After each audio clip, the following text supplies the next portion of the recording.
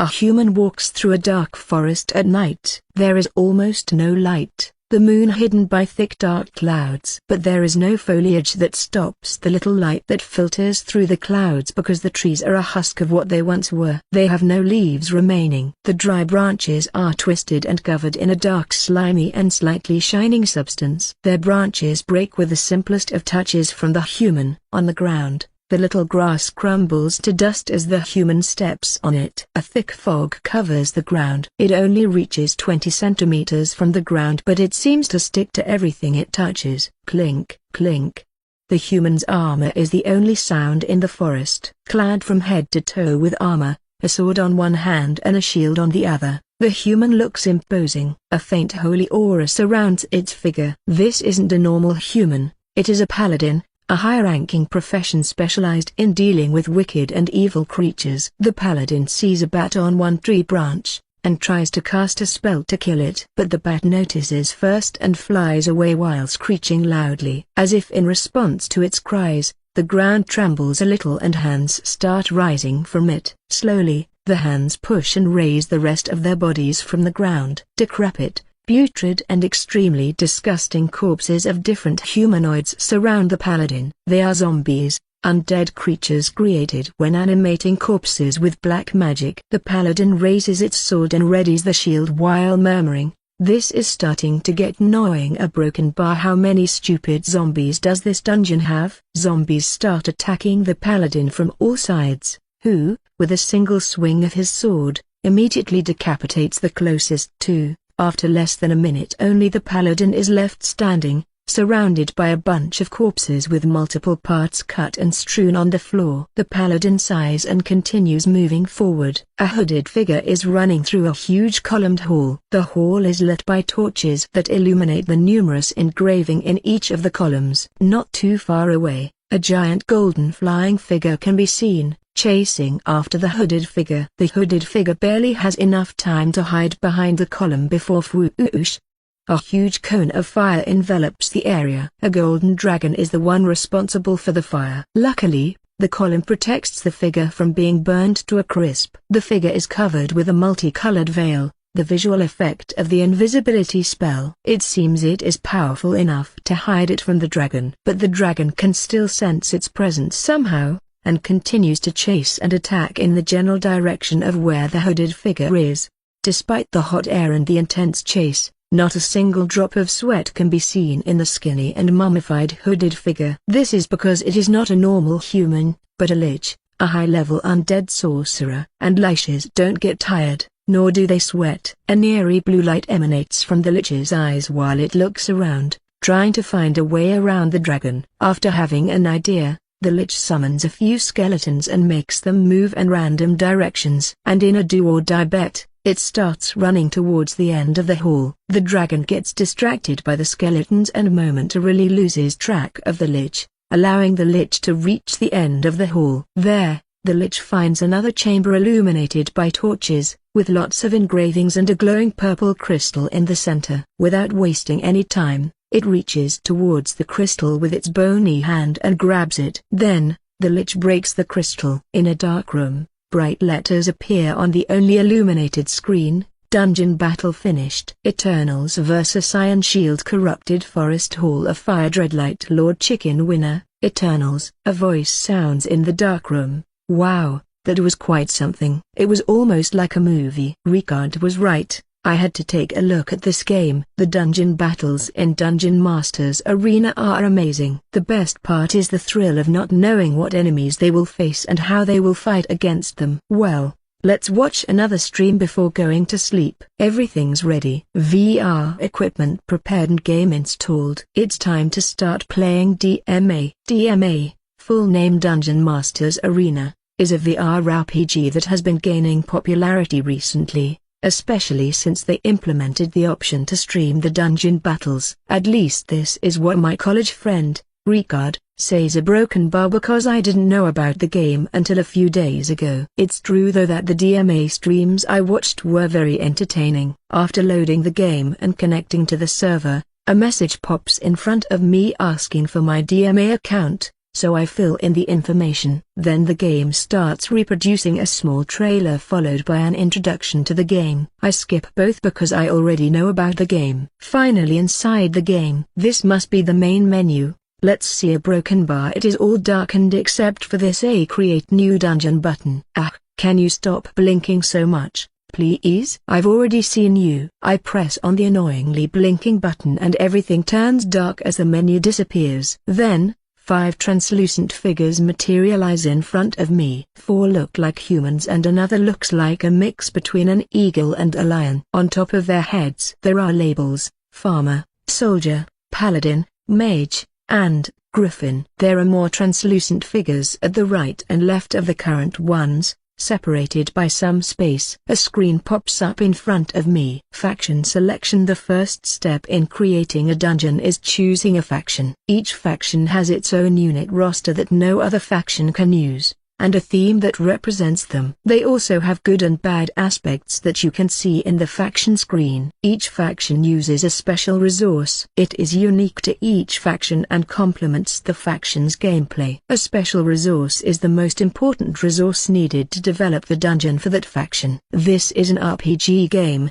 and the champion you will be playing as is going to be one of the faction's units. We recommend choosing the faction by the units and theme and not by its advantages and disadvantages, but the decision is up to you. Once selected, the faction cannot be changed. If you want to change to another faction you will need to create a new dungeon. Choose wisely. From what I can read here, the faction selection is the most important decision you make when creating a dungeon. This means I shouldn't pick randomly. I suppose these translucent figures are some of the units available in each faction. I say to myself while closing the screen. By swiping left and right I can change the selected faction. I see elves, dwarves, orcs, fairies, a broken bar, even one faction that reminds me of Cthulhu-style horrors. Well, let's return to the first faction, the humans, a broken bar, and slowly read each faction's details. I return to the first faction, the humans, and select them. A window opens in front of me with information about the human faction. Iron Shield, composed mostly by human units. The Iron Shield is a very balanced faction, with units that range from weak to strong and with a wide variety of abilities. Humans are versatile but don't have innate skills like a lot of other units have. Uses civilians as the special resource. Civilians are needed for almost everything. They are the working force of the faction. Civilians can be automatically obtained over time as long as you have enough food to feed them and they have a place to live. Pros cons. No specific exploitable weaknesses. Balanced range of units. It's easy to obtain civilians, doesn't excel at anything. No innate skills. Training civilians is expensive. As expected, humans are the vanilla faction. They are the jack of all trades but master of none of this game. Still, this doesn't make them useless. In competitive environments like this game's dungeon battles, not having any weak points that the enemy can use against you can be a huge boon. You can play to the enemy's disadvantages while not having to worry about your own. This is definitely not a faction for me. They look too bland for my liking. And they don't even have innate skills. Innate skills are only available if that unit or race starts with them, which means that the Iron Shield can't have anything truly unique here. Broken bar. There's a button here to read more detailed info about the faction. But no thanks. Next faction. I mutter as I close the faction screen. I keep reading all the factions and find a few I like, but only 2 that I really want to play as. The first one is called Day Wild Ferals, a faction with heavy animal vibes. They have werewolves, robbers, boars, a broken bar, almost everywhere something you can think of. All beasts have the innate skill to turn into the beast that gives them their name. I really like the absurd amount of utility and unpredictability that the beasts can give. Also, since they are mixed with normal beasts, enemies can never know which ones are normal beasts and which ones are beasts. The second one is called Magic Engineers. As its name suggests, they specialize in producing everything that can combine magic and machines. They start with little options, but can research new components and combine them in any way they want. Golems are their main battle force, together with traps, contraptions and even magical equipment. They are one of those factions that you can never know what to expect when facing them. I like the ability to modify and create units with my own preferences the most. Now I am reaching the end of the faction list, and this section is packed with the more bizarre factions, slimes, Cthulhu horrors, demons, etc. Nothing here interests me until a broken bar. The hell is this? This faction only has one unit, and it looks ultra gross. The only unit looks like a bunch of humanoid parts from different races that are stitched together in a vaguely humanoid shape. It reminds of Frankenstein's monster, a broken bar, but a lot more gross. Not even the zombies were this repugnant. Stitched is written on the label on top of its head. This must be the bizarrest one of all the factions. And how can you defend your dungeon with only a single type unit? That is a broken bar unless it is the strongest unit in the game. A broken bar. Full of curiosity,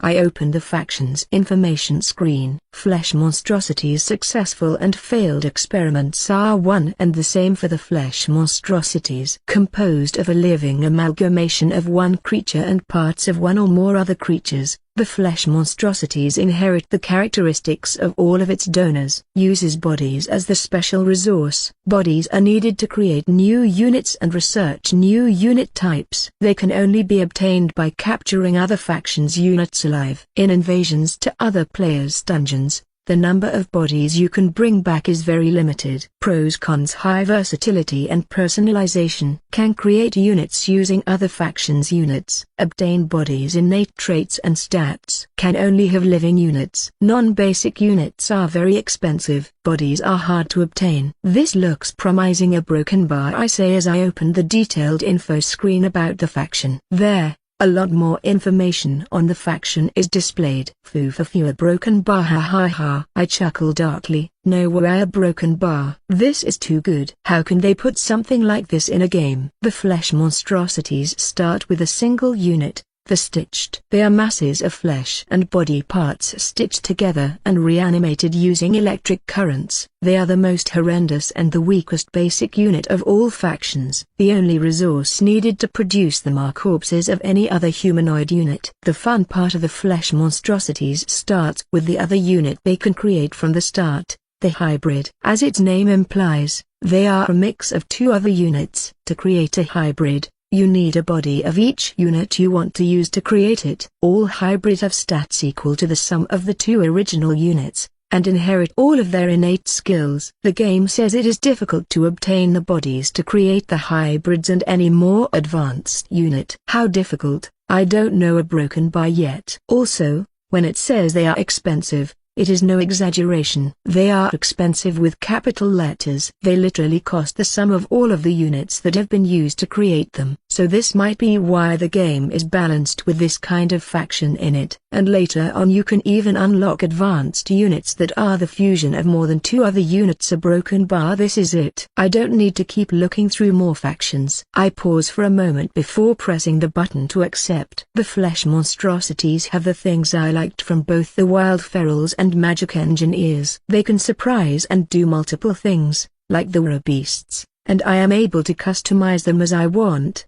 like with the golems. Yes, it's decided. I will play as the flesh monstrosities. It sounds like lots of fun. I hope I won't regret it later. As I press the button to confirm the selection, a window pops in front of me. Warning: the flesh monstrosities is a highly difficult faction to play and is not recommended for new players. Are you sure you want to pick this faction? Yes, no, yeah. Yeah, ha, broken bar. I already assumed so. And you know what? I will play them anyway. Without waiting anymore, I press yes. Faction selected, flesh monstrosities. Little did I know at that time that I would regret ignoring the warning. More than one time. The next thing after selecting the faction is creating the player's avatar. It is called champion. As I'm thinking about it, a screen pops in front of me. Champion creation. You now need to create your champion. When inside the game, this is the unit you will be playing as. Champions are very powerful units and are mostly used as the principal force to invade other players' dungeons, though they can also be used to defend from others' invasions. In the dungeon battles,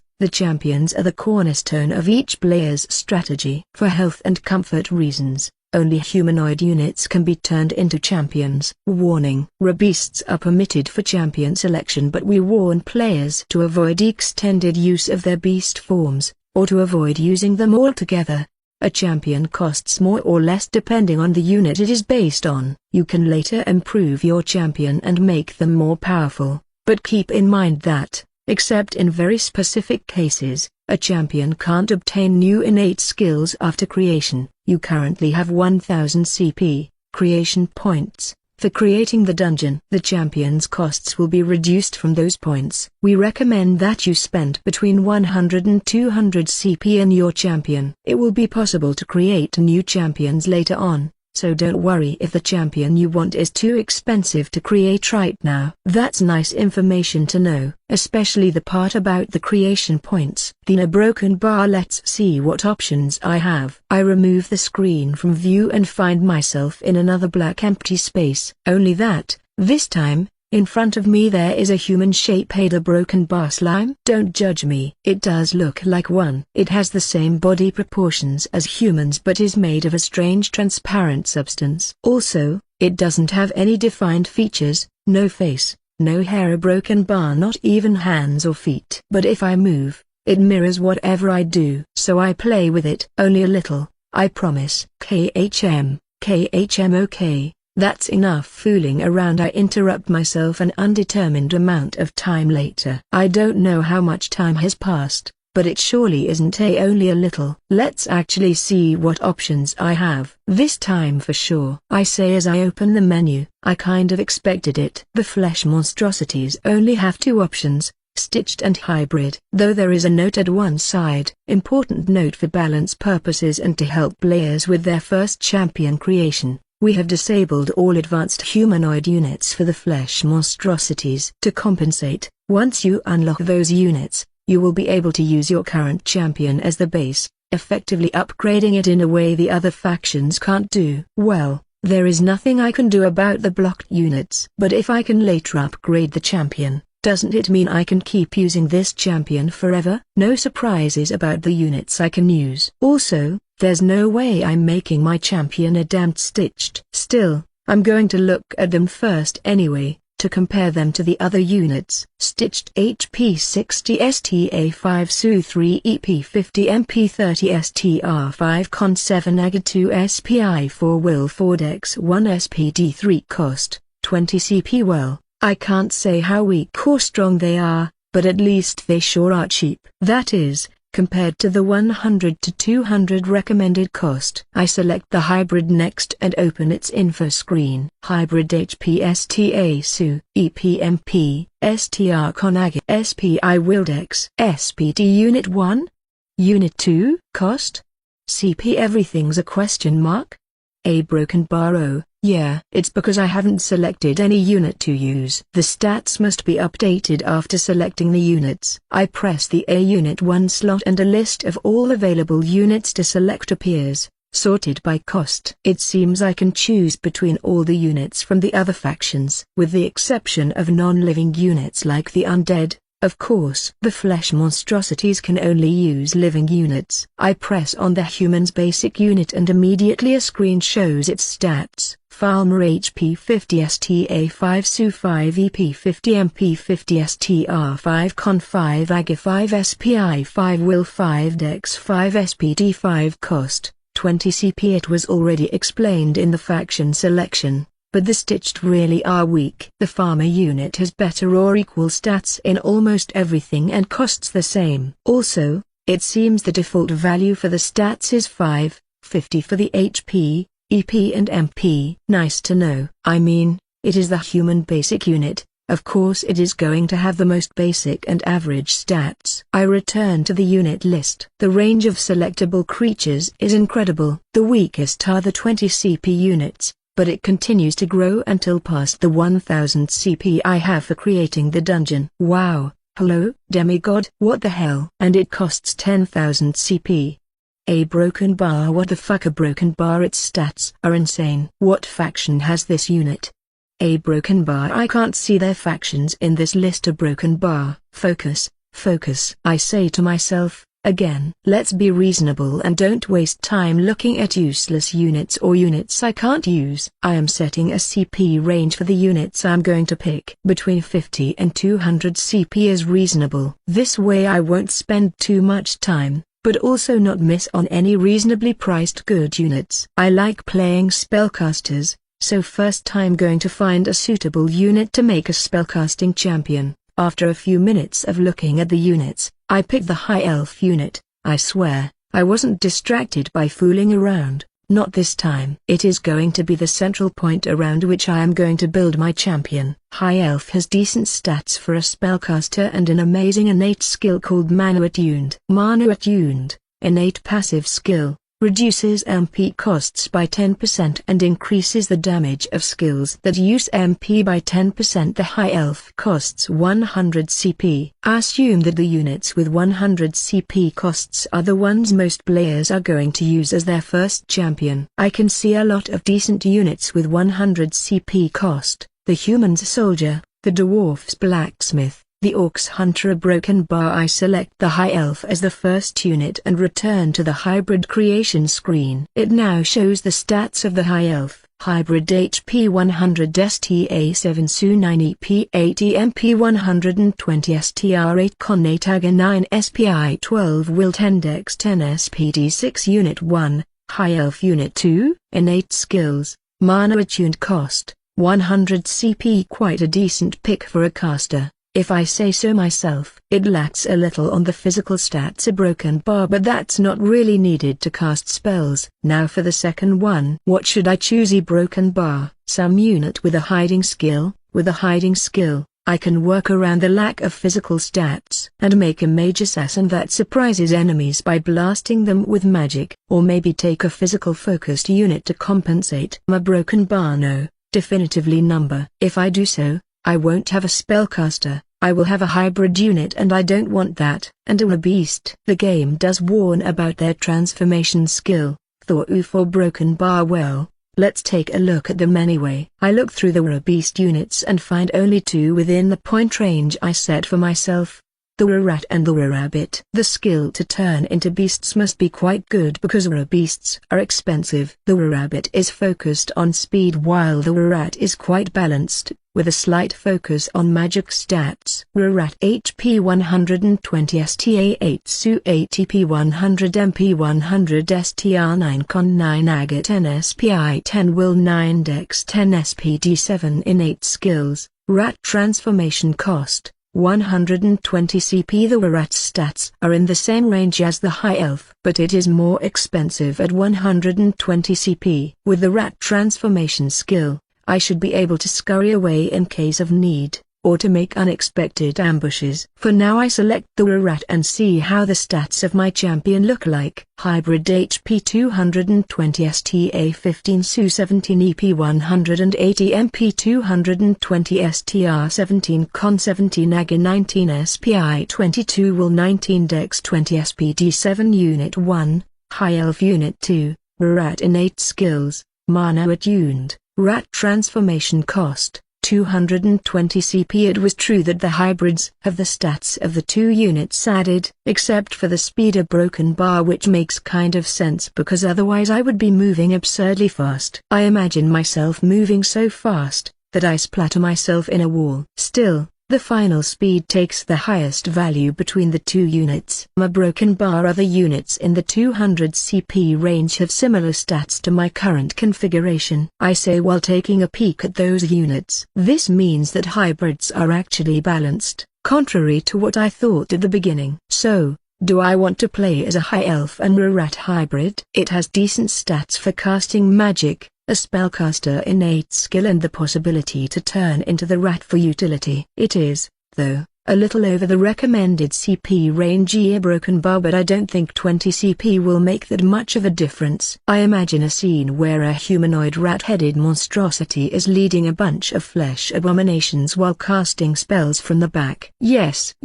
that's good. And it also fits the faction's theme. Not wasting more time, I press the done button. Now is the turn for the champion's looks. Champion design. You can customize the aspect of your champion here. After the champion is created, Only a few minor changes will be allowed, like hairstyle changes. Don't create a messed up champion. Note: later, normal units will be able to be customized too, but the options will be severely limited. If you plan to coordinate how your champion and units will look, think about it now. Customization: hybrid. You have selected a hybrid unit as your champion. As a hybrid, you can choose which of the two units model you want to use for each body part. The parts are body, head, arm, X2 and leg, X2. Between the parts that are from different units, you must choose a type of union. This way, it will clearly show that the two parts are not from the same creature. You can also do so for parts that are from the same unit,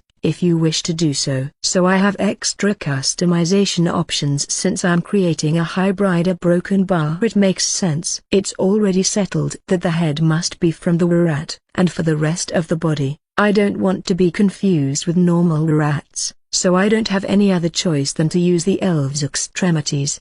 Why do I have to use elf parts for the extremities to not be confused with a normal rat? Because rats are furred and have claws in all extremities. If all the visible parts are from a rat, there won't be any visual difference between my champion and a normal rat. Now, for the torso, a broken bar elf too? A broken bar, yes. This way the difference between the head and the body will be more noticeable. As I make the changes, the figure in front of me, the one that previously looked like a humanoid slime, changes. It now looks like a skinny human with a giant rat's head.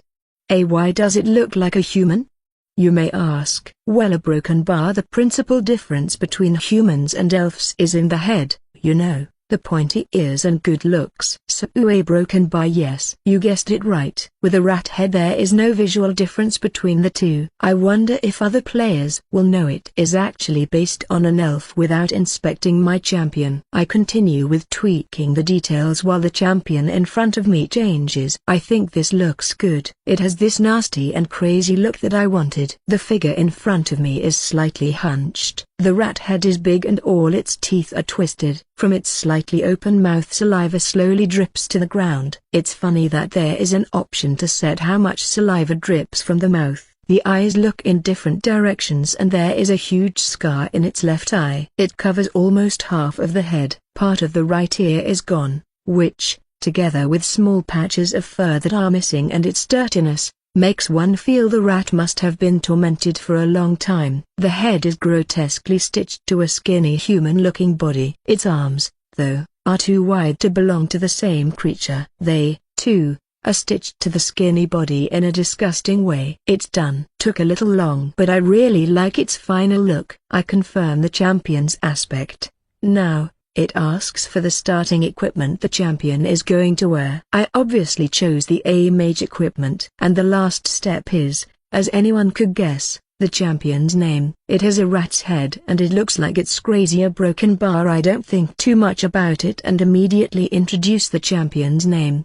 Champion name, Mad Rat. How to reach the top rankings with your dungeon, you ask? Well, of course the dungeon has to be good, and a little bit of luck is helpful. But the most important thing is that it has something that attracts the players. For example, some of the top-ranking dungeons are simply there because by conquering them you obtain a lot of resources. There are also ones that are incredibly beautiful and detailed, which make you feel like you are in a real fantasy world. But in my opinion, the most important thing is originality, to have something that the players haven't seen before. Excerpt of an interview to a high-ranking DMA player. I've already completed the champion's creation and I should be able to, finally, start creating the dungeon. There is a flash of light and I close my eyes. When I open them, I find myself in an underground, a broken bar cave building. It looks like a mix of both. There are a few electric lights that illuminate part of the area, but most of what I can see is covered in darkness. It consists of a single large room with some laboratory equipment. Dungeon creation. You are now in your dungeon. It isn't empty because the most basic elements have already been created for free. Create,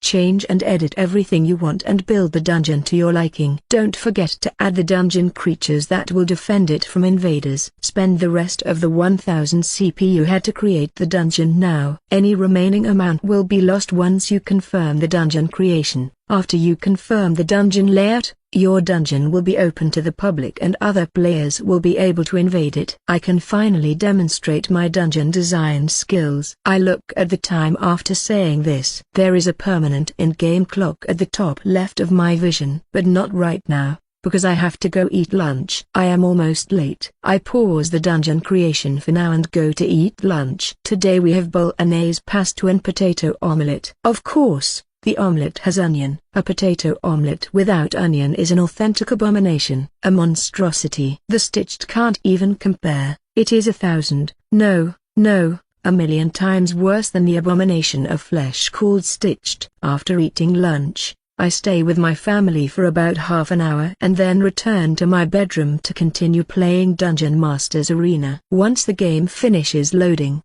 a message pops in front of me. Welcome back. Do you wish to continue with the dungeon creation? Yes, no, of course. I select yes. And I find myself in the same spot as before. I'm inside the dungeon again. I want to test my champion a little before building the dungeon. I'm itching to have some action. I do some stretches, then some simple exercises and finish with a short running session. I don't feel any discomfort with the champion's avatar. I'm not used to having a snout in my face. With some movements, my hands or arms end up colliding with it. It's also really weird seeing the snout protrude from my face. I hope I'll get used to it over time. Let's test the rat transformation now. I need to know how it works, and also how to move and the mouse form. I say while activating the skill. The skill isn't instantaneous. It takes about 2 seconds until the transformation finishes, during which I see my eye level lower and feel like everything is getting bigger.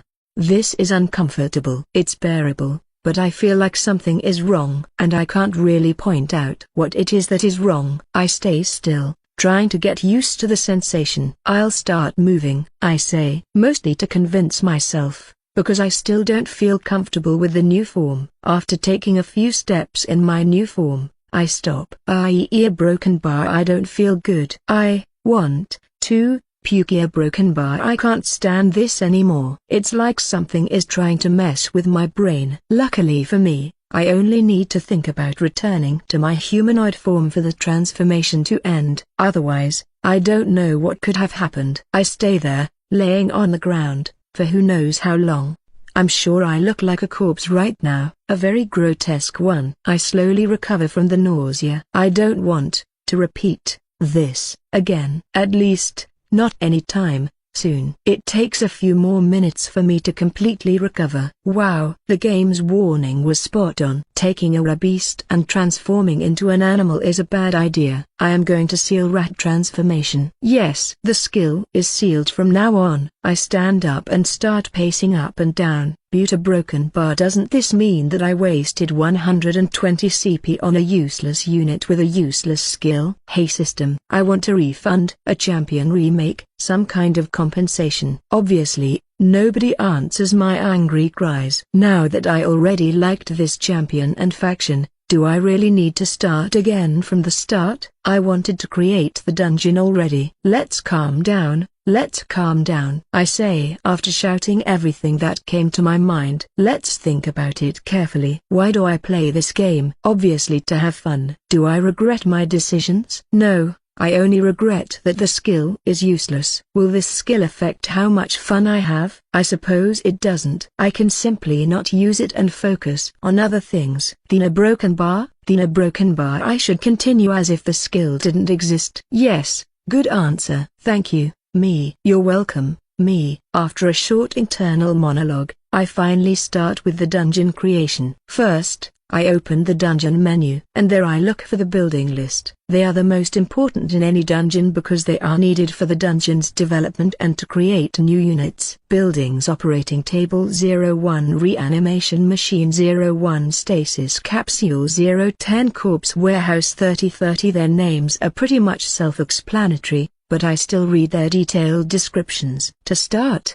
the numbers at the right. The first one is how many are being used right now, and the second is the total amount that the dungeon has. And for the stasis capsule and the corpse warehouse, it's the current amount in total storage capacity. The operating table is for creating humanoid units. For now, only hybrids can be created. It looks like a normal operating table, only that it is fully metallic, formed by a single metal plate, has rusted parts and some impossible to remove blood stains. Believe me, I tried to remove them. Then the reanimation machine. It says it is exclusive to create the stitched. It looks like an operating table with lots of cables and electric coils. The part where the corpse rests can rotate up to a certain point, to put it in a standing or lying position. It has a lot more rust, but no blood stains, because corpses don't bleed. It also has a capsule to cover the whole thing, with only a small glass window at the face level. Oh,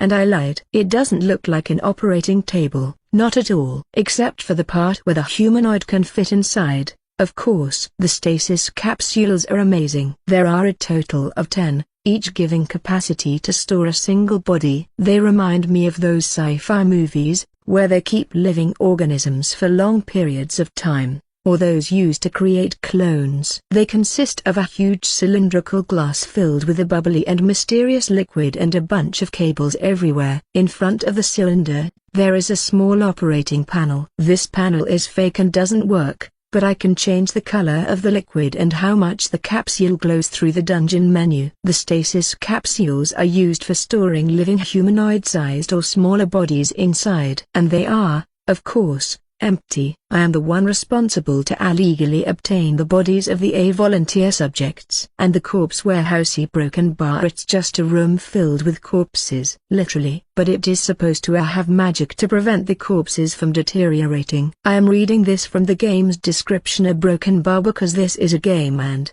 of course, the corpses won't deteriorate anyway. I currently have 780 CP to spend. This is the amount I have left after paying for the champion. Right now, I don't have any living humanoid bodies, so I can only create stitched up to 30 of them, since I have 30 corpses. But this will cost 600 CP. Each stitched costs 20 CP, after all. A broken bar, I will make 20 of them. Then, if I have extra CP after finishing the dungeon, I might create more. This will cost me 400 CP, leaving a total of 380 CP for the dungeon. I open the reanimation machines menu. Here, I can see a few options. The first one is asking me for a template. What is a template? Templates to speed up dungeon management. You can create unit templates. When a unit is assigned to a template, the unit will automatically receive the same setup as the template. If you change a template, all units assigned to it will change too. Keep in mind you need to pay the cost of the change for every unit. When creating units, you can select a template and they will be automatically assigned to the template after creation. You can also create sub-templates. They will inherit the setup of the template but can have some differences. This is very useful for having identical units with different levels, skills, or equipment. Nice. So I only need to make the changes once and they will be applied to the other units. I start creating a new template for the stitched unit. The first thing that asks is how I want them to look. I want them to have random parts of different humanoid races, at least 4 different humanoid races for each one. I say while setting the parameters. I will keep everything else as default for now and see what happens. The game asks for the template name. A broken bar row. Wait a moment. They have 2 more stats than before. I quickly read the new stats description. The new stitched stats look like this. Stitched HP 60 STA 5 SU 3 EP 50 MP 30 STR 5 Con 7 AG 2 SPI 4 Will 4 Dex 1 SPD 3 INT 1 Com 0. Mental stats. These stats are special and exclusive to non-champion units. They indicate how complex the behavior of the unit can be. INT, intelligence, how intelligent the unit is. The basic AI tends to be more complex the higher this stat is. Furthermore, for each point, the player can add or remove an extra connection in the AI of the unit. Communicate, command, how good the unit is at communicating and commanding other units. For each point, it can give commands or communicate with an extra type of unit. At least 1 point is needed for the unit to be able to communicate or command the others. Aha, broken bar. I see a broken bar, so my stitched are going to be weak, stupid, and not being able to communicate at all. I already have the perfect name for the template. I write brain dead in the template's name. Now that I have the template created, I start with the stitched production. Every stitched takes 1 minute to be created. During this time, I need to stay within 1 meter of the machine or the progress will stop. And I can only operate one machine at a time, regardless of how close they are. I suppose this is where units with high dexterity come. You can use them to stand in your place. But this machine needs 30 dexterity and the stitched broken bar aren't very dexterous. Let's leave it at that, or I'll start crying. Players themselves are exempt from this rule. They can always use the dungeon buildings and machines regardless of their stats. After 1 minute, the first stitched pops from the reanimation machine. "Hello, you ugly-faced," I say. But the stitched ignores me and starts moving randomly through the room. It bumps into everything and makes quite a lot of noise. Luckily, this is a game and objects are static, so it doesn't break anything. While waiting for more stitched to appear, I take a look at the stitched AI. This is a broken bar. How to call it a broken bar? Simple? Yes, let's leave it at simple. The stitched AI has basically two states, idle, or out of combat, and combat. The combat is fine. Move towards the enemy and attack. Simple but effective. The problem comes with the idle state. Now that more time has passed, I can clearly see the problem with the 5 stitched already created. The stitched are moving randomly like the first one, and the bumping noise is starting to get annoying. The problem is that they are clearly and utterly ignoring each other. Half of the bumping noise is from them bumping into themselves. They are making something that resembles a dance, where they bump from the front in a contest of strength kind of thing, until one decides to move into another direction and the jam is undone. So I edit the brain-dead template. The AI addition works in a drag-and-drop style. Each action the AI does is a node, or box, and they are connected by simple decisions. I only need to drag the action or whatever I want the AI to do and reconnect the boxes. Of course, there are more complex things going on, hidden behind these simple boxes, that I can't modify. With the only intelligence point of the stitched, I can only add or remove one of such boxes. In the idle state, I add the a follow X unit action, set X as the closest allied unit, and reconnect the AI boxes so that they work properly. Then, I wait to see the results of my changes. There are 10 stitched created right now. And the area broken bar psi. This is getting ridiculous. A broken bar. The stitched are all clumped together in a huge mass of flesh and limbs. They are, still, trying to get closer to each other. And they continue to bump between themselves while pushing towards the center of the chaotic mass, trying to get closer to the other allied units. This is clearly not working. I can make them follow me instead of broken bar, but this will only make the same scene repeated, this time with me at the center of broken bar, and I don't want to even imagine that. If I keep moving all the time, then the horde will be following, which will look cool and somewhat awesome. But when I'm not there, all stitched will return to the normal behavior of bumping into everything. And I need them to move by themselves because they are supposed to defend the dungeon without me intervening. And I can't make them move in groups because I need them to have at least a 1 in the command stat. Only champions or units with the command stat and the command action enabled in the AI can be put into the a follow X unit. I looked at it before. Or can a broken bar? I remember that each unit is supposed to have skills, and some of them can raise the unit's stats. Let's take a look. Fast. This blob of flesh is reducing my sanity. Skills. Each unit starts with 1 skill slot and gains another skill slot per level. The only exceptions are champions and bosses, which start with 3. There are 3 types of skills: active, passive, and triggered. Active skills can be used when the unit wants. Passive skills are always activated, and triggered skills can be very powerful but need a condition to be activated. A unit must first allocate the skill points so that it has at least 1 skill of each type. Then, it can use the rest of the skill points to obtain new skills or to upgrade the current skills. The skills upgrades are specific to each skill. I will look at what triggered skills are later. First comes the skill to fix the stitched. Assume it is going to be a passive skill. I select the brain-dead template, go to the passive skills and search for stat skills. This is it. I found you, Commander, passive skill, increases the unit's command stat by 1. I immediately select the skill and was going to apply the changes to the template. Wait, I don't need this skill on every stitched, only in a few. I add 2 sub-templates to the Braindead template. I call them a Braindead Mob and a Braindead Leader. Then I add the Commander skill to the Leader sub-template. To the AI again, I modify the AI of the 2 sub-templates. First the leaders. I enable the command option in the AI and set it to a maximum of 3 units. With 5 leaders,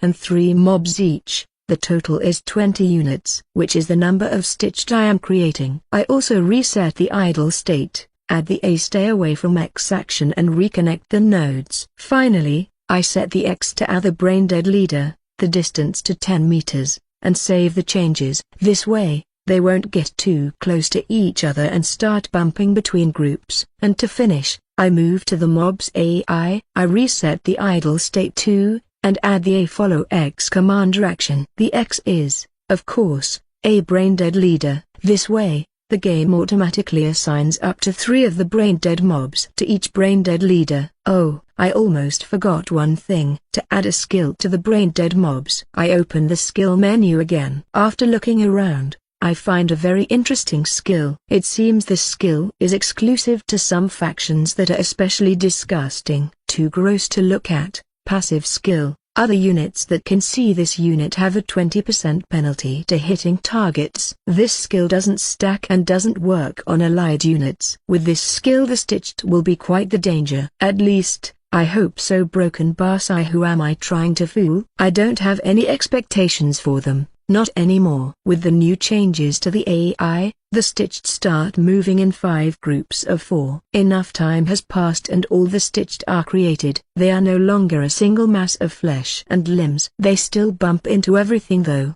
and sometimes, between the stitched of the same group. Yep, definitely better. Arise. Awake from your slumber, my monstrous legions. Let's conquer this world. I shout, raising my arms while on top of the operating table. I always wanted to say something like this. Meanwhile, in the background of this epic image, the stitched continue shambling through the room, completely ignoring me, while continuing to bump into things, and between themselves. You must start every dungeon battle by picking the champion you are going to use. Look at the enemy faction, then pick the champion that can better abuse their weakness. Then, plan the units you are going to use to defend your dungeon in the opposite way. Expect the enemy to choose the worst kind of champion for you, then design a strategy to stop that. Finally, complement the squad you are going to use to accompany your champion by expecting the enemy to do the same. Pick the units that can help your champion to overcome the strategy that the enemy has planned to stop your champion. Dungeon battles aren't won with strength but with strategy. Excerpt from My Journey to the Top, a guide to help players reach the top ranking in DMA. I already finished working on the stitched, but I still have to look at my own skills. The game says champions start with 3 skill points, and I must allocate the first 3 skill points to 1 skill of each type: active, triggered and passive. I'm still not sure about what triggered skills exactly are. I look at their list and read a few of them to understand them. To resume, triggered skills are skills that are generally very powerful, but need a condition to be fulfilled before they are activated. So they aren't active skills because you can't use them when you want, and aren't passive skills because they aren't working most of the time. And, all triggered skills, without exception, do nothing unless the condition is fulfilled. There are some triggered very powerful attacks too. The one I like the most from the ones I've read is the A Death Burst. It basically makes creatures explode after being reduced to 0 horsepower, dealing large amounts of damage in a big area to every unit. There are even multiple Death Burst skills, with different explosion effects and damage types. The doubt is now settled. What skills am I going to pick? I remember that I need a way to obtain bodies of other races. How should I do it? What are the conditions to capture other factions' units? I look at the dungeon menu to find the answer. There is a help button. Unit capture. To capture an enemy unit,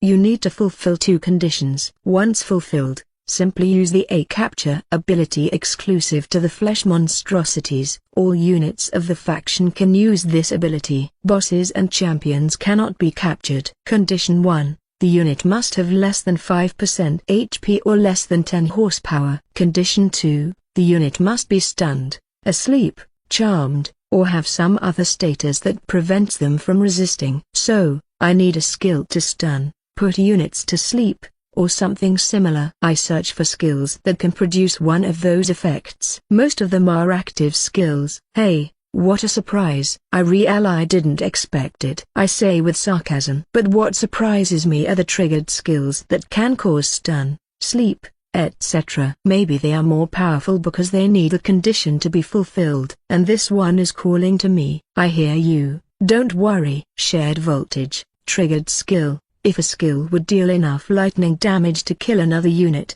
you leave it at 1 horsepower instead and the target is stunned for 5 seconds. The prevented damage is then dealt to the closest enemy within 5 meters, if there is one. This damage can also trigger this skill. This skill is almost custom tailored for capturing units. The only downside is that I won't be able to kill anything even if I try. Since I will only have one active skill, and it must deal electric damage for the stun to activate. But this is the best skill I can think of, so I'm going to pick it. Now I need a way to inflict lightning damage or the triggered skill is useless. I quickly search the active skills and find 2 that I have enough MP to cast. Lightning Bolt, active skill, cost, 60 MP. Deal, 5 plus SPI, lightning damage to a single enemy. Chain Lightning, active skill, cost, 200 MP. Deal, 10 plus SPI, lightning damage to an enemy. Then, the lightning jumps to the closest enemy within 5 meters and deals 10% less damage. The lightning continues to jump up to a total of 10 times. This skill can't damage a unit more than once. In DMA,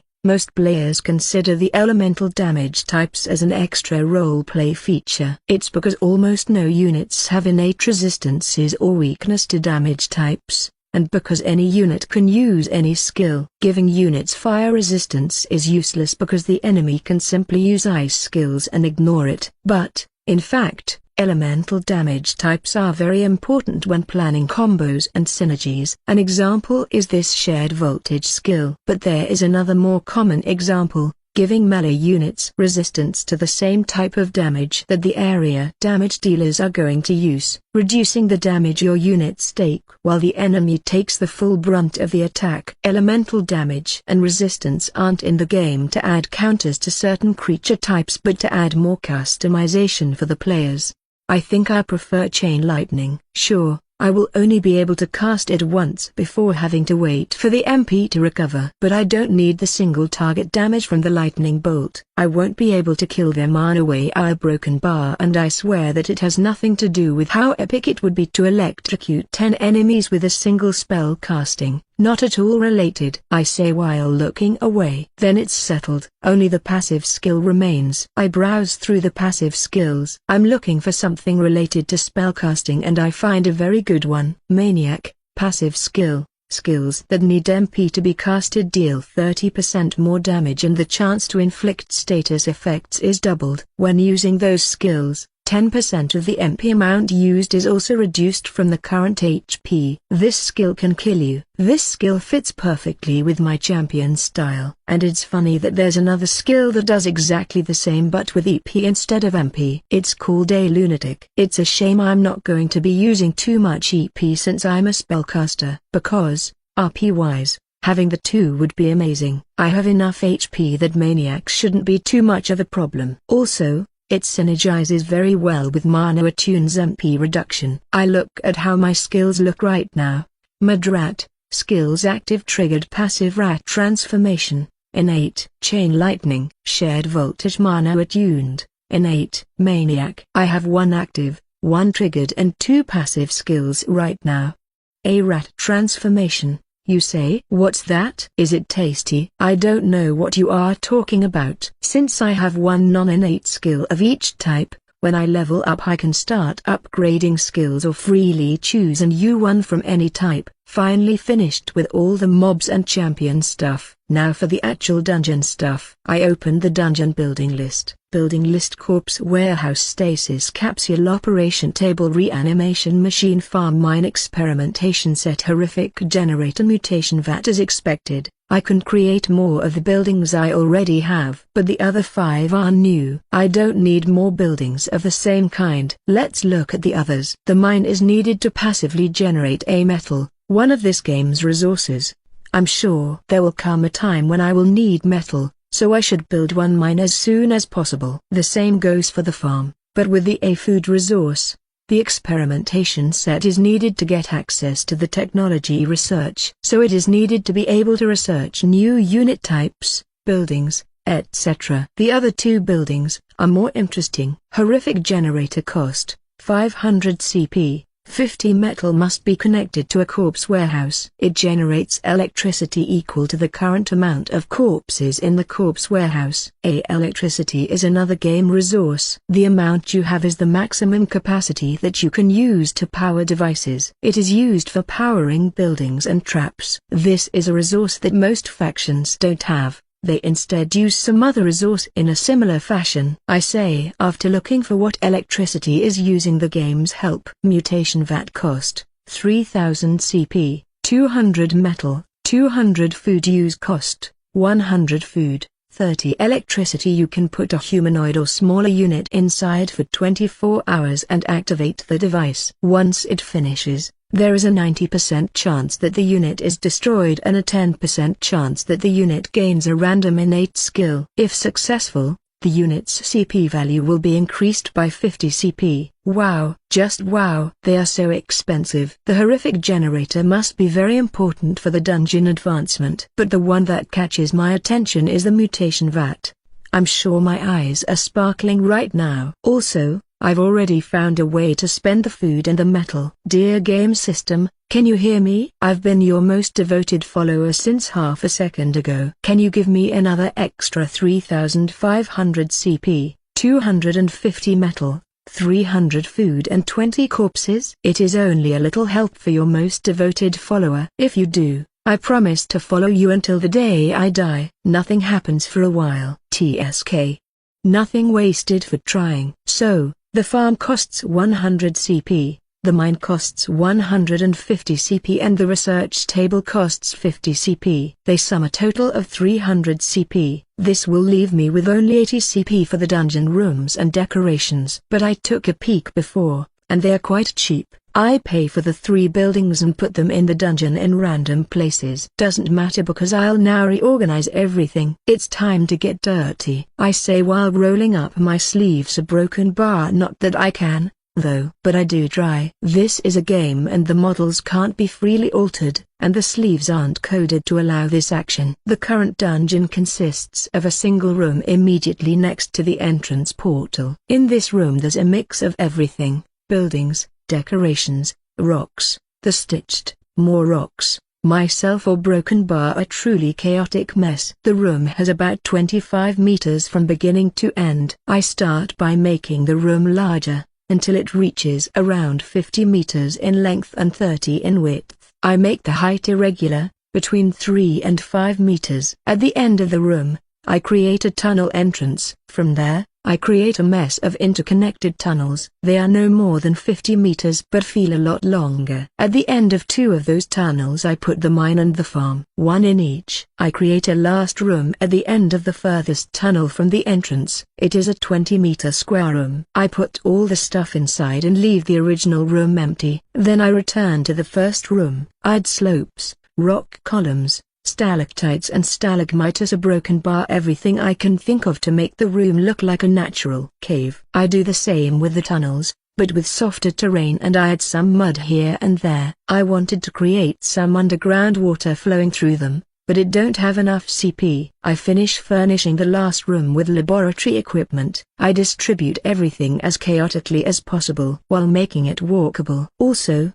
the walls, ceiling and floor look clearly man-made, a clear contrast with the rest of the dungeon. Last but not least, I put the dungeon core in the middle of this room. Only the distribution of the stitched remains. I'm going to use the A rooms feature for it. Rooms. You can create rooms to help manage your dungeon. You only need to select the zones you want to add to the room and give it a name. It's possible to assign units or templates to a room. The units won't wander outside of the room unless you change the unit's behavior to do so. Invading players will see the name of the room they are currently in. So I create 3 rooms, a cave, a tunnels and a laboratory. Yes, I know, very original. I finish the dungeon creation by assigning 3 groups of stitched to the cave and the other 2 to the tunnels. The laboratory is going to be empty for now. Phew.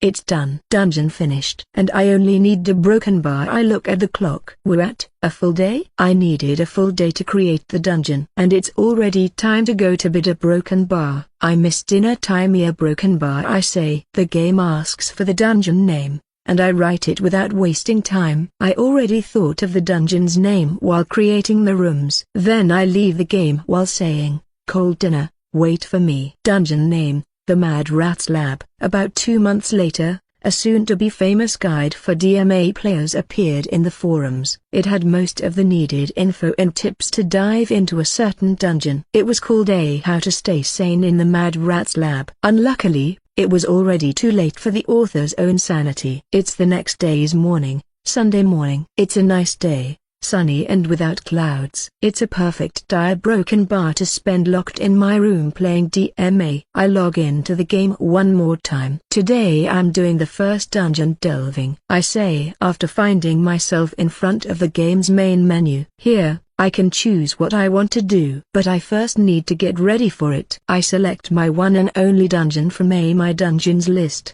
the Mad Rats Lab, and enter it again. It is possible to create extra dungeons after the first one, and CP is shared between dungeons. But the game gives you no more free CP. This means you must first save some CP to be able to create more dungeons. I'm not going to create any new dungeons, though. I'm going to stay with a single one, forever, until death do us part. There are 2 modes to play Dungeon Masters Arena. The first one is called Dungeon Invasions, the version of the game. It is called Dungeon Delving by us players. It is also the basic mode and what most people like to play. In this game mode, the players build their dungeons, and other players can invade them. By delving others' dungeons, you obtain resources and CP, which you can use to upgrade your dungeon. The dungeons can be any size, and have as many units as you want. The same goes for the other side. The champions can be as strong as the player has spent resources to upgrade them. Dungeons are instanced and every player enters an identical separated dungeon instance. This is what I'm going to do today. The second mode is called Dungeon Battles. This is the PvP mode,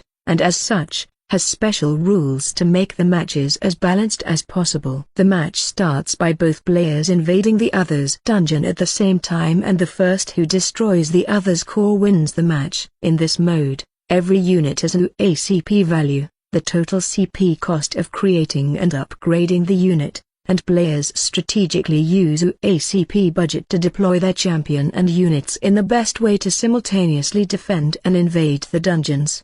Both modes have single and multiplayer modes, but I'm too low level and don't have the option to play multiplayer yet. Oh, I forgot. There is a player level. The player level is common for all the dungeons of that player, and leveled by playing any of the 2 game modes. A small amount of XP is also earned when other players invade your dungeon, and my player level is 1. When I start a dungeon invasion, I can bring up to a total of 100 CP value of units with me. These units are for supplementing the champion's lacking parts. For example, I currently lack a way to kill units with spells, so without this, I couldn't do the invasion. I'm already inside my dungeon and open the templates screen. I add new stitched sub-template, called a brain-dead follower, because they will follow me all the time. But I don't want to repeat the same as yesterday and end up squished in the middle of a mass of flesh and limbs. So I'm first going to make them a little smarter. I go to the skill selection and look for a passive skill that increases intelligence. After finding the skill, I immediately add it to the follower. Intelligent, passive skill, increases the unit's intelligence stat by 1. In the AI screen, I clean the AI state and add the A follow X unit and the A stay away from X unit, add the proper values and reconnect the AI nodes. Now they will stay within 2 meters of me. I can bring up to 5 stitched with me, so I change 1 leader and 4 mob into the follower sub-template. This leaves the cave zone with only 2 squads, and one of the tunnel squads is missing 1 unit. Sorry guy. You are now down 1 unit to fill your squad. But life doesn't always go the way we want. Now that I have the invasion force ready, it's time to take a look at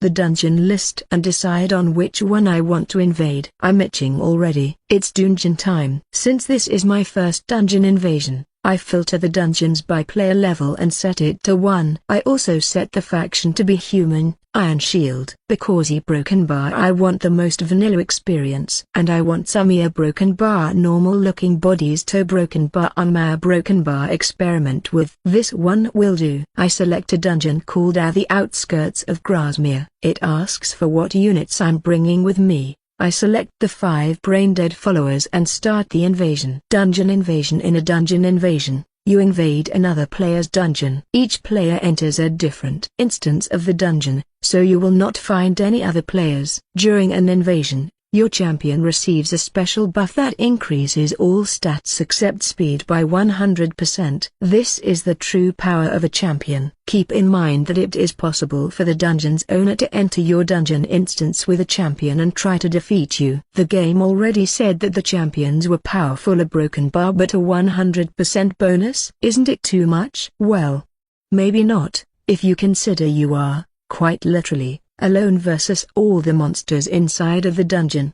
Madrat, LV1, HP 440 440 STA 3030 SU 3434 EP 360 360 MP 440 440 STR 34 Con 34 Raga 38 SPI 44 Will 38 Dex 40 SPD 7. I look at my stats and holy shit, I am powerful. I feel the power course through my veins as if it were electricity. I make a few poses while saying this.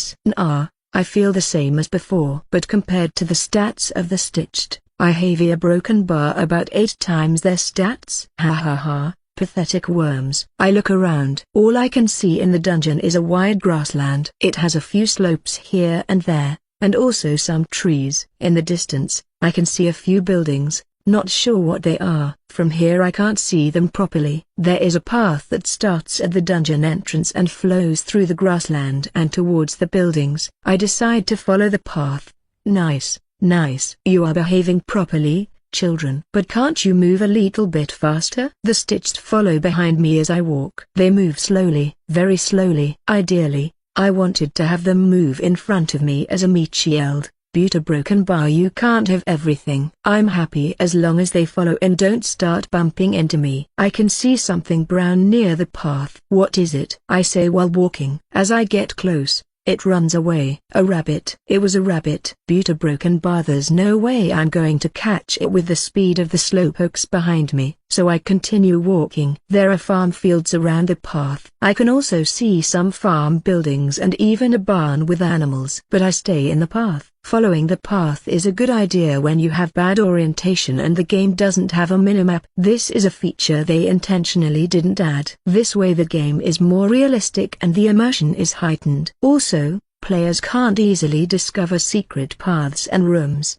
not without actually looking for them, which makes everything more realistic and rewarding. Then, I find a farmer in the middle of the path. It is pointing a pitchfork towards us, but does nothing other than staring. I take this chance to inspect it. Usually, you can't properly inspect in the middle of combat, but the farmer is only staring, so Broken Bar. Farmer, LV1, HP 5050 STA 55 SU 55 EP 5050 MP 5050 STR 5 Con 5 AGU 5 SPI 5 Will 5 Dex 5 SPD 5 INT 5 Com 0. I was expecting a 5 in each stat, but it has a 0 in Com. You got me there, game, I exclaim. It must be because the farmers aren't trained for organized warfare. so they can't properly follow orders nor give them. Still a broken bar, they are 5 times more intelligent than the stitched. So a broken bar, are you going to attack or run away? I stare at the farmer. The farmer stares back. I wave at the farmer. The farmer continues to stare. Okay,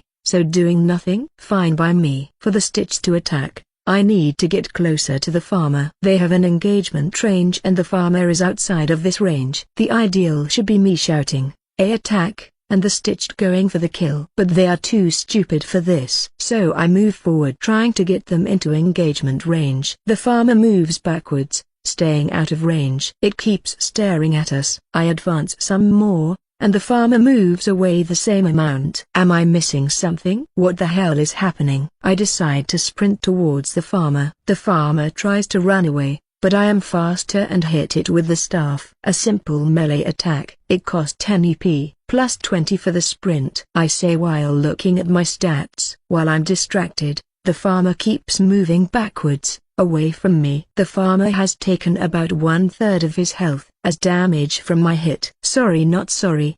I'm too strong. The farmer is waiting again, staring at me in the distance. Why aren't you attacking, you damned brain dead? Do I have to do everything? I look behind me and see a broken bar that the stitched still haven't reached my position. They move so slow that the short sprint left them way behind. This is getting ridiculous. There's no way for the stitch to reach the farmer if it keeps running away, because they are too slow. Wait, is the farmer bugged? Do you have something wrong with your head? I say while looking at the farmer. It looks at me. I'm going to assume you do. Okay, take no offense. The AI must be bugged. Do I have to keep running and hit it with basic attacks until I kill it?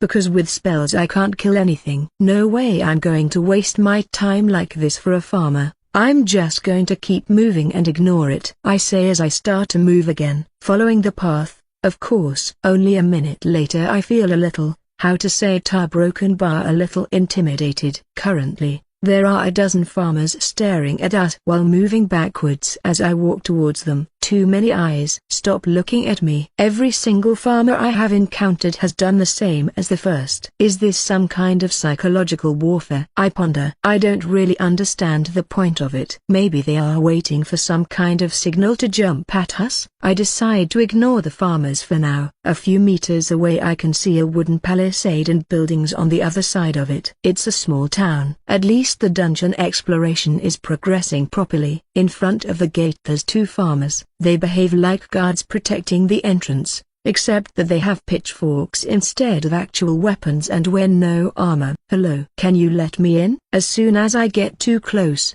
the 2 farmers come attacking. I stop, and when the farmers get into range, the stitched also switch to combat mode. I wait in the back and look for a few seconds. The stitched and the farmers have the same strength, but the stitched have slightly higher HP and constitution, so the farmers are losing. It is also 2 vs 5. Chain lightning. I say. There's no need to say the name of the skill, only think about it and the skill is activated. But I do it anyway. The lightning reaches the first farmer and then jumps to the second and dissipates. Both farmers are left stunned at the ground with 1 horsepower. The stitched that are surrounding them quickly finish the 2 farmers. That was an overkill, a one-hit kill. Well, I have 100% increased stats, plus 2 passive skills that increase the damage by 10% and 30%. I'm too op. The epic battle versus 2 farmers has finished, but there are still a lot of them watching us from afar. Okay, now I'm sure about it. There's something wrong going on with the farmer's AI. The player that controls this dungeon must have tried to modify the AI and failed. An epic fail at it. PFD haha.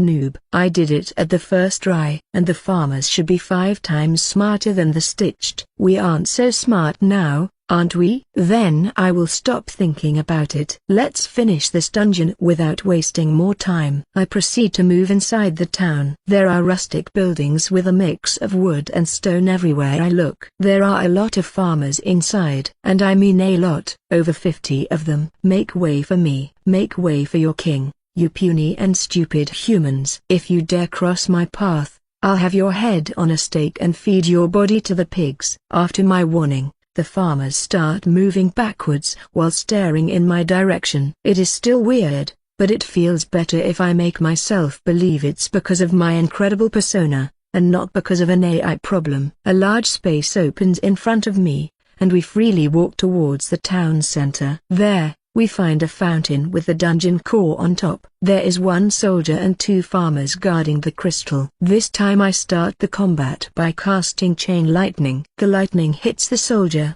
then jumps to one farmer and finishes by electrocuting the second farmer. The soldier survives with very low health, but the 2 farmers are instantly reduced to ashes. Left with 1 horsepower and stunned. The Stitched quickly join the fray and finish the soldier and the stunned farmers. The Stitched might be slow and stupid, but sure know how to punch and slam their limbs into whatever is in front. I don't want to test it on my own body, not for how much damage I take, but for how disgusting it would be. After the fight, I grab the dungeon core and crush it. This wasn't what I was expecting. If I hadn't seen a lot of videos before playing, I would be considering quitting this game. A broken bar. A first good experience is very important after all. Dungeon invasion successful. Rewards obtained: CP XP, resources, dungeon completion, 100 CP, enemies killed, 18 CP, dungeon core destroyed, 10 XP, no deaths in team, 10 XP, 20 food, 3 corpses. Current CP, 118 CP. XP to next player level, 2100. So I won very little CP for killing enemies, because most of them simply ran away. A broken bar. Well, there is nothing I can do. In exchange, I obtained more XP for all my Stitched being alive at the end of the dungeon, so it isn't that bad. I would love to do another dungeon invasion, but I don't have the time. It's a shame because this dungeon was boring. I also obtained 20 food. Nice. If the dungeon has a building that produces a resource, players that invade obtain a small amount of that resource, proportional to the number of buildings. It is a way to attract invaders into the dungeon. Some players create massive amounts of those buildings to make other players more interested in invading. Now the game asks if I want to rate the dungeon. I won't, because there is a problem with the unit's AI, and it won't be fair to give it a bad grade only for this. I am going to write a message to the player to explain the problem so they can fix it. See how good I am, Mommy. I behave the best I can, but the other kids don't want to play with me because I'm a flesh monstrosity. I start planning the next dungeon dive. Tomorrow is Monday, so I have classes. I will only have time to play during the afternoon. A broken bar. Let's try to make another dungeon invasion then. Hopefully next time the dungeon is going to be normal, I say while closing DMA. A broken bar. I think I'm forgetting something. A broken bar. What is it? A broken bar? I take out the VR helmet from my head as I say so. A broken bar. It was something important, but what was it? Shit, fuck. I forgot the most important thing. I pull my hair while shouting. I forgot to try capturing at least one enemy unit. Leave the AI of the units as it comes by default. That is, if you don't know how to modify it properly. Otherwise, you will end with very stupid units that don't do what you expected them to do, nor are capable of doing the things they could do before. First point from A: 10 things to do to improve your dungeon. You are a broken bar. I'm sleepy. I groan. I'm currently seated in class, waiting for the teacher to come and start. I shouldn't have watched those last 10 videos before going to sleep. A broken bar. Ha ha ha, you should do as I do and live a healthy life, Andreu, says a familiar voice as it sits on my left side. I look there and see Ricard, my college friend. He looks way worse than me. By the way, my name's Andreu. Haha, as if you are one to talk. You look almost like an undead. I retort back. Did you spend all night playing DMA again? Do you really need to ask? I look at him again. He looks as if he hasn't slept properly in the last month. I suppose I don't. I answer, I'm sure he did. Ricard is a little bit obsessed with video games. In the future he wants to work as a game programmer. This is why he chose the computer science degree. You ask about me? I'm a broken bar. Still not sure what I would like to do,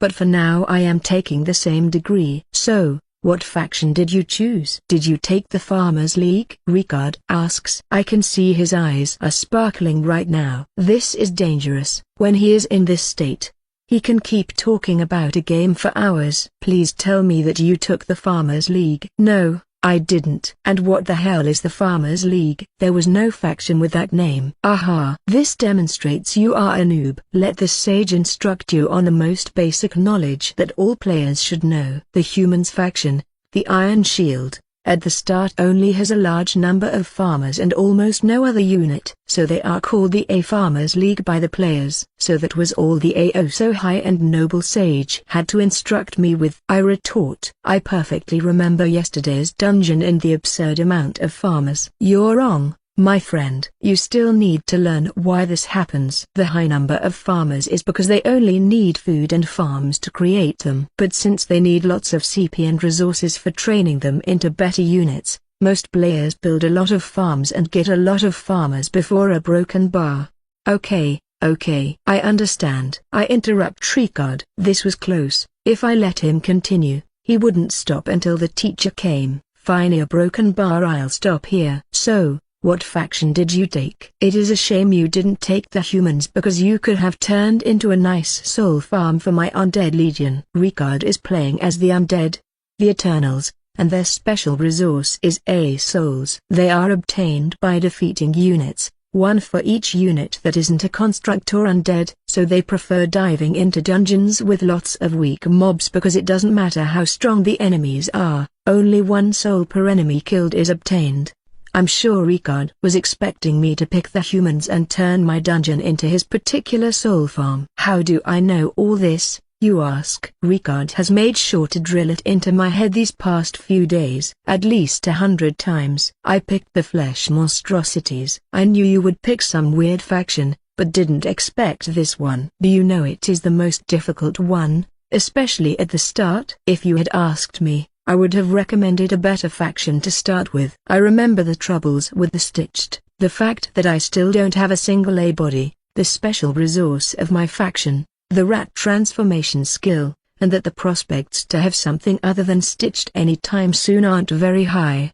Yeah, you don't have to tell me. I already know a broken bar. If you wanted something weird I would have recommended you the Abyss faction. You know, the Cthulhu-style monsters. They are easier to start with, and they have very strong units later on. They are one of the few factions that compete with the top spot in pure stats. And their special resource isn't as bad to obtain as your body's a broken bar. SHH. Ricard, the teacher is here. I whisper to Ricard while interrupting his rambling. This was close. He was starting his A-knowledge drilling again. If it were in the game, it would be a unique skill special to his champion, capable of obliterating enemies by simply opening his mouth and talking. By the way, no, unique skills don't exist in DMA. Unique skills don't make any sense in a game unless you want to severely discriminate against players. Okay, I will tell you later. He whispers back. The A Advanced Programming class starts. I hate this teacher. She talks to us as if we were stupid or small children. For God's sake. There isn't a single student here that is less than 20 years old. Do you really need to talk to us as if you were teaching nursery school children? The class has ended. We survived another one. So,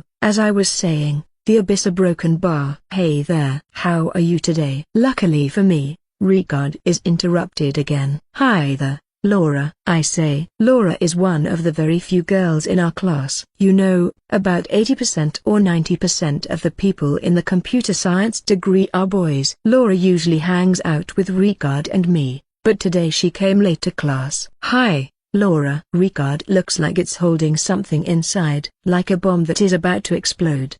I'm sure he still wants to expose his immense knowledge of the Abyss faction. So, did you start playing the game? She asks. She, too, is interested in the same kind of games as both me and Ricard. Yep, I did. I started on Saturday and spent a day and a half playing. You are now both ahead of me, huh? She says while pouting. You will surely catch up to us when you have enough money to buy the game. I will make sure you know everything needed, so that you don't waste time, and know the best way to progress, says Ricard. A mental alarm sounds in my head after Ricard says this. The alarm keeps repeating a warning. Imminent attack.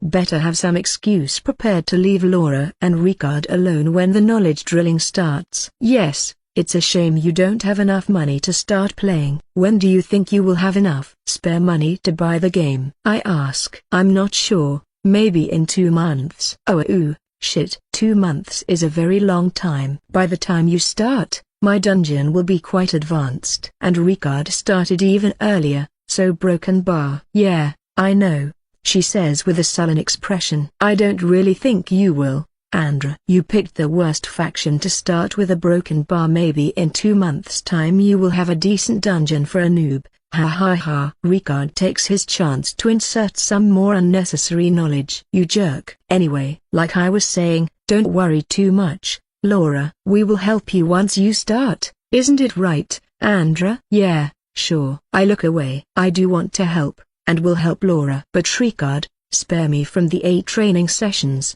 please. Laura starts talking again. So, what faction did you pick? I'm sure it is one of the weirdest. Maybe the slimes? Nope, you are wrong. He picked the flesh monstrosities. You know, the ones that use parts from other game units. Ricard couldn't hold himself from answering. This is why I was saying you will be able to catch up to him easily. Oh. Laura looks at me with a grin. Can you stop already, Ricard? Saying things once is enough. I picked the worst for new players. Okay, it's fine. I liked the description and the mechanics. I don't regret the decision. Okay, I'll stop. But tell me, how many A-bodies, the special resource of your faction, did you get already?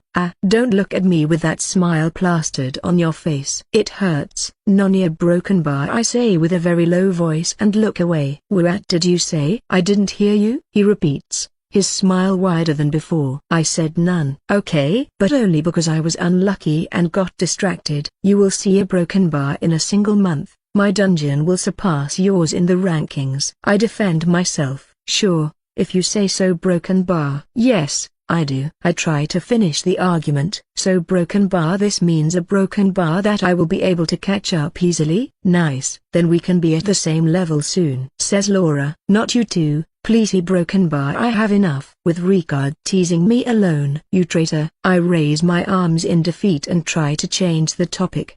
Whatever you say. Let's move now, or we will be late to the next class, I say at the same time as I stand from the chair. Hey, Andreu. Do you mind if I sit next to you in this class? Asks Laura. Sure, why not? While walking towards the classroom, Ricard bumps his elbow into my side several times. I turn to look at him to complain, but he's making a weird face. What's wrong with you, Ricard? Why are you looking at me with this face? You look stupid with that grin on your face. I'm back, I say after closing the entrance door. My mom works from home, so she should be inside. She is a writer. Welcome back. How did classes go, Andreu? They were fine, Mum. I answer. Do you need me for something today? Otherwise, I'm going to spend the afternoon playing with the VR set. She knows I won't be able to stop easily in the middle of playing a VR game. No, it's fine. Have fun. But don't forget to come at dinner time today, okay? Sure, Mum. I don't want to eat a cold dinner either. One time this weekend was enough. My room is upstairs. On my way to it, a figure suddenly appears and jumps at me. It's a critical hit. Hello, brother. I answer while trying to recover the equilibrium. I almost fell to the ground. Hello, Clara. Even if you are shorter than me, you aren't a kid anymore. You know jumping at me like this is dangerous, especially so close to the stairs. I admonish her, but she ignores me. You didn't play with me this weekend, she says while pouting and with puffy cheeks. Is the game you were playing so fun? You said it was DMA, right? I want to play too. I'm sorry about it, but you can't play with my game account. The game needs your body data to make the character adapt to your body shape and proportions. So even if I wanted to, you couldn't play the game without feeling extremely sick. I know what I'm talking about. After all, I did turn into a rat, which has a different body structure than a human, and it was horrid. Out a broken bar. I want to puke by only remembering the experience. But I want to play too. She is on the verge of tears. I know she is faking it, but right now she looks so cute. It's not fair if I can't play with you. Okay, calm down, I say while patting her head. Your birthday is in 3 weeks. right? I will talk with Mum and Dad and try to convince them to buy you the game. But only if you study hard and get good grades in your next exams. Otherwise broken bar, I'll stop playing with you. Understood? Yes. Thanks brother. She quickly scurries away into her room. This is my little sister, Clara. She is 18 this year, but she is still very attached to me and behaves like you have just seen. I think it is because she is very shy with strangers and has few friends. But I warn you, don't believe her cute behavior. She behaves like this only in front of me. In front of other people she can be broken bar quite nasty. Sometimes I want to believe she doesn't do it on purpose, but instead that she doesn't know how to properly interact with people. Well, anyway, broken bar, let's prepare to play the game. I enter my room, put the VR helmet on my head, and start the game. New and hopefully normal dungeon that I'm going to invade. Here I come. Game start. Hee. By saying this I feel like a protagonist from a novel, though I am not sure why. The Abyss faction uses a special resource called a despair. It is a resource obtained when a unit is killed when it reaches 0 SU, signifying that its mind and soul have been shattered. Some units have a few innate skills to help achieve it, and they also use lots of skills that can drain or exhaust the enemy's MP and SU faster. When fighting against the Abyss faction, you should worry more about your MP and SU than your HP. They are the perfect faction against brutes and the broken bar. The continuation of regards a knowledge drilling after class is finished. The bomb exploded, and nobody was ready for the consequences. I'm back. Did you miss me, my little babies? I say while looking at the brain-dead followers in front of me. They don't react whatsoever. Today I'm going to do another dungeon invasion. But there's a few things that I must check before. Basically, spending yesterday's rewards and preparing for today's invasion. First of all, the most important thing. I've been thinking about it all day, and finally found a solution for this epic problem. Yes, I'm talking about the fact that I need a way to capture enemy units. I won't forgive myself if the same happens another time. And the perfect way for me to not forget again about capturing enemy units is a broken bar to leave the capturing to another. No, seriously. I can make a new stitched template, and modify the AI so that it captures every unit within range. It's the perfect plan. What could possibly go wrong by relying on my, for now, most intelligent units? I create a new stitched sub-template called Braindead Kidnapper. It is also going to have the intelligent passive trait because I need to give it 2 new instructions. Then,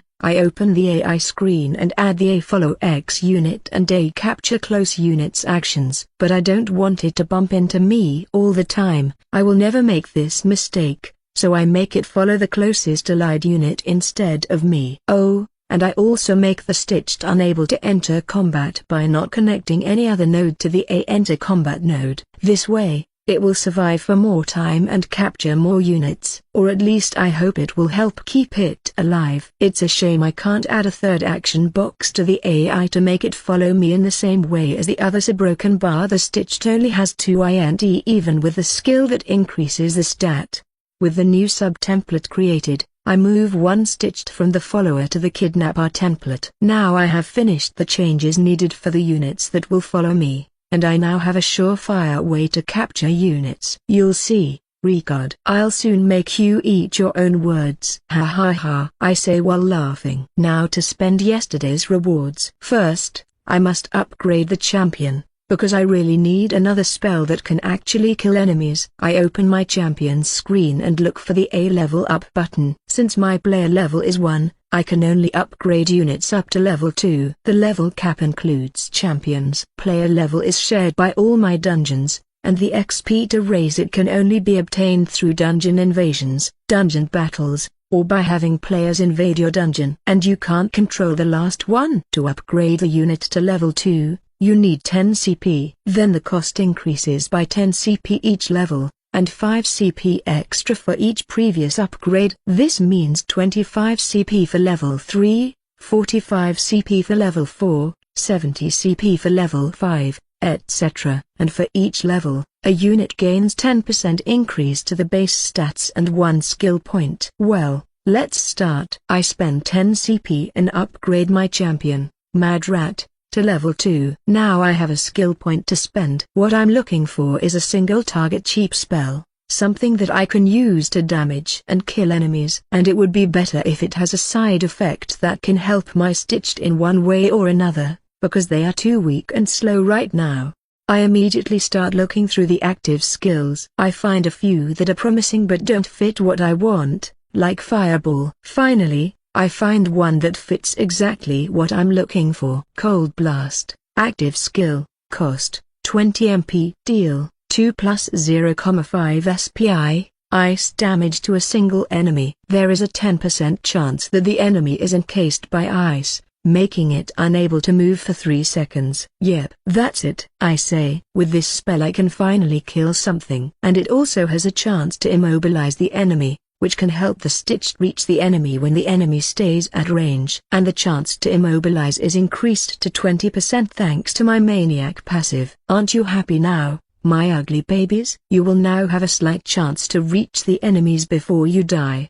A broken bar or before I do, because the chase with those farmers would have lasted for all eternity, I say while grabbing a stitched's head and looking at its face. You are a broken bar, gross. Gotta wash my hands now. These are my stats and skills after the level up. Without the champion's buff, of course. It displays the base stats in parenthesis. It must be because there are passives and other stuff that can increase the unit's basic stats. The 10% per level must be applied on those two, and this way the player can better see and calculate the differences.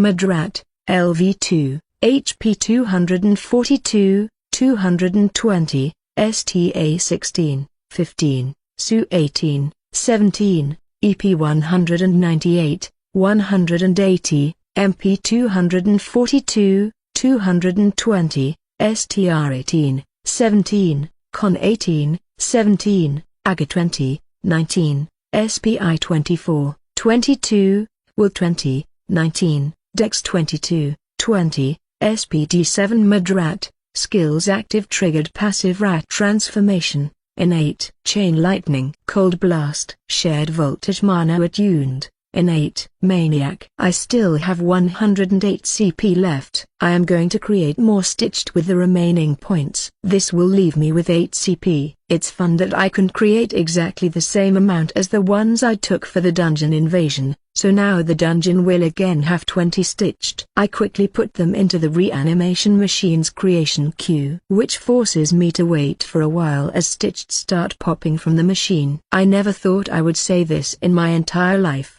Buta broken bar. I am running out of corpses. I must get some more. Only 8 corpses left. Luckily, I'm going to get more in a while. The newly created stitched are bumping into things in the laboratory, so I assign them to the corresponding templates. There are 5 squads of 4 stitched each again. Nice. Mummy is gonna leave for a while, okay? Defend the dungeon with your lives, okay? You stupid and ugly monstrous babies. I open the invasion menu and look for another easy dungeon, setting the player's level to 1. What faction am I going to pick today? I don't want to repeat humans, so maybe elves? It will give me a chance to get some half-brother A materials. Ha ha ha. I laugh at my own stupid joke. Yes, let's go with elves this time. I quickly set the faction to the A Sylvan, the name of the elvish faction. I can see a lot of dungeons with a broken bar. How to call it our broken bar original names? A we are the best, A elves rule 2, Ug Perit, A come and die. The last one doesn't even know how to write properly. And the one before? Isn't it just some random letters? I am astounded at how stupid humans can be. Broken bar. Who would ever want to enter those dungeons? I avoided all those dungeons with strange and stupid names and picked one that had a normal name. Here I come. A Willow Creek Forest. I soon find myself surrounded by trees. They are huge. I've never seen trees this big before. Well, not in person. I've seen sequoias and similar stuff in photos. Some of these trees are more than 20 meters wide, and I can't even see where their trunks end when looking up. Elves, living in a forest with huge trees. Add to it some bows and hate towards dwarfs, and they check all the typical fantasy tropes. Just after saying this, swish. An arrow flies towards me and I take some damage. Here they are, the bows. I jump while exclaiming, full of joy. Will there also be dwarfs later on? Swish, swish. 2 more arrows fly towards us. One hits me again and the other hits one of the stitched. From the angle, one of the 2 shooters must be in one of the trees, the other is at ground level. I decide to go for the easier one and quickly run towards the direction where the arrow came from. The stitched follow me from behind. You are. I can see you now, I say. Meanwhile, 4 more arrows have hit us. One of the stitched has taken more than half HP as damage. As I get closer, the elf tries to run away. No, you won't, I say at the same time as I cast my new spell, Cold Blast. The spell hits, and the elf is momentarily stopped. A small ice sheet can be seen surrounding the elf's joints. The immobilization triggered on the first try. Nice. Thanks to the immobilization, the stitched reach the elf before it can start running again. And they beat the elf to a pulp in a short time. During this time, I'm trying to find the location of the other archer. Swish. Another arrow hits me. I've got you now. Thanks to this arrow, I've seen where the elf is hiding. He is on top of a tree branch, so the stitched won't be able to reach it. I cast another cold blast and it hits the elf. At the same time the elf shoots at me. But the difference in stats makes the exchange extremely unbalanced. His health was reduced by almost half while I took an insignificant amount of damage. After 2 more of those exchanges, the elf falls to the floor, dead. Feel a broken bar. I exhale, relieved. The combat is finished. If this proves one thing, it is that tactics and placement trump pure stats. Those are the basic elvish units. Elvish scouts. And in a 2vs6, including me as a champion, they almost got one stitched and I lost 1/4 of my health. Yes, most of the damage came from myself thanks to the maniac passive.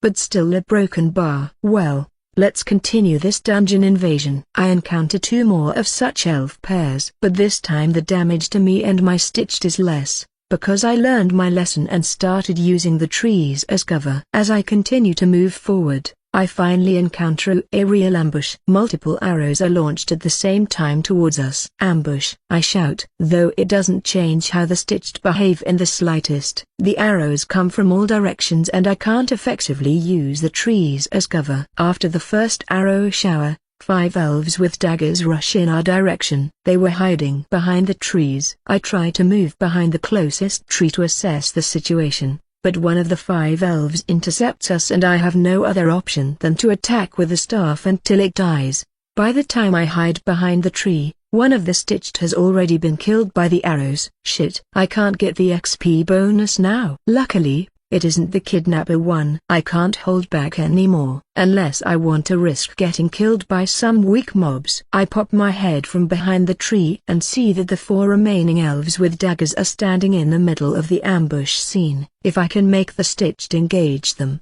they will keep them busy, and I can go look for the archers meanwhile. Okay, let's go. I start moving towards the group of 4 dagger-wielding elves, until the stitched initiate combat. And then I stop. I receive most of the arrows. Since I'm in front, I then search for the closest archer. It's only a few meters away, so I immediately cast a cold blast and the elf takes a considerable amount of damage. It turns towards me. I'm now his target. Then we exchange 2 arrows and spells, and the elf is dead. 1 less, I say. I run in the direction of the second archer. I cast another cold blast. This time I'm lucky. And after taking the damage the elf is partially encased in ice. It can't properly hold into the branch he is standing on, and falls to the ground. I need to save MP for the rest of the elves, I say to myself. Then, I run to the immobilized elf and attack it twice with the staff. It is now dead. Another one. Meanwhile, the stitched are fighting the 4 elves with daggers and being shot by arrows at the same time. I see that 2 of them are dead and only 2 stitched remain. Shit, I didn't think about this properly. I wanted to avoid casting chain lightning if possible,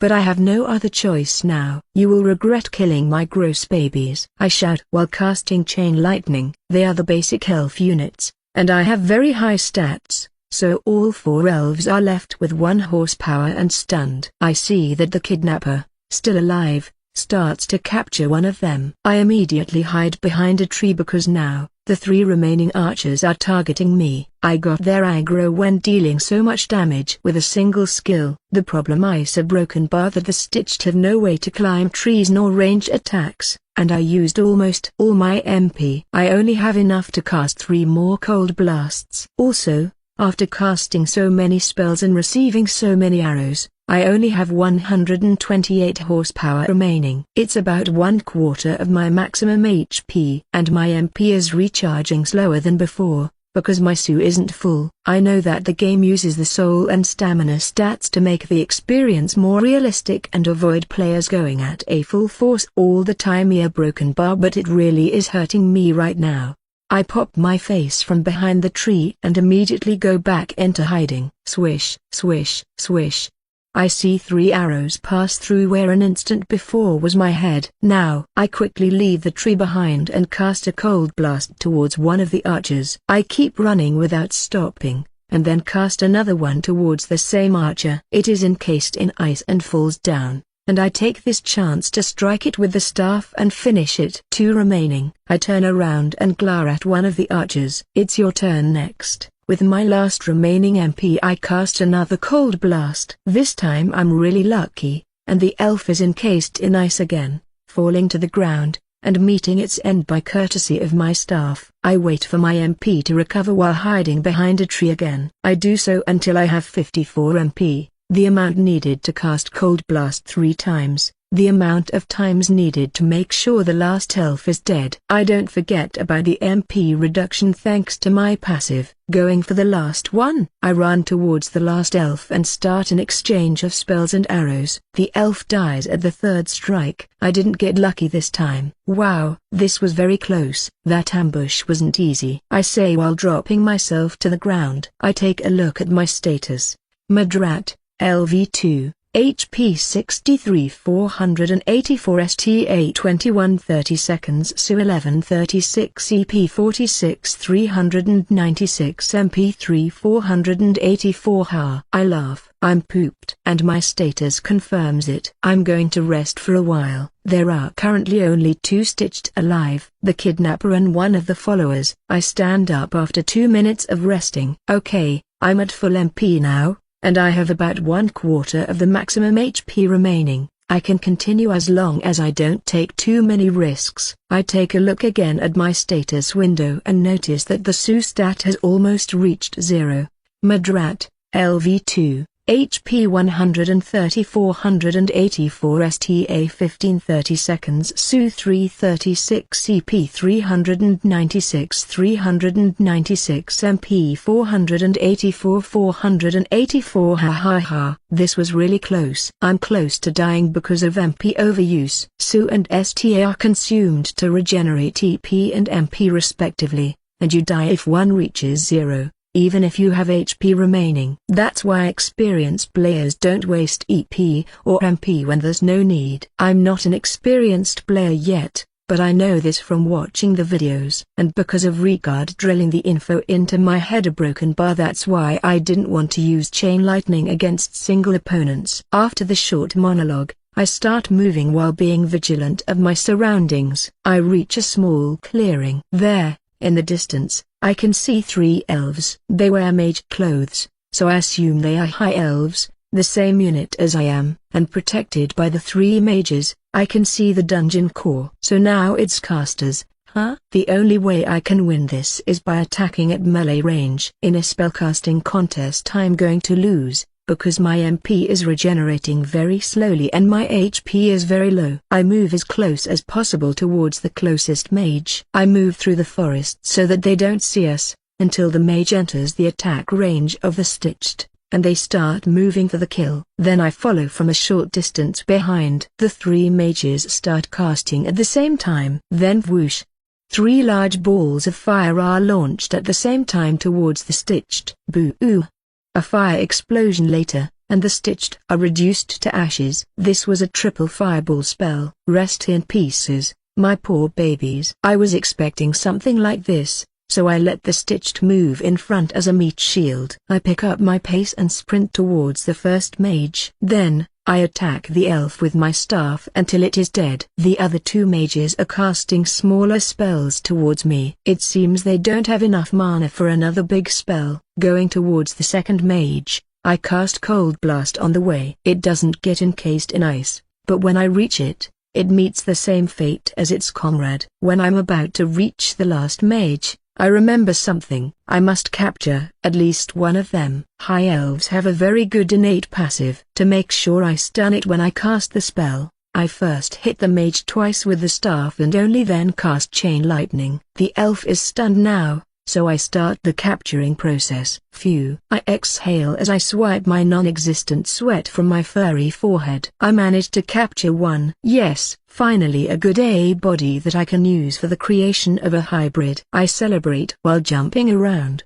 my arms raised towards the sky. By the way, I ended up with only 34 horsepower. After a few minutes, I decide it's enough, and stop fooling around. I reach for the dungeon core and break it. Dungeon invasion successful. Rewards obtained: CP XP resources. Dungeon completion, 100 CP. Enemies killed, 62 CP. Dungeon core destroyed, 10 XP, more than 90%. Enemies killed, 20 XP, 3 food, 4 metal, 15 corpses, 3 scout, captain, 1 high elf, captain, 1 butterfly, captain, 1 chameleon, captain, 2 giant ant, captain. Current CP, 170 CP. XP to next player level, 51/100ths. Warning: you have obtained more than the 5 bodies you are allowed to bring back. Select which ones are the ones you want to keep before exiting the dungeon. What the heck? I exclaim. Where did the butterfly,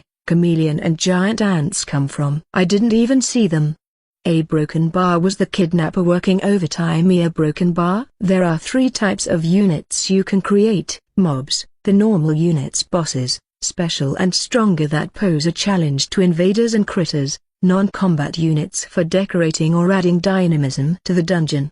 If you don't know why your dungeon feels so empty, it's probably because you don't have enough critters in it, and not because you need more mobs, or even worse, more bosses. Believe me, critters are very cheap. Spending a few points to buy them is worth it, and they liven up your dungeon. 7th point from A: 10 things to do to improve your dungeon. An underground room. It isn't very big, but can't be considered small either. There is little light, most of it coming from cylindrical glass containers full of mysterious bubbling liquids. The liquids glow in different intensities and colors. Most of them only contain liquid, but a few of them have humanoid figures inside. They must be elves, because they have long and pointed ears. Lots of cables and laboratory equipment are distributed randomly through the room. Every so often, lightning courses through some of the cables, temporarily illuminating its path. Flash. A slightly hunched figure can be seen in the middle of the room for a short instant, illuminated by the lightning streaks. Flash. Flash. The figure is manipulating something on top of a small operating table. With the lack of light, it is difficult to see anything. Flash. Flash. The lightning coursing through the cables becomes more frequent, but the figure's back is hiding the operating table's contents. Flash. Flash. Flash. The figure has a humanoid shape, but its head isn't normal. It has something on top of its head. They look like mouse ears, one of them partially destroyed. Foo-fa-foo. Ha ha ha. I'm almost there. Only a little more, and it will be complete. A male voice can be heard in the room. It most likely comes from the slightly hunched figure. Now, start. The figure extends its hand towards a lever and pulls it. Then, a huge amount of lightning pours through the cables. All the lightning is coursing towards the operating table. During this time, the hunched figure can be clearly seen. It is an abomination. Something that shouldn't exist. It has a human's body, but with 2 wide arms that shouldn't belong to it. But the worst is the head. A rat's head. And it is grotesquely stitched on top of its body. Furthermore, the rat's head looks horrible, as if something terrible happened to it before being used as the head of this flesh monstrosity. Ha ha ha ha ha. Foo foo foo. Ha ha ha ha ha. The monstrosity maniacally laughs while raising its disproportionated arms. It's alive. It's alive. It shouts. The lightning subsides a little while the camera turns and shows what is on top of the small operating table. On top, Their eyes are broken by a butterfly. Its size is about 5 centimeters. The wings are a vibrant red, with a black contour. A very nice looking butterfly, especially compared to the monstrosity that just created it. Now, let's go, my creation. Let's wreak havoc. Legions will succumb to your mighty power. Ha ha ha. The figure keeps laughing and moving its arms in an uncoordinated way. Flash. The butterfly starts flapping the wings. It slowly rises from the operating table. Flash. Then, it starts flying towards its creator. What are you doing? Stop right there. The butterfly keeps approaching the Ratman abomination. I order you to stop, exclaims the figure while backing away. A mix of fear and dread can be seen in its face. Flash. The butterfly keeps moving forward. Flash. Flash. From the tips of the wings, the butterfly starts to disappear. It isn't turning invisible. It camouflages its color in a similar way as chameleons and octopuses do. Flash. The figure of the butterfly cannot be seen anymore. Only a small distortion caused by its flapping wings shows its current position. The Ratman frantically looks around. Aha! And runs towards the side of the room. There, another figure can be seen. Flash. Flash.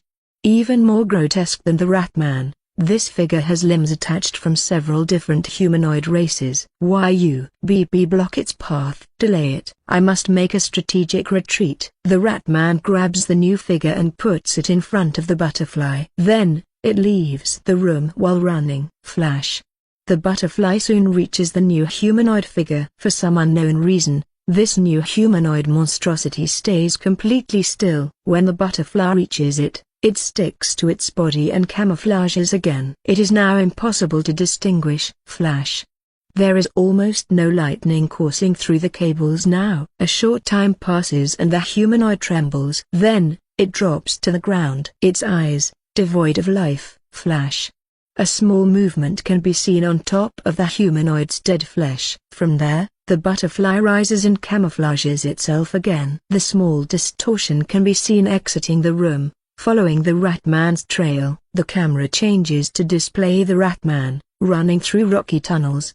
You'll never catch me, says the running figure of the butterfly's creator. Foo-fa-foo. Ha ha ha. Not only that, I'll force you to your inexistent knees with my next creation. Just wait and see, it says while running. Crazy laughing can be heard while the screen fades to black. It's alive. It's alive. Video series would later turn into one of the most viewed series in Dungeon Master's arena history. At the start, most watchers were players who wanted to prepare to invade the Mad Rat's lab. But later on, people were watching them for laughs. Today's afternoon I'm going to upgrade the dungeon. But there are a few things I did yesterday, before leaving the game, that you don't know. The first is about the dungeon invasion rewards. I decided to take with me the body of the butterfly and the chameleon. I had a nice idea for a new monster, so I picked them. The other 3 bodies I picked were the High Elf's body, of course, and 2 of the Elvish Scouts. Then I took a look at the technology screen. In the technology screen, there are 3 technology trees, units, buildings and decorations. As you can expect from the names, the unit tree unlocks new unit types, the buildings tree unlocks new buildings and infrastructure elements, and the decorations tree unlocks new elements to add into the dungeon. They are called decorations, but traps,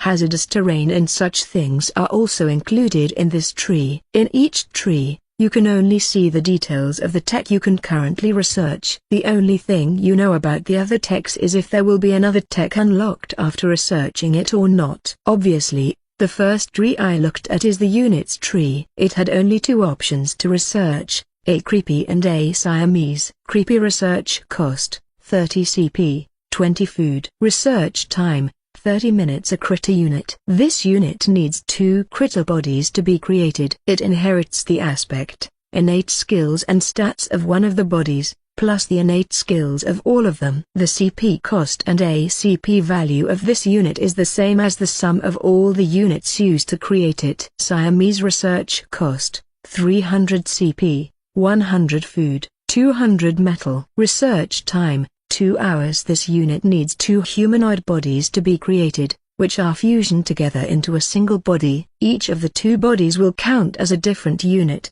and keep the original stats and innate skills. Passive skills are shared by both of the halves. Only one AI will control the Siamese, but each half can act and attack on its own. When leveling the Siamese, both halves are leveled at the same time for the normal cost. The CP cost and ACP value of this unit is the same as the sum of the two units used to create it. I already knew about the creepy one, but the Siamese was new for me. In fact, the reason I took the butterfly and chameleon bodies was for creating a creepy. So I immediately started researching the creepy while looking at the rest of the tech trees. The Siamese can be a very powerful unit, but I think it's a waste to use good units to create them. Because the most powerful aspect of the Siamese is the double skills per level up and the shared passives. Imagine giving one the strength increase passive, and the other the spirit passive via broken bar. You get two units that are good at both magic and physical attacks, and with extremely low CP cost. You can literally make an army of them that costs almost the same as the stitched but are more than twice as powerful. On the other side,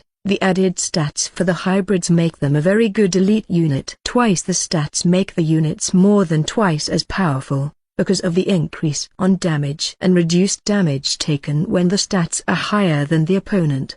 In the buildings tree, there were a lot more technologies than in the units tree. But the most important ones right now for the dungeon were the A corpse cart and the A collectionist techs. Oh, and the A small operation table. I almost forgot about this one. Corpse cart research cost, 50 CP, 10 food, 10 metal. Research time, none. Increase the amount of corpses you can bring from dungeon invasions from the current maximum of 20 to a maximum of 40 corpses. This tech can be repeatedly researched and the cost will increase each time. Collectionist research cost, 50 CP, 10 food, 10 metal. Research time, none. Increase the amount of bodies you can bring from dungeon invasions from the current maximum of 5 to a maximum of 10 bodies. This tech can be repeatedly researched and the cost will increase each time. Small operation table research cost, 20 CP, 20 metal. Research time, 5 minutes. Unlocks a smaller version of the normal operation table. In the small operation table, you can create units that are smaller than humanoids. I really wanted to get the collectionist one, but my purpose this time was to get the small operation table. Without it, I wouldn't be able to create the creepy. So I researched the small operation table too. 2 days of passive income from the mine and farm were enough to pay for both the creepy and small operation table. Then I spent 20 CP to build the small operation table. It is very cheap because it's mostly for the creation of non-combat units like the creepy. With everything added, 70 CP went away. I also took a look at the decorations tree, not expecting to get any tech from there, but found a nice one that only cost me 20 food to research. It was called A mushrooms. This unlocked the possibility to use basic and small mushrooms during the dungeon creation. It also unlocked 3 new technologies called A glowing mushrooms, A giant mushrooms and A poisonous mushrooms. And I already have plans for the 3 of those new mushroom types in the future. The last thing I did yesterday was a broken bar, the creation of the first creepy. Since the critters are very cheap in this game, the sum of the CP cost from the butterfly and chameleon was only 2 CP. But I didn't simply create a creepy. I also upgraded it to level 2 and added a very special skill to it. I took the idea from some of the videos I've seen, where players add passive or triggered skills to critters. The funniest one was a sheep with a sleeping or a broken bar. When the enemy champion fell asleep, the surrounding mobs attacked and killed it. Ha ha ha. Critters aren't supposed to be used in combat. They have very low stats, start with no skill points, and the basic AI doesn't include any combat state. You can still level them, but the stat increase is negligibly broken bar. But if you give them skills that don't need the critter to enter combat, a broken bar, you can obtain very nasty combinations. So what I did was use the butterfly as the base for the creepy, and then add the chameleon's innate skill. The butterfly's basic AI makes it fly towards a random surface, stay there for some time, and move towards the next surface. It basically tries to imitate what real butterflies do. Then I added the node called A move towards X to the AI and reconnect the nodes. I said the X, of course, to the closest enemy. Then I saved the butterfly's template name as a death butterfly. And these are the two skills that the butterfly has. Optic camouflage, innate passive skill, change the surface color to imitate the surroundings, making you very difficult to spot. Decaying touch, triggered skill, after touching an enemy unit for more than 2 seconds, reduce its current HP by 2 each second. You can more or less imagine the rest, right? The butterfly flies towards the enemy, lands on top of them, and deals a stupid amount of damage simply by staying still. Everyone wins. Ha ha ha. Well, except the victim. Ha ha ha. I start laughing. I can't stop myself. After imagining the other players trying to find why their HP is getting lower all the time, a broken bar, only to find after death that a camouflaged butterfly killed them. Oh, and I also filmed a small video of myself acting crazy and faking to create the butterfly, then running away from it. I had to enable friendly fire to be able to do the filming. I'm going to edit it later and share it for everyone to see. The video's title is going to be It's Alive. It's alive, and this finishes yesterday's explanation. Returning to the presenter broken bar. Today, I talked with Ricard about the unexpected critter bodies I got as rewards, and we both agreed that the kidnapper must have been capturing critters that were unlucky to get close enough for my chain lightning to hit them. So I decided I'm going to keep using the kidnapper for a very long time. It brings me a lot of happiness to finally see a Stitched doing better than what I expected, instead of worse, as everything until now a broken bar. I say, remembering the mass of flesh and limbs, I shudder. There's been 2 players that invaded my dungeon since yesterday. My first 2 customers, I say while making a fist pose. They stomped my dungeon, not a single of their support units died. It's a shame, because you get better rewards the more invaders you kill. But I got 20 CP and 1 XP for each invasion, so it's something good. One of the invaders even left a comment,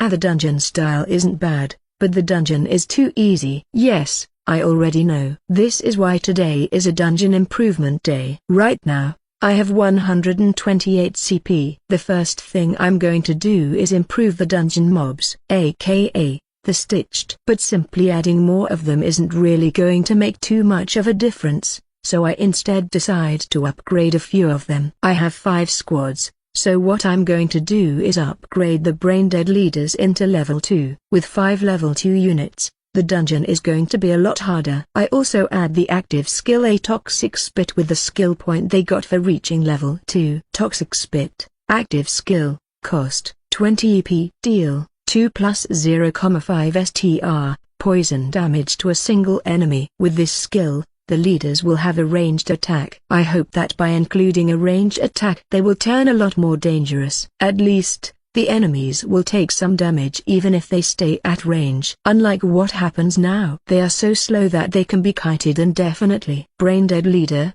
LV2, HP 66, 60, STA 5, 5, SU 3, 3, EP 55, 50, MP 33, 30. STR 5, 5, Con 7, 7, AGA 2, 2, SPI 4, 4, Will 4, 4, Dex 1, 1, SPD 3 INT 1, 1 Skills active, Toxic Spit passive, Commander. These are the brain-dead leader's current stats. As I was expecting, neither the intelligence nor the command communicate increase with level ups. I already knew about the speed not increasing, because I leveled up my champion and the speed didn't increase either. The upgrades cost a total of 50 CP, leaving me with 78 CP. Now to the next element to improve my dungeon, traps. Currently, I have only 1 trap available. I can research more through the technology trees, but I don't have the luxury to spend resources to unlock them yet. The trap I can use is a falling corpse. Falling corpse, trap, cost, 10 CP. 1 corpse. When an enemy passes under the trap, a corpse falls and deals 30 damage. This damage cannot be reduced. Only triggered once for each dungeon invasion. So a broken bar. Yes. A falling corpse. Literally. I'm not sure if the enemies are going to die from the damage, but at least their sanity is going to take a hit for sure. An interesting fact is that the damage from traps cannot be reduced or prevented with skills. If the trap hits you, you take damage. That's it. This way the players can't simply ignore them by putting a tank unit in front or something similar. Instead, almost all traps can be spotted, avoided or deactivated, rewarding players that properly pay attention to the dungeon. I don't want to spend too much on the traps, so I'm going to buy only 3, for 30 CP and 3 corpses. This is going to leave 48 CP for upgrading the dungeon rooms and decorations, which is more than enough for now. Now the dungeon layer changes. I start the dungeon renovation by adding a small rocky passage between the cave room and the dungeon entrance portal. I make it straight while keeping it as natural looking as possible. Now, from the entrance the players can see the cave at the end of the tunnel. I also put one of the falling corpse traps here, just before the cave opening. The first enemy, when about to reach the cave, will have a corpse fall on top. Ha ha ha. A very nice way to start a dungeon invasion. At least for me. Hee hee hee. Then, I add several more tunnel entrances to the cave. Instead of being like before, where there was a single entrance to the tunnel zone, now there are 4 of them distributed through the cave. I also add a 5th tunnel, but this one leads to a small rock cavern with only one entrance. This cavern is a resting place where none of my units will appear, and I add the second trap here. I set the trigger of the trap to only when an enemy exits the room. Aha! You dared to take a rest in my dungeon? Have a corpse fall on top of you as you exit the resting room. Returning to the tunnels, I now have enough CP to add the underground river that I wanted before. I make some of the tunnels partially inundated, and it is possible for the units to fall into the river. If they fall inside the river current will move them in the direction of the big cave, where the river ends in a lake. I've turned a part of the big cavern into an underground lake for this reason. I also added lots of mushrooms in the areas closest to the water. I keep the laboratory in the same way as before except for a broken bar, the last trap, which I put just in front of the dungeon core. You wanted to destroy my dungeon core? Take a corpse to your face. I don't think this trap will accomplish anything except making people angry. But I want the invaders to not underestimate my dungeon. For the mob distribution, I only need to set the butterfly into one of the rooms, so I put it into the cave room. This way, the butterfly has a higher chance to find a victim, because all invaders must walk through the big cave. I create a solitary and inaccessible room, where I put the followers and the kidnapper. They don't have skills for defending the dungeon, the AI needs me close for working properly, and I prefer that they don't wander around. Otherwise, players can rate the dungeon worse because a few of the stitched are doing weird things. The only requirement in a dungeon is that there's a path between the entrance and the dungeon core. If you like doing so, you can create as many inaccessible areas as you want. I end spending all of the CP that I had into improving the dungeon, but I don't regret it. I don't add or remove any rooms, only expand the tunnels room to encompass all the new tunnels and the underground river. I have 3 plans for the future: add more death butterflies, upgrade the brain-dead mob to level 2, and add a few more falling corpse traps. Well, and finally create my first hybrid broken bar, so let's make it 4. I have 4 plans for the future.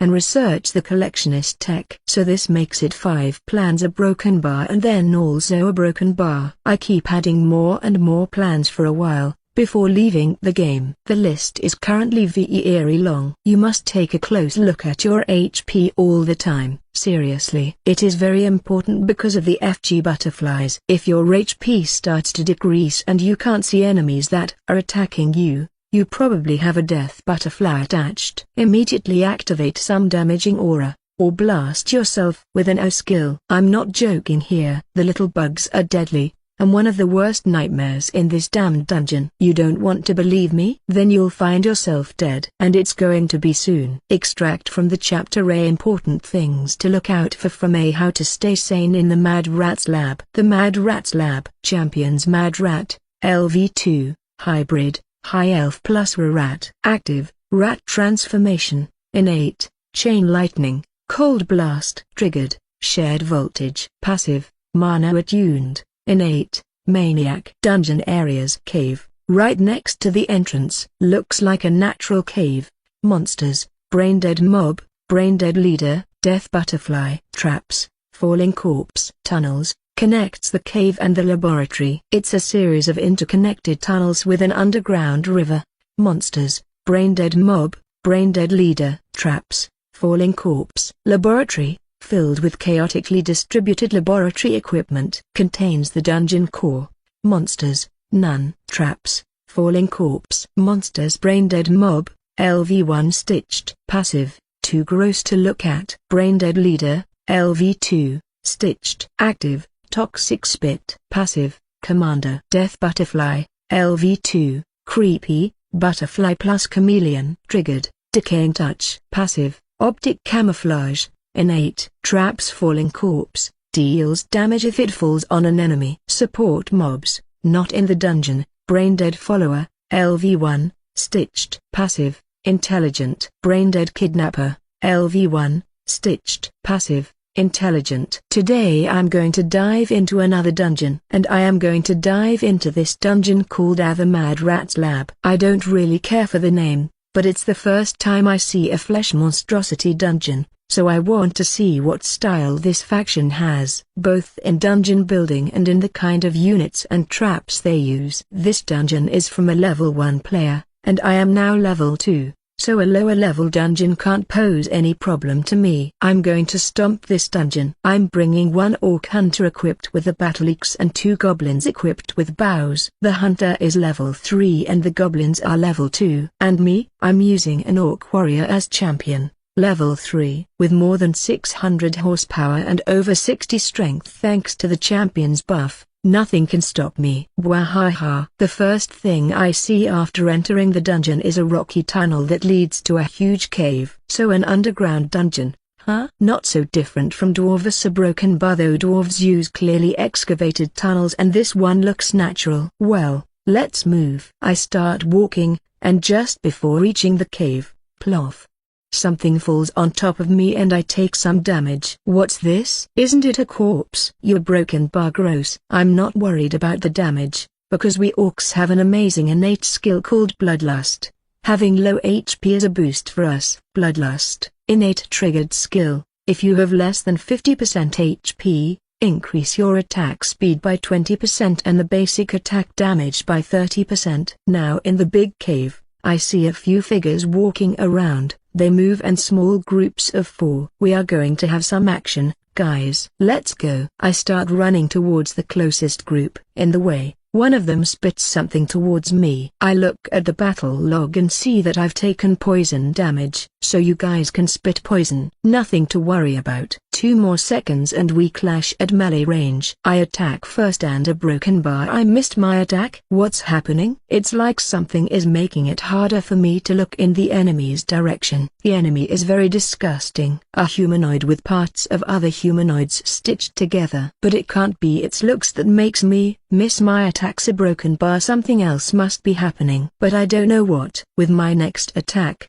I reduce the enemy to less than half HP. With the second hit, it dies. Ha, they are so weak, I say. Then I proceed to smash the rest of the enemies with the assistance of the orc hunter. When I turn around, I see that the 2 goblins are engaged with another of those monstrous squads. They're outnumbered, so they are not doing very well. So this is why I didn't see arrows fly our way. The goblins weren't shooting because they were engaged in melee combat. I return to the goblins and start smashing the enemies, the other orc following close behind. In a split second, the new enemies are dead too. They managed to reduce the HP of the goblins to less than half. Cue a broken bar. Was it a coordinated attack, or was it just bad luck and they roamed close enough to engage the goblins in combat? Well, I don't know. Let's continue. We swiftly kill the third and last remaining enemy squad in the cave. Now I can see that there are several tunnel entrances in the cave. One of them must lead to the dungeon core. I don't know anything about this dungeon,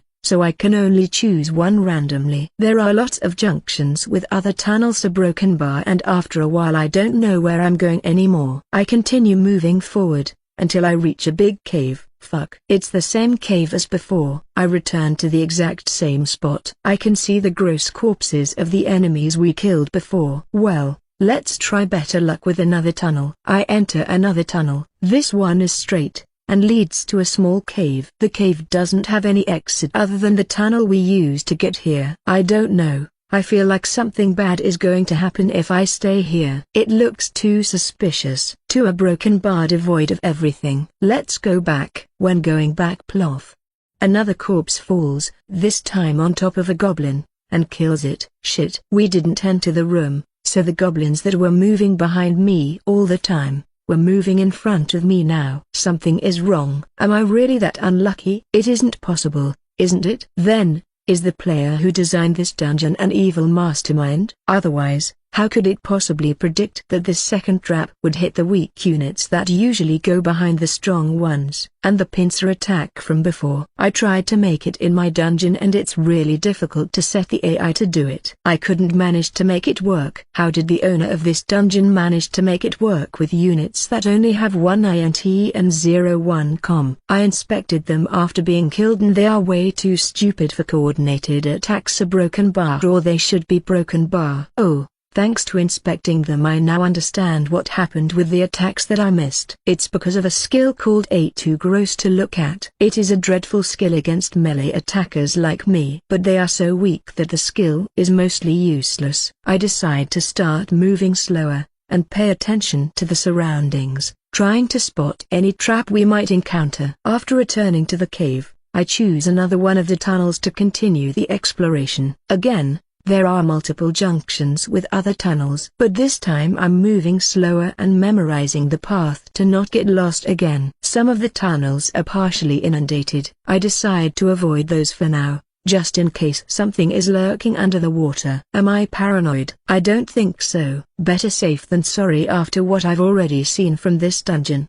I'm sure this is the first time I pass through this tunnel, so I'm actually making some progress. It has a narrow elevated passage next to an underground river. The water current looks strong, better to not fall there. Just now we are in the middle of the elevated passage. From the front, another group of those stitched monstrosities comes toward us. This is clearly designed in the worst possible way. This is the only tunnel I've found that has this small amount of space to fight. And we didn't encounter a single enemy until now. Too suspicious. It could also be because of bad luck, a broken bar, but come on, how unlucky can one get? This is clearly designed to happen this way. I start fighting with the enemies. The passage is too narrow to fight side by side with the other orc, so only I am in melee range. The goblin, again, doesn't shoot arrows this way, so I look back and see a broken bar that the enemies are doing another pincer attack. No way. Why did it have to be now? I can't allow the last goblin to die,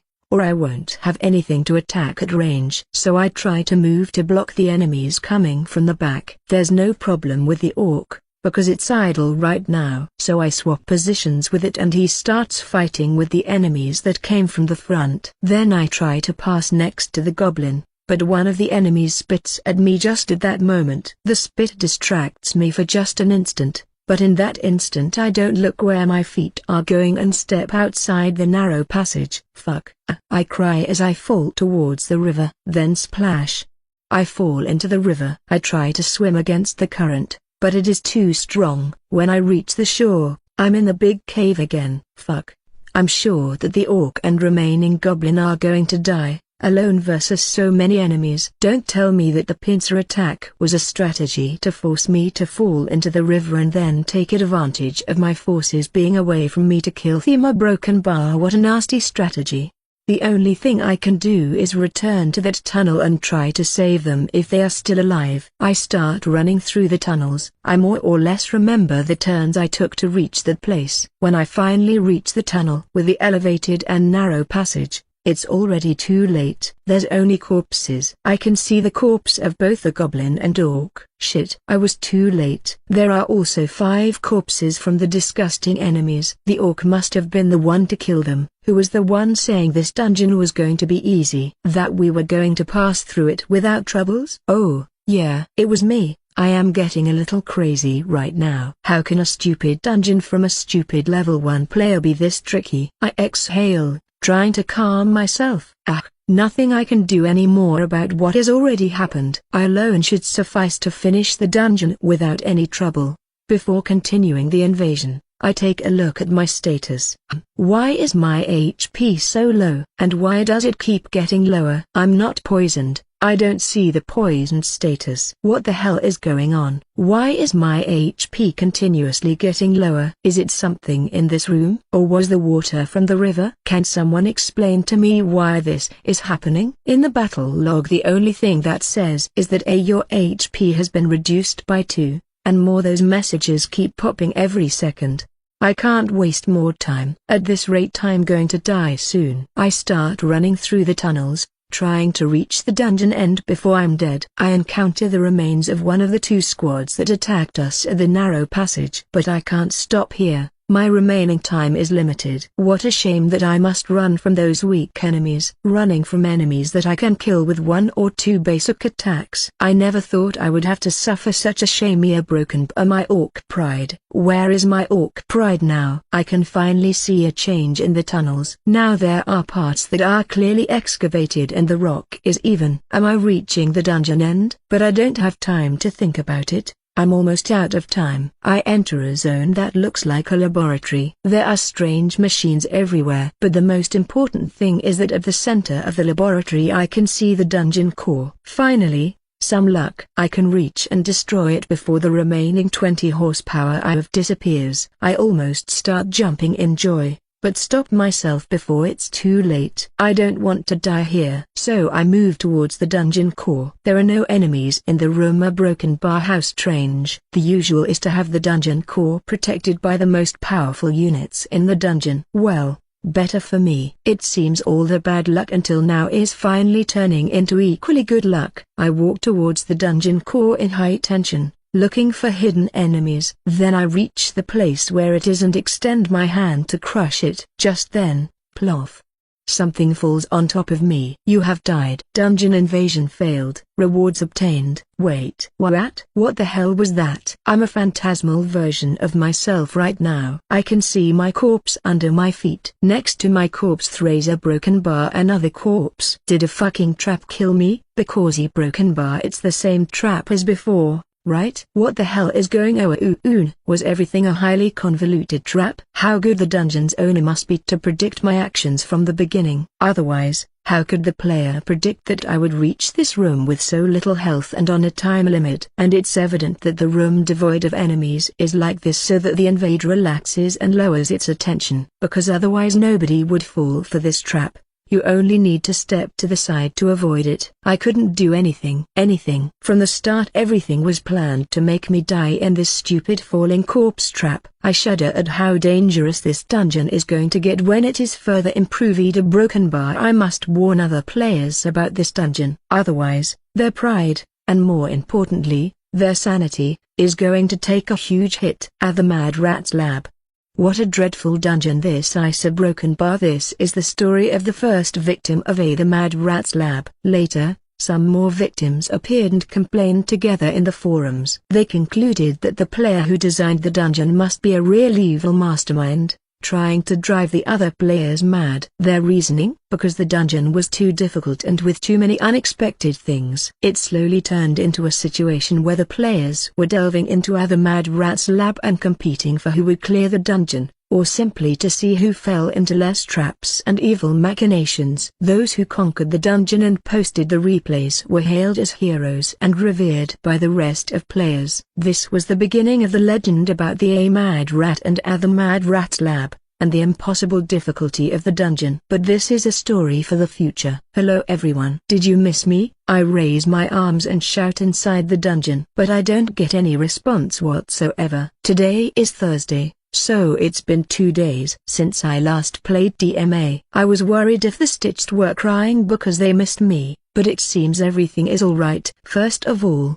Let's check the dungeon's current status. I open the notifications and see that there have been 2 more invasions. Oh, I managed to defeat one of the invaders. In total I received 140 CP and 11 XP. The player who died in the dungeon also left a public review. This dungeon is crazy dangerous. Be ready to feel like you are useless if you dare invade it. A broken bar. What? Dangerous? Do you know you are the only one who has ever died in the dungeon so far? Not even other players' mobs have died yet. A broken bar. In fact, the rest of the players stomped the dungeon and the stitched couldn't even scare them. What the hell is that player talking about? Maybe he was incredibly unlucky and thinks that everything that happened was planned at a broken bar? Nah. It's impossible to be so unlucky. I consider the review as a noob player's crazy ramblings and forget about it. I got 4 extra corpses from that player's invasion. It seems I can get corpses when I get invaded,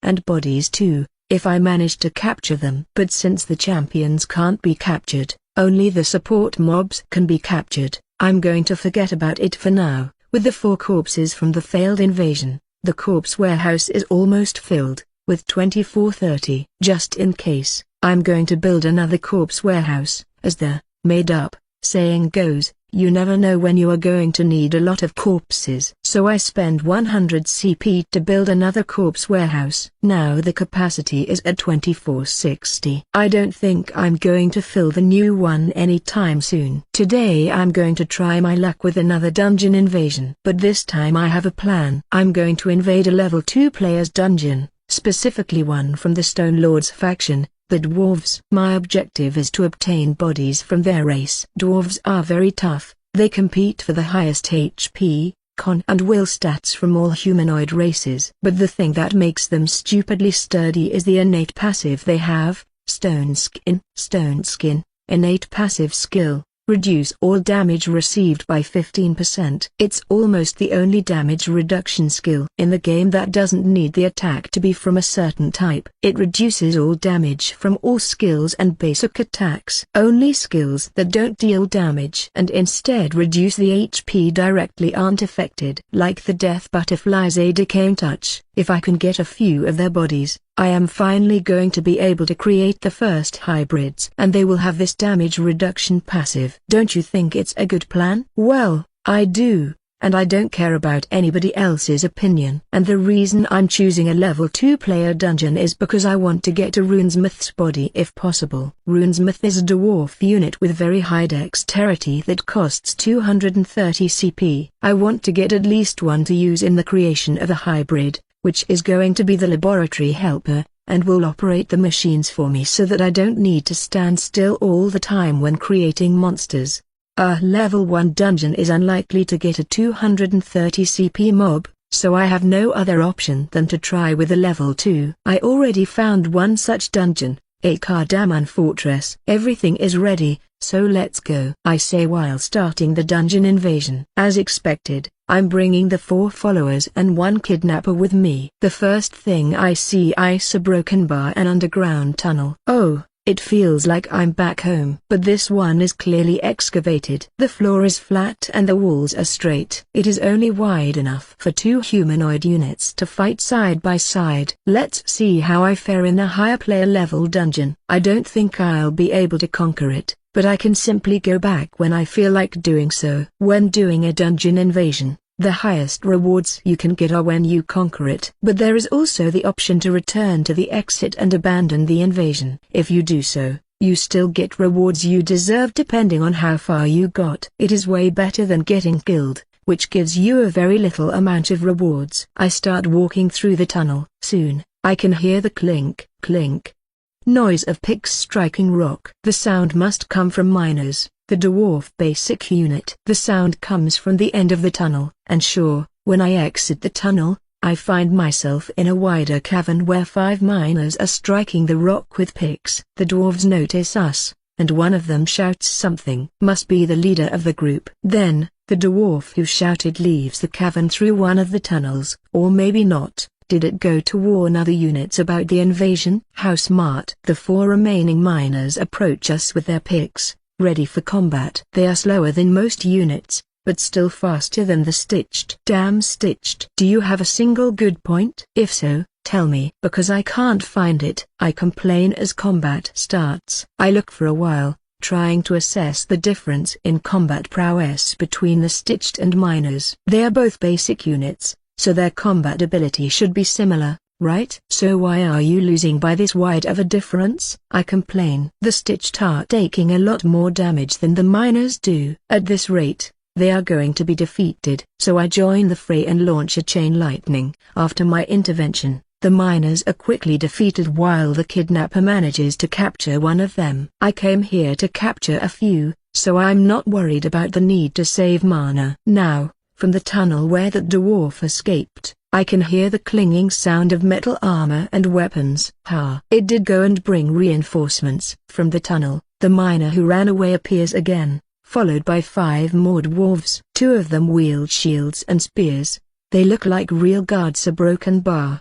But what worries me are the other 3. The hell is that? Isn't it a cannon? It looks like it was improvised and shouldn't be too powerful. A broken bar, but still, it's a fucking cannon. 2 dwarves are dragging a small cannon on top of a wheeled platform, and the last dwarf is operating the cannon. A runesmith. The dwarf operating the cannon is a runesmith. I'm incredibly happy that I found a runesmith. I must capture it right now. But all happiness fades away when I hear a loud and thunderous explosion followed by an impact that makes me fly until I reach the cavern's wall.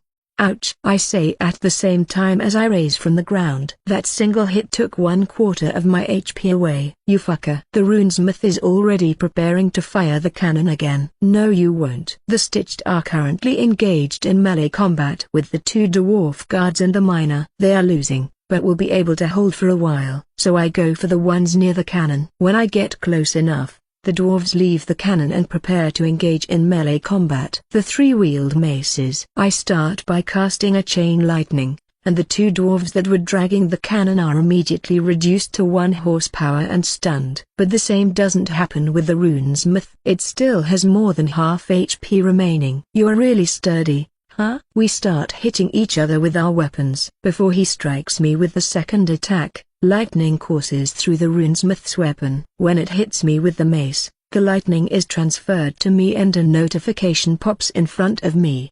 You are stunned, it says. Shit. I can't move. I'm stunned. How ironic that I got stunned by an electric skill, the same thing I'm doing all the time, and how I planned to capture the runesmith. The runesmith hits me a few more times for the 3 seconds I'm stunned. In one of the attacks, it imbues the mace with fire and inflicts me with the burn status, which reduces my HP every second for 10 seconds. I can finally move. I immediately strike the runesmith with my staff a few times in revenge. After its HP falls below 1/4, I cast another chain lightning and it is left stunned on the ground. I immediately start the capturing process. But before I can finish, a mace strikes me on the back and interrupts the capturing process. What is it now? I turn around and see one of the cannon helpers attacking me. Wasn't it stunned? Oh, right. I was stunned for 3 seconds, so the dwarf's stun time must have run out. But now the runesmith awakens too from the stun and both attack me at the same time. Shit, I must use chain lightning again. And I'll be left with no MP after casting it. I complain while I cast the spell again. Both are stunned now, leaving me enough time to capture the runesmith. Yes, I got it, I say. After the process is completed, I look around. The kidnapper is capturing the cannon helper that I just stunned. I don't see the other cannon helper corpse, so it must have been captured too. Good job there. But the situation with the rest of the Stitched isn't good. They have managed to kill one of the 2 dwarves with a shield and spear. But 2 Stitched are dead, and the other 2 have less than 1/4 HP remaining. I assist them from behind, with some staff attacks, and manage to save them on time. All dwarves are dead. Now the only remaining thing related to the dwarves in this cavern is the cannon. But I can't really use it for anything,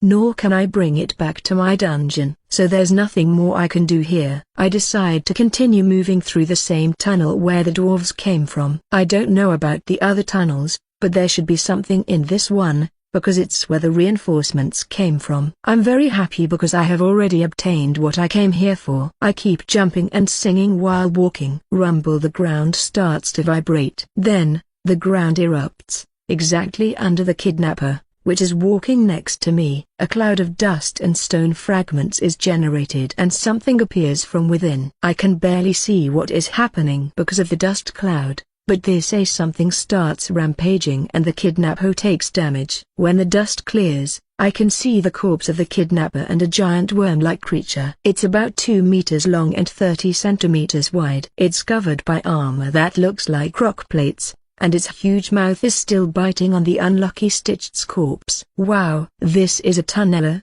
isn't it? Nice. I didn't expect to see one today, but I must capture it if possible. Tunnelers have a special innate skill that allows them to move through solid terrain and ambush enemies from unexpected places. A perfect addition to my dungeon if I manage to capture it. Though they aren't especially strong compared to other non-basic units, their innate skill is invaluable. Even if I still can't create any kind of unit with the tunneler, I'm going to keep it in reserve for when I can. I strike it with the staff to see how much damage it takes. About 1/4 horsepower. I need to make sure to capture it, so I don't want to accidentally kill it, nor want to waste too much MP with multiple chain lightning strikes.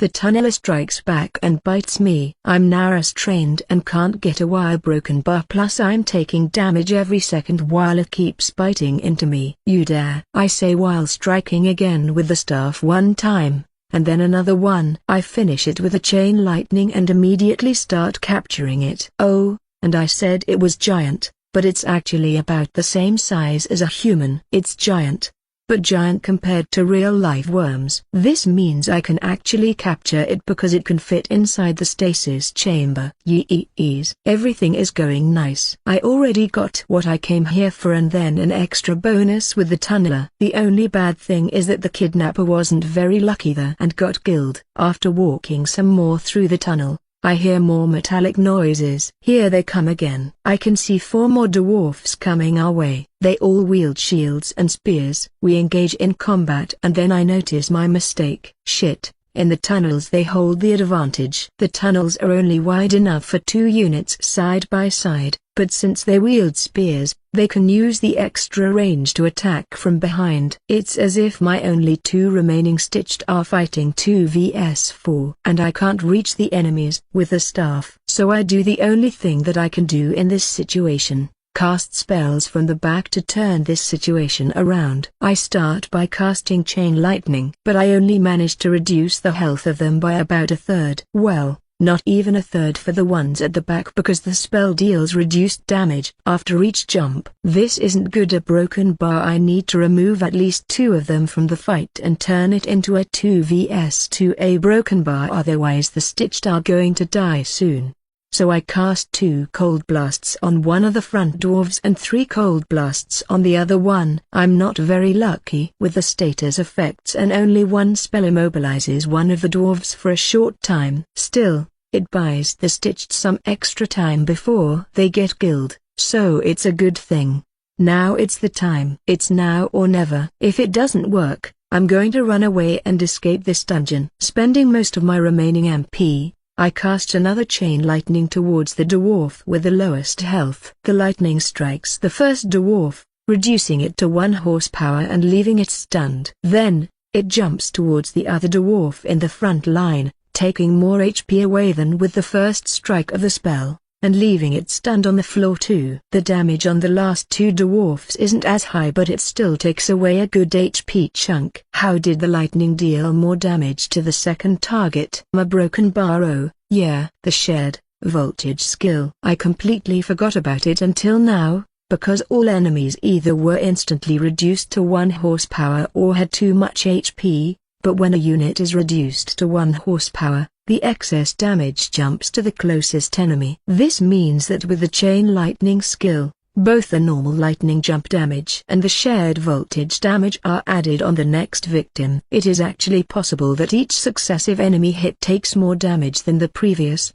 instead of less. Though it would need an absurd amount of luck and planning for it to work like these a broken bar. Meanwhile, the Stitched have already killed the stunned dwarves and are moving towards the last 2 dwarves. Lucky. Now I'm sure I can finish them all with cold blasts and get some extra rewards before running away. I spend the remaining MP casting more cold blasts. I have enough to cast 4 of them, so I start casting again. But, when I cast the third cold blast, a message appears in front of me. You have died. Dungeon invasion successful. Rewards obtained: CP XP. Resources. Dungeon failed, 30 CP. Enemies killed, 1/4 penalty, 21 CP. More than 50% enemies killed, 10 XP. 6 metal. 8 corpses. 1 runesmith, captain. 1 tunneler, captain. 3 miner, captain. Current CP, 91 CP. XP to next player level, 73/100ths. I look around me in a phantasmal version of myself, but I don't see anything unusual. No sneaky assassin units, no unexpected trap,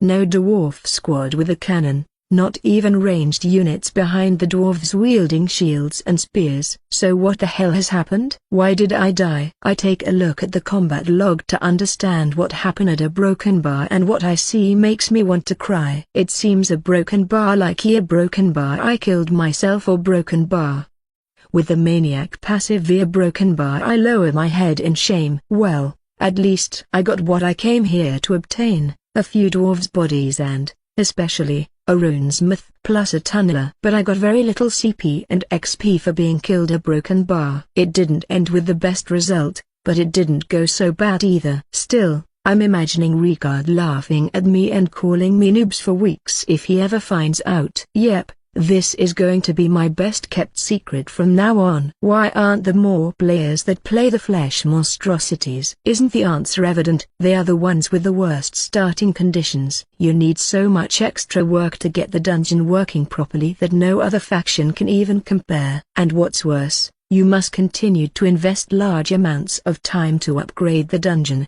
way more than any of the other factions. Nobody wants to spend so much time on a faction when they can simply use another faction and be done with all the problems. There's a reason why there are no top-ranked dungeons from the Flesh Monstrosities. Interview with a player who started with the Flesh Monstrosities and switched to another faction. Today's the day when I'll play my first dungeon battle. After yesterday's half-failed invasion, I decided to try my luck with dungeon battles. They say that the CP and XP rewards are quite good, and that you get decent rewards even if you die. Although that's the only thing you gain, because you can't get resources of any type in dungeon battles, not even the special resources from the faction.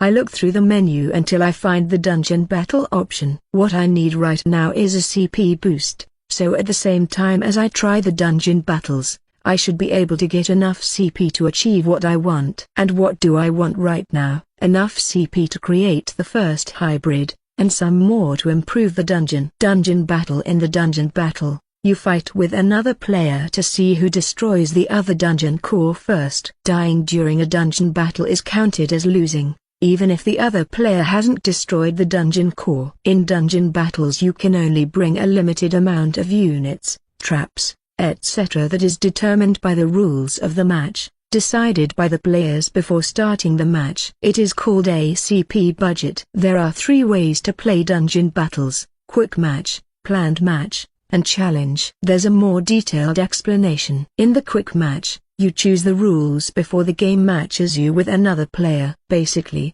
you pre-select everything needed for the dungeon battle and can't modify anything later, because the match starts immediately. It's the fastest battle type. In the planned match, you choose the rules before the matchmaking. After the matchmaking, you have some time to select everything needed for the dungeon battle. This means you can optimize your strategy depending on the enemy you have. And the challenge is a match between you and another player, so no random matchmaking. It has the same rules as the planned match, but you are the one that sets who you are going to fight. After reading through the detailed explanation, I decide I'm going to do the quick match. A part of the decision is that I don't want to waste time, but the biggest reason is this: I don't have enough unit variety to adapt to the enemy, so it wouldn't make any sense to choose the planned match mode. It would only put me at a disadvantage. Quick match it is. Now I suppose I'll need to select the rules, and after that, the units I'm using. As I say so,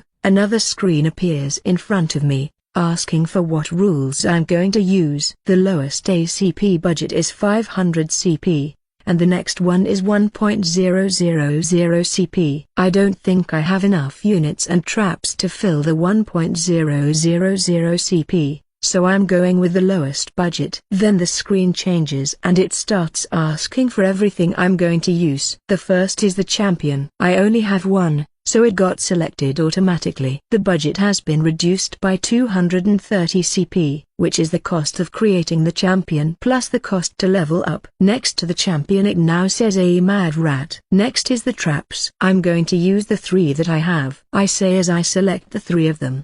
240 CP budget remaining now. For the units, I select the only death butterfly, which costs 12 CP, leaving me with a 228 CP budget.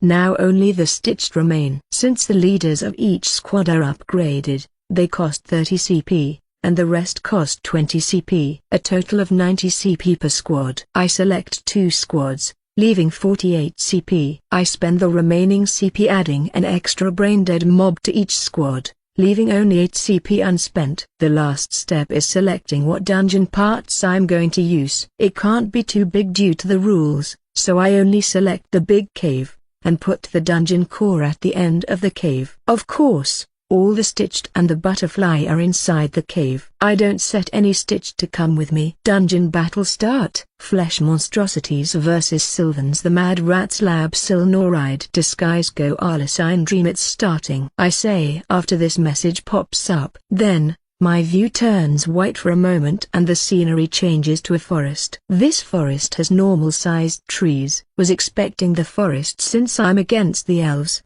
Ha ha ha. And yes, Disguise Go Arla is my player's nickname. Oh, I forgot about it. I'm weak now. In dungeon battles, there's no champion's buff. Well, weak compared to when I have the champion's buff. Right now I have the normal stats. There's an option to watch the other player's progress through a screen if I want. I make it appear and see that it has already started moving towards the end of the cave. I can't be left behind. It's strange, there's no enemies attacking me. A broken bar, I say as I advance through the forest. Shouldn't a few have already appeared by now? Just as I'm wondering what might be happening, something starts glowing under my feet. I immediately look down and see a shining magic circle. Fuck. A trap? I jump away as soon as I can. I expected the trap to blow up or something like this, but instead a very loud sound is emitted. An alarm trap. Oh shit. I try to run away, but the damage is already done. If the player modified the AI properly,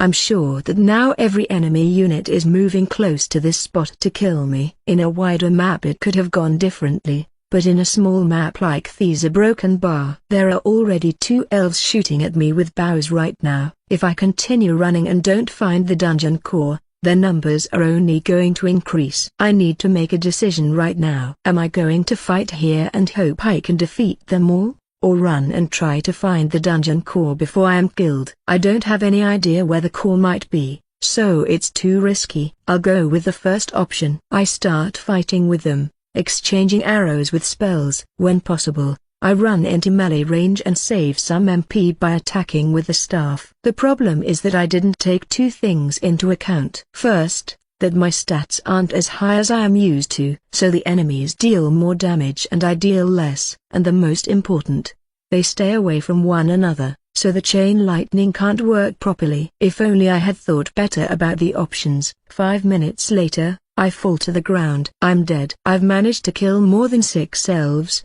not sure how many because of the intense fighting, but I couldn't overcome them. A broken bar. The game shows me the screen with the winner and the rewards obtained.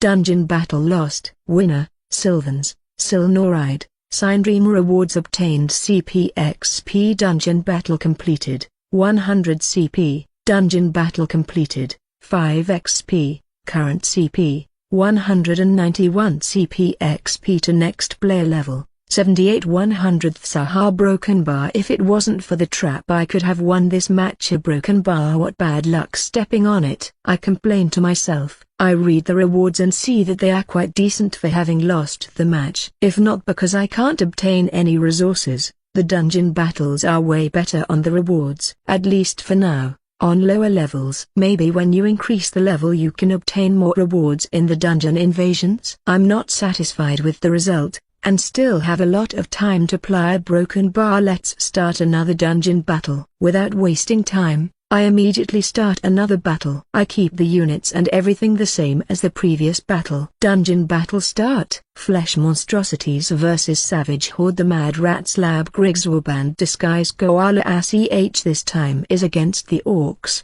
Huh? I say after the window announcing the opponent appears. I don't think they are going to use a lot of bows. A broken bar, so maybe it'll be easier. When the battle starts, I find myself in a wasteland. The only relevant thing within view are some tents with fences surrounding them. From here I can already see the figures of a few goblins. Is this a goblin camp? A broken bar? It looks like it is. There's no need to repeat the previous mistake and get all enemies attacking me at the same time. So it's time to start the A Death from the Shadows operation. I start by slowly moving towards the closest tent. I try to be as difficult to spot as possible, so I'm crawling. I stand up again after reaching the tent. I then pop my head to see the rest of the camp and where the enemies are situated. And what I see is a broken bar, a goblin staring in my direction. Just in front of me. Shit. Discovered already? The goblin shouts something and tries to run away. I cast Cold Blast trying to stop it. My luck doesn't betray me this time, and the goblin is encased in ice and immobilized for a short while. Lucky. Must be the universe balancing everything after I stepped on that trap. I say while killing the goblin with the staff. Two more goblins appear just at that moment, attracted by the first goblin's shout. I can't allow any mistakes. So one chain lightning later both goblins are stunned with 1 horsepower. I finish them with basic attacks. There are still a lot of goblins remaining. I can see at least 15 from here. They are weaker than other units, but also cheaper at 15 per broken bar. This is what allowed the other player to use so many of them. This is going to take a while. I continue to use hit and run tactics until I mess up and one goblin escapes to warn the rest. But by then I've already killed 6 goblins. I should be able to face the rest of the goblins by now. When the goblins start attacking all at the same time,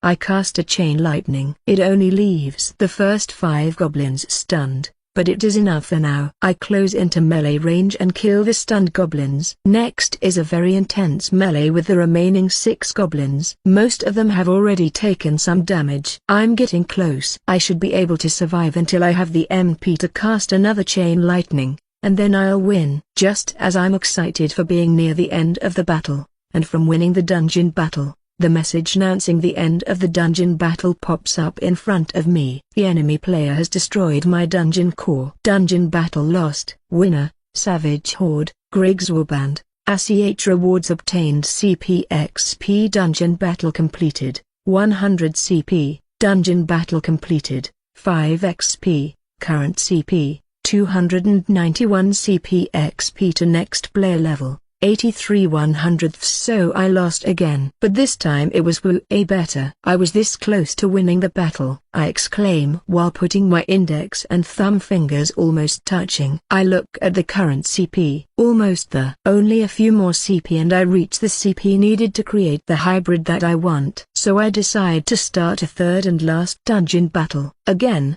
I keep everything the same as the first battle. So the matchmaking starts immediately after pressing the button to start a new dungeon battle.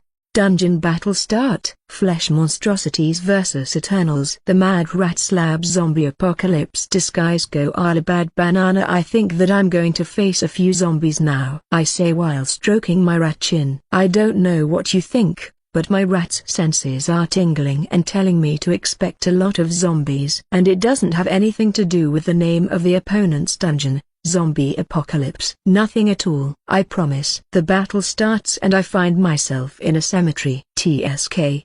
How cliche. Copyright. Zombies in a cemetery. Now what? The zombies start rising from the graves, surround me, and start attacking. I haven't finished talking when a hand rises from one of the closest graves. Told you. As the zombie's head appears, it cries in my direction. I can see that a few more hands have appeared from other graves. Not wanting to waste time like in the previous dungeon, I start attacking the zombie with my staff. It's incredibly easy, because the zombie is still half buried, so it can't counterattack nor even try to avoid. The zombie dies to my staff, with an horrifying crunch. It is still half buried. Haha, you couldn't even touch me. I make fun of it while I move towards the closest zombie. It is still half buried too, so I repeat the same thing I did with the first zombie. It's like playing whack-a-mole, except it's zombies. I can't stop myself from laughing. Whack-a-Zombie, the new family game. I play Whack-a-Zombie for a while, but the difficulty is getting higher. This is because the remaining zombies are close to unbury themselves. Oh, our broken bar, what a shame. I pout. I wanted to keep playing some more time. I distance myself from the remaining zombies. I do it so that the zombies clump together and I can hit them all with a single chain lightning. Meanwhile, I take a look at the enemy player's progress. It is currently trying to run as fast as possible in the direction of my dungeon core. But it isn't going very well, because their champion is a zombie, and zombies are as slow as the stitched. Does it have the butterfly attached? Because otherwise it makes no sense for it to start running, does it? Especially when the remaining stitched are following close behind a broken bar. Let's see if I can still win this. I look away from the screen and prepare to face the zombies. I cast a chain lightning, and the front ones get stunned. Exactly at this moment, the screen signaling the end of the dungeon battle pops in front of me. Dungeon Battle 1. Winner, Flesh Monstrosities, The Mad Rats Lab. Disguise Koala. Rewards obtained: CP XP. Dungeon battle completed, 100 CP, 500 CP. Mode 1, 100 CP. Dungeon battle completed, 5 XP, 500 CP. Mode 1, 10 XP. Current CP, 491 CP. XP to next player level, 98 100ths. Ha. The enemy player got killed. And by the butterfly. I start laughing. Too bad he picked a zombie champion. Too slow to run, and the butterfly had a loot of time to kill it. Ha. Well, that's it. I'm going to leave the game now. Tomorrow it's Mad Scientist Day. The day when I'll finally create my first hybrid. I'm ready to leave the game, but not without first saving the replay of this battle. I'm going to upload a video called A Whack-a-Zombie after editing it. Similar to the A It's Alive series, the A Mad Rats Eccentricities series also got a lot of popularity in the future. The first video, A Whack-a-Zombie, went viral and was imitated by thousands of players. The player who owned the A Zombie Apocalypse dungeon didn't understand why, suddenly, he got so many players entering the dungeon. The dungeon got into the top 10 most popular dungeons after a single day. Most of the players didn't even care if they died or beated the dungeon because they tried to get the best A zombie whacking streak. Everything else didn't matter. The dungeon owner thought some conspiracy was going on, until he saw a Whack-a-Zombie video and understood everything. Welcome to A The Mad Rats Show. Today, I am going to show you how to create a flesh monstrosity. As soon as I enter the game, I start spouting nonsense. But it's true that today's the day where I am going to create the first hybrid. This is going to be a very expensive creation. I am going to blow most of my accumulated CP in a single unit. But it's going to be worth it. Or at least I hope so. As when I was creating the stitched, the first thing the game asks is if I want to use a template. Of course, I'm going to use templates. But there's a difference when it comes to the hybrid templates. For the stitched, the template was used during the creation, to set how I wanted the stitch to look like, and then is also used for the stitched skills, AI, placement in the dungeon, etc. For the hybrids, I can use them in the exact same way too. But there's an option where you can also unify the skills, AI, etc. of various templates into a single one. What this means is I can create a template that uses High Elf plus Runesmith bodies to create the hybrid, and another one that uses Mine and Scout bodies, and then put both the hybrid types in another template that controls the AI and skills, so that they both do the same and have the same skills. In this way I can easily create units with any of the two original unit combinations, but they are automatically assigned to the skills, AI, etc. that I set for the common template.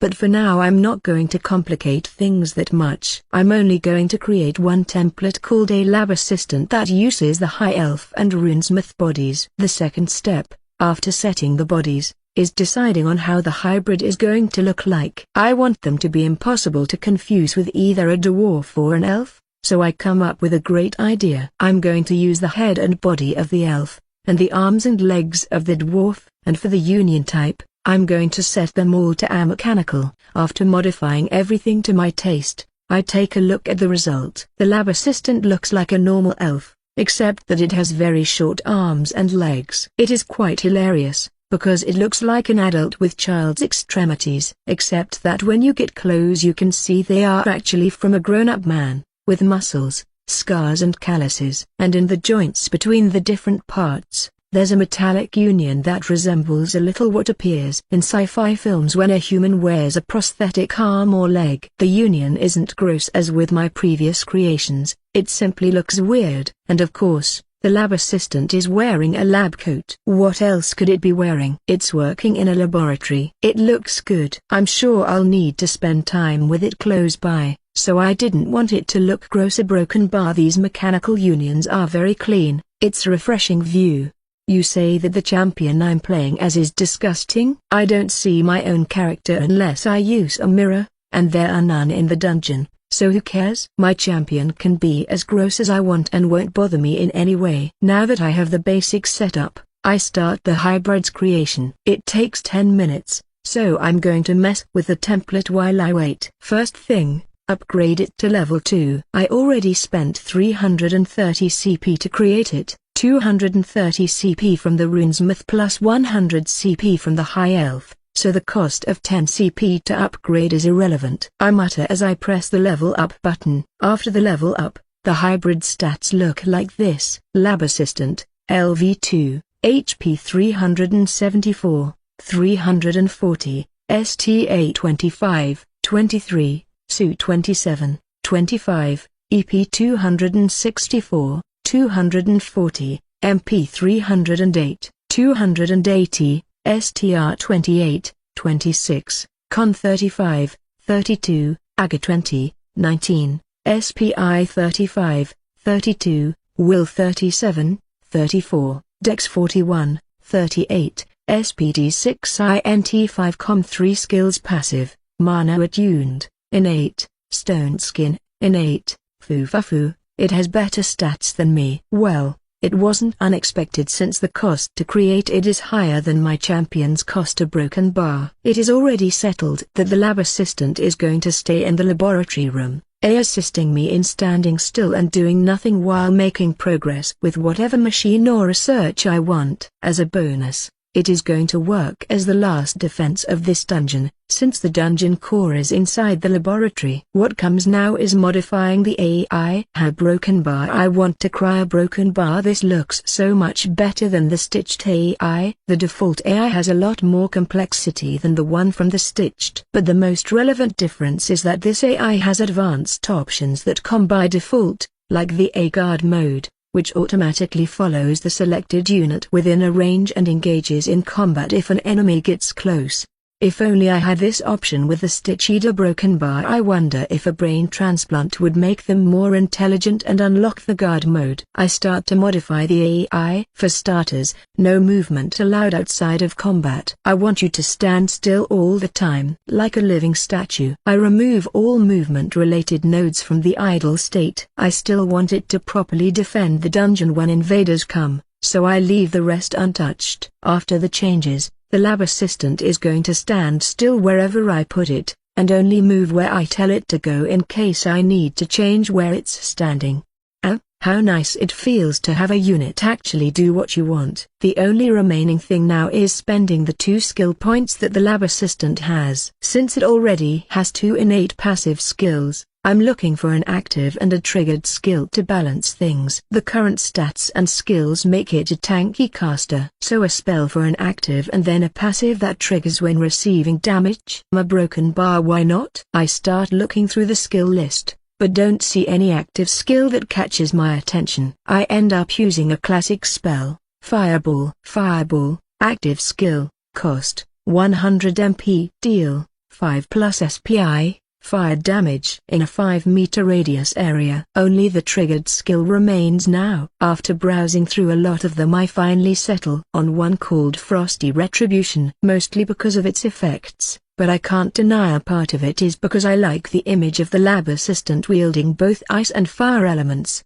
Frosty Retribution, triggered skill. When your HP is reduced to 50% or lower, you release an ice nova that travels for 10 meters. It deals 5 plus 0,25 lost HP plus 0,5 SPI, cold damage to every enemy and immobilizes them for 5 seconds. This skill can only be triggered once every 5 minutes. Oh ho, a nice idea just came to me. I modify the AI again, and change a very little thing. What I do is make the assistant save the last 100 MP for when the trigger activates, so that it launches the last fireball just after the Frosty Retribution. This way, the enemies that are immobilized won't be able to evade the fireball.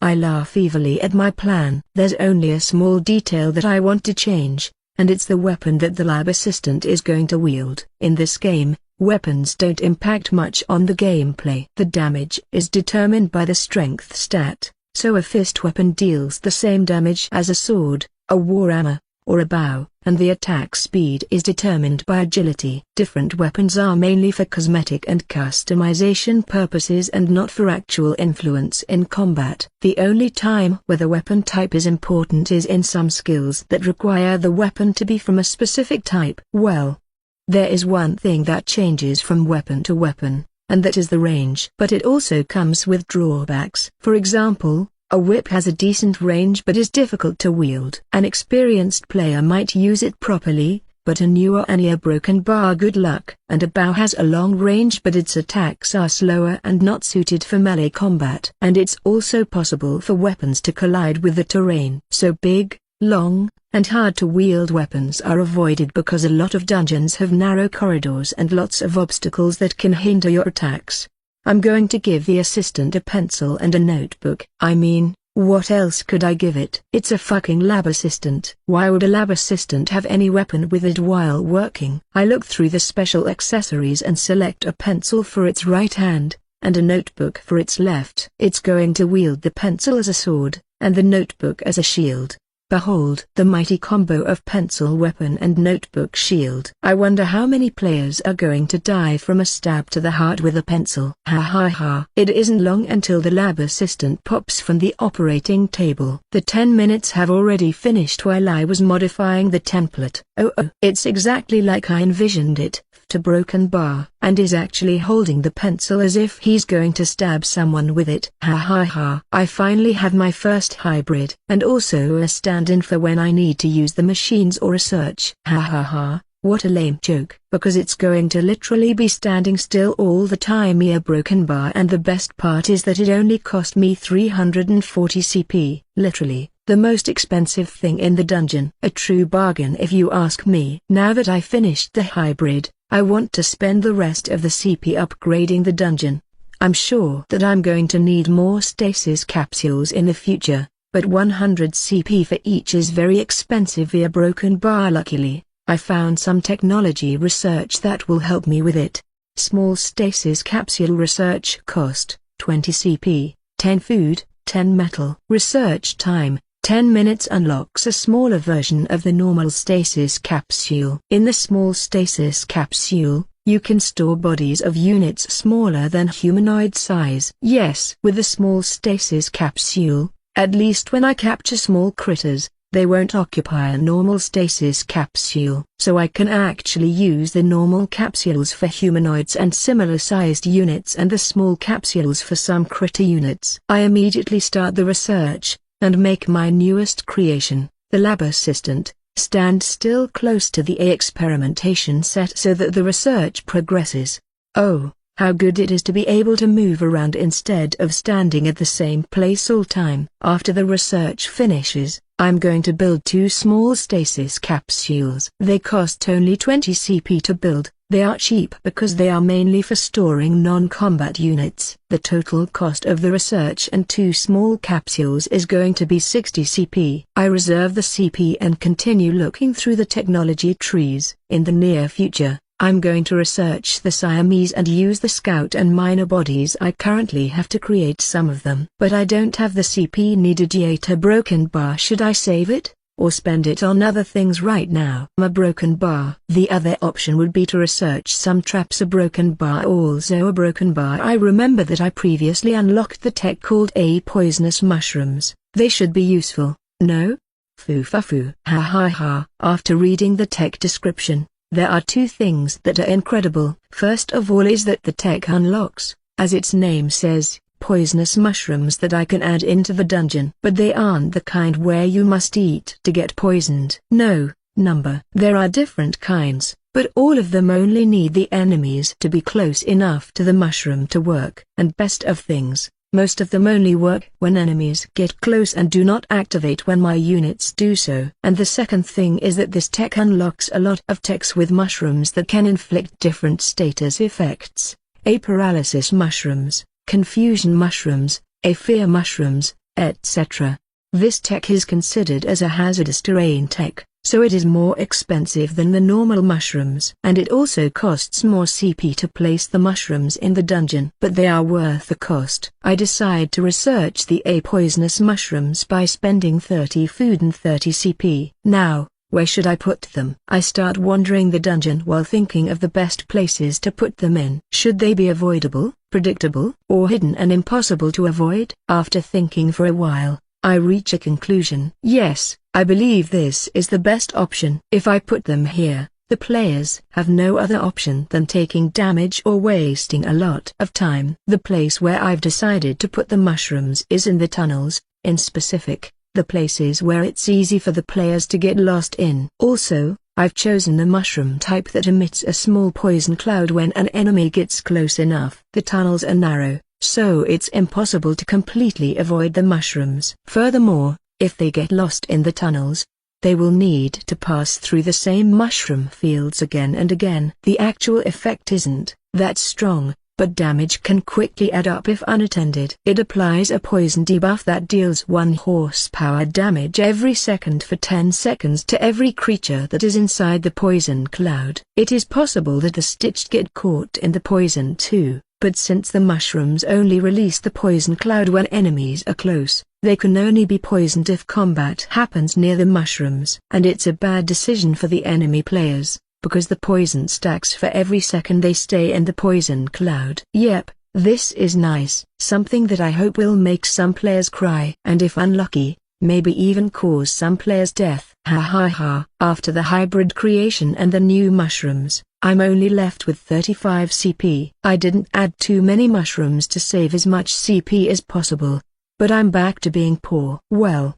nothing I can do about it. Everything was absolutely needed, especially my stand-in. When the Mad Rats lab got famous, players started sharing maps that depicted the dungeon's zones. In those maps, there were always zones painted red with skull marks, with labels that said a warning. Here be mushrooms. They warned players to try to avoid those zones if possible, or at least to avoid fighting there. Not because the mushrooms were too deadly, but because you could never know what mushroom types you would find when going inside. Most players who ignored the warnings never managed to leave those areas alive. Lately, I've been feeling like I'm missing something, but I was unable to locate what it was until today. Today, Sunday, I was looking at the comments that people wrote in the 2 videos I uploaded. It's alive. It's alive.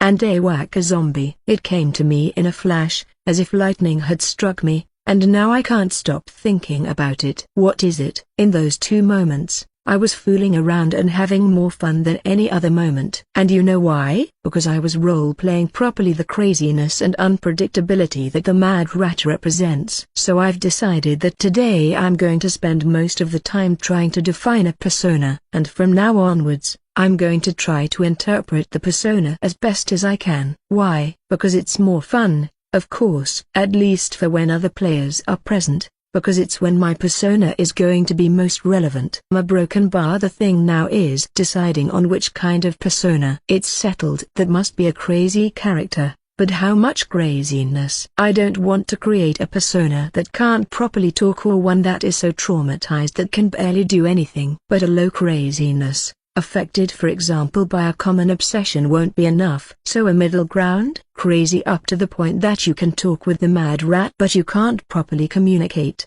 because it will do whatever it wants all the time. No compromises allowed. I imagine a possible conversation of me talking to some dungeon invaders. To get a better feeling, I interpret both mine and the invaders' lines. So you came to my laboratory and are now trying to destroy it? I'm a broken bar, sir. We are lost and trying to find our way out. Can you help us? Oh, you now want to fool me and try to escape, so that you can return later with reinforcements? No, sir. We just want to get out of this cave. Do you think I will believe your lies?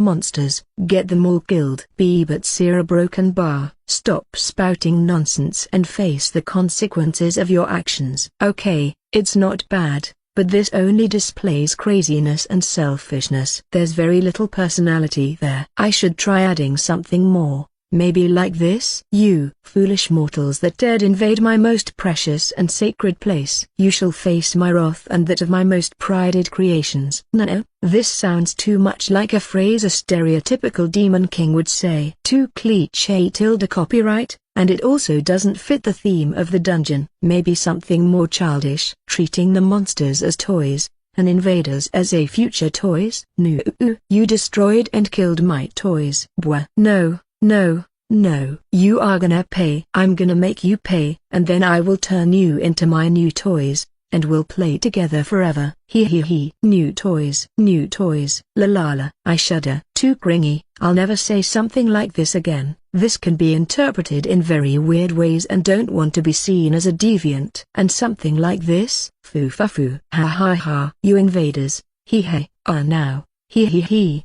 Going to die. Foo fa foo. My creations, come, ha ha, and kill them all. He, ha ha ha. Too much laughing. I am looking for some maniacal laughter, but this is clearly too much. Maybe if I limit it to only at the start or end of the conversation, or for when I'm not talking at a broken bar, I imagine a new situation. I start laughing while coming close to the enemy, hidden in the shadows of the dungeon. Ha ha ha ha. Foo fa foo. After I show myself, I say, you came at the perfect time. Ha ha ha. I say while raising my arms. Now come to me, my newest creation. Show me your power. I then point at the enemy, and you struggle as much as you can and amuse me until the end. Ha ha ha. Yes, I like this. This mix of mad scientist vibes and laughter feels good. I think I'm going to settle with it. Now that I have the concept settled, it's time for me to start loading the game and test it a little. How am I going to test it? I'm going to wait until a player dives into my dungeon and try to move and behave like the persona I just decided upon would,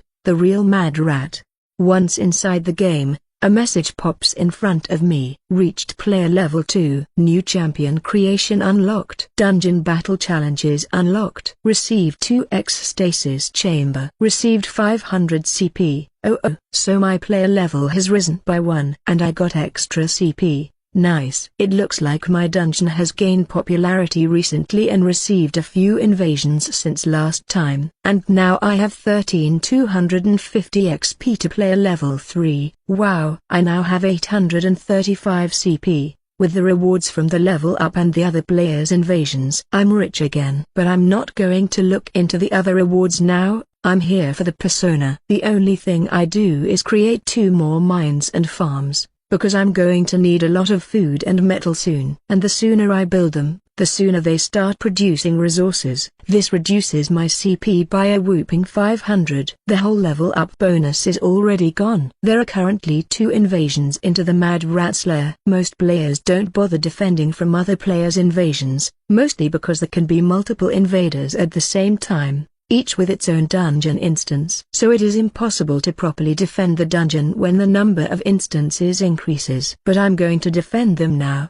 since I want to develop the persona by interacting with other players. I enter the first dungeon instance. In this one, I can see a human champion walking through the tunnel area. There's an option to open a screen to watch the invaders, similar to the one in the dungeon battles, but I don't receive the champion's buff. I assume it's to balance things, since the defending player has all the units in the dungeon on its side. Let's see how good I can roleplay, I say as I go close to the place where the invader currently is. I look for the nearest group of stitched and predict where they're going to meet and fight. The enemy has the champion's buff and is accompanied by 4 support units, so trying to fight alone would be a suicide. Foo.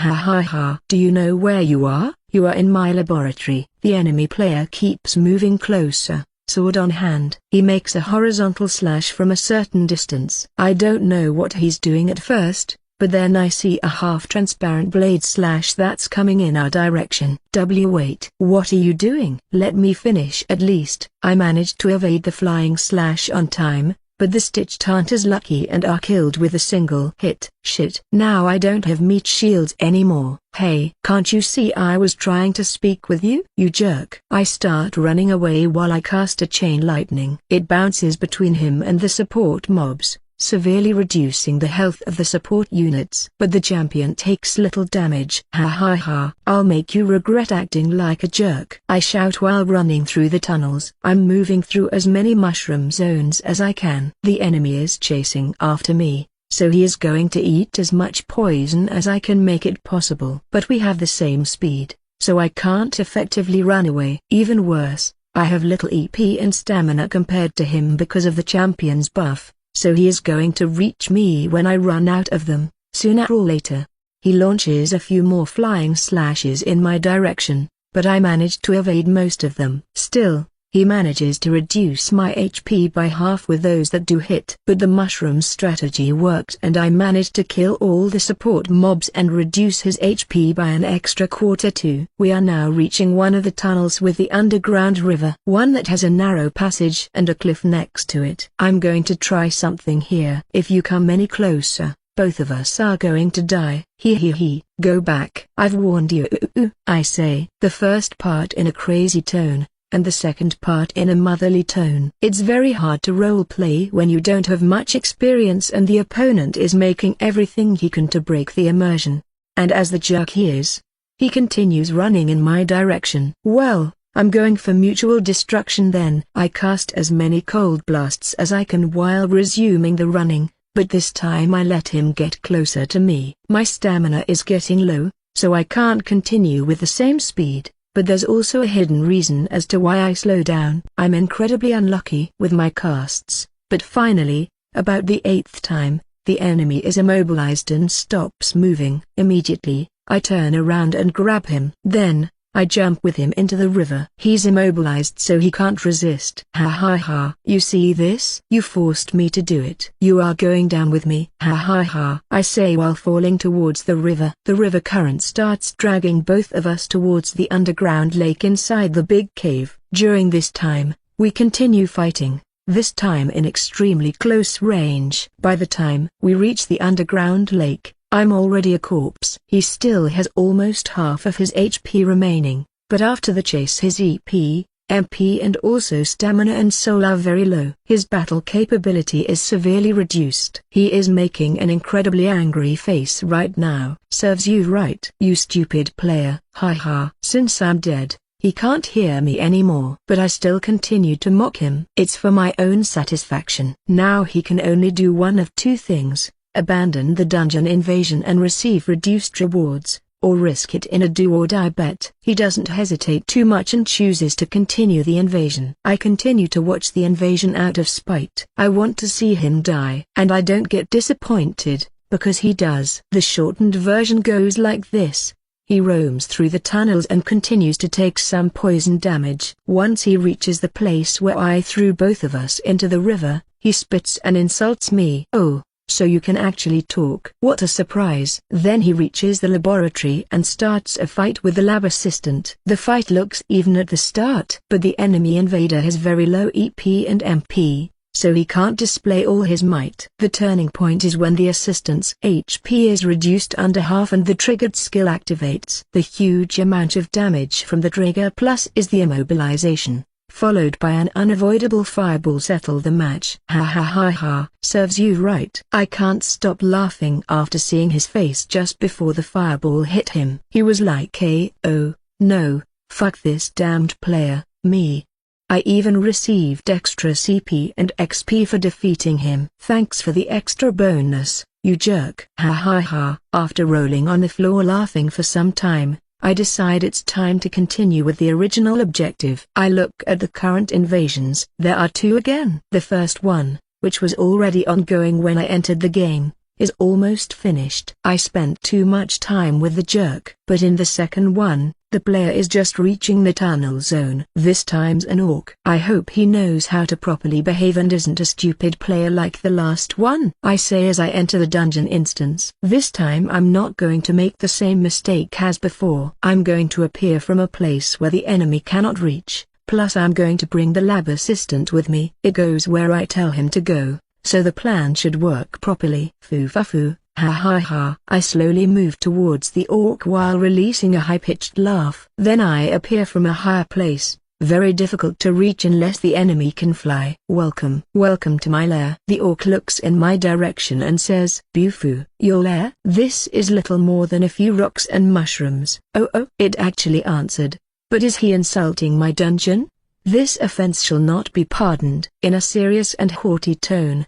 But I'm going to take this chance to practice. Yes, my lair. And you came at the perfect moment. Ha ha ha. I was waiting for a guinea pig to appear. You'll have the honor to test my newest creation. Foo-fa-foo. Hua. Guinea pig? Newest creation? Bwahaha. So you are the mastermind behind this diabolical dungeon? Bring it on. I'm always itching for a real challenge, he says while opening its arms wide. Diabolical dungeon? Mastermind? What the hell is he talking about? I'm just a normal player with a somewhat unpredictable dungeon, that's all, I swear. Police, please don't take me away. Also, what are you? A muscle brain? Ha ha ha. You'll regret your decision. But it's nice to have the guinea pig collaborate with the testing. Foo-fa-foo. I answer. At the same time, the lab assistant appears from the nearest tunnel and it immediately casts a fireball towards the enemy. The fire explosion kills two of the enemy champion's support units, 2 goblins. How cowardly. A sneak attack. Hey.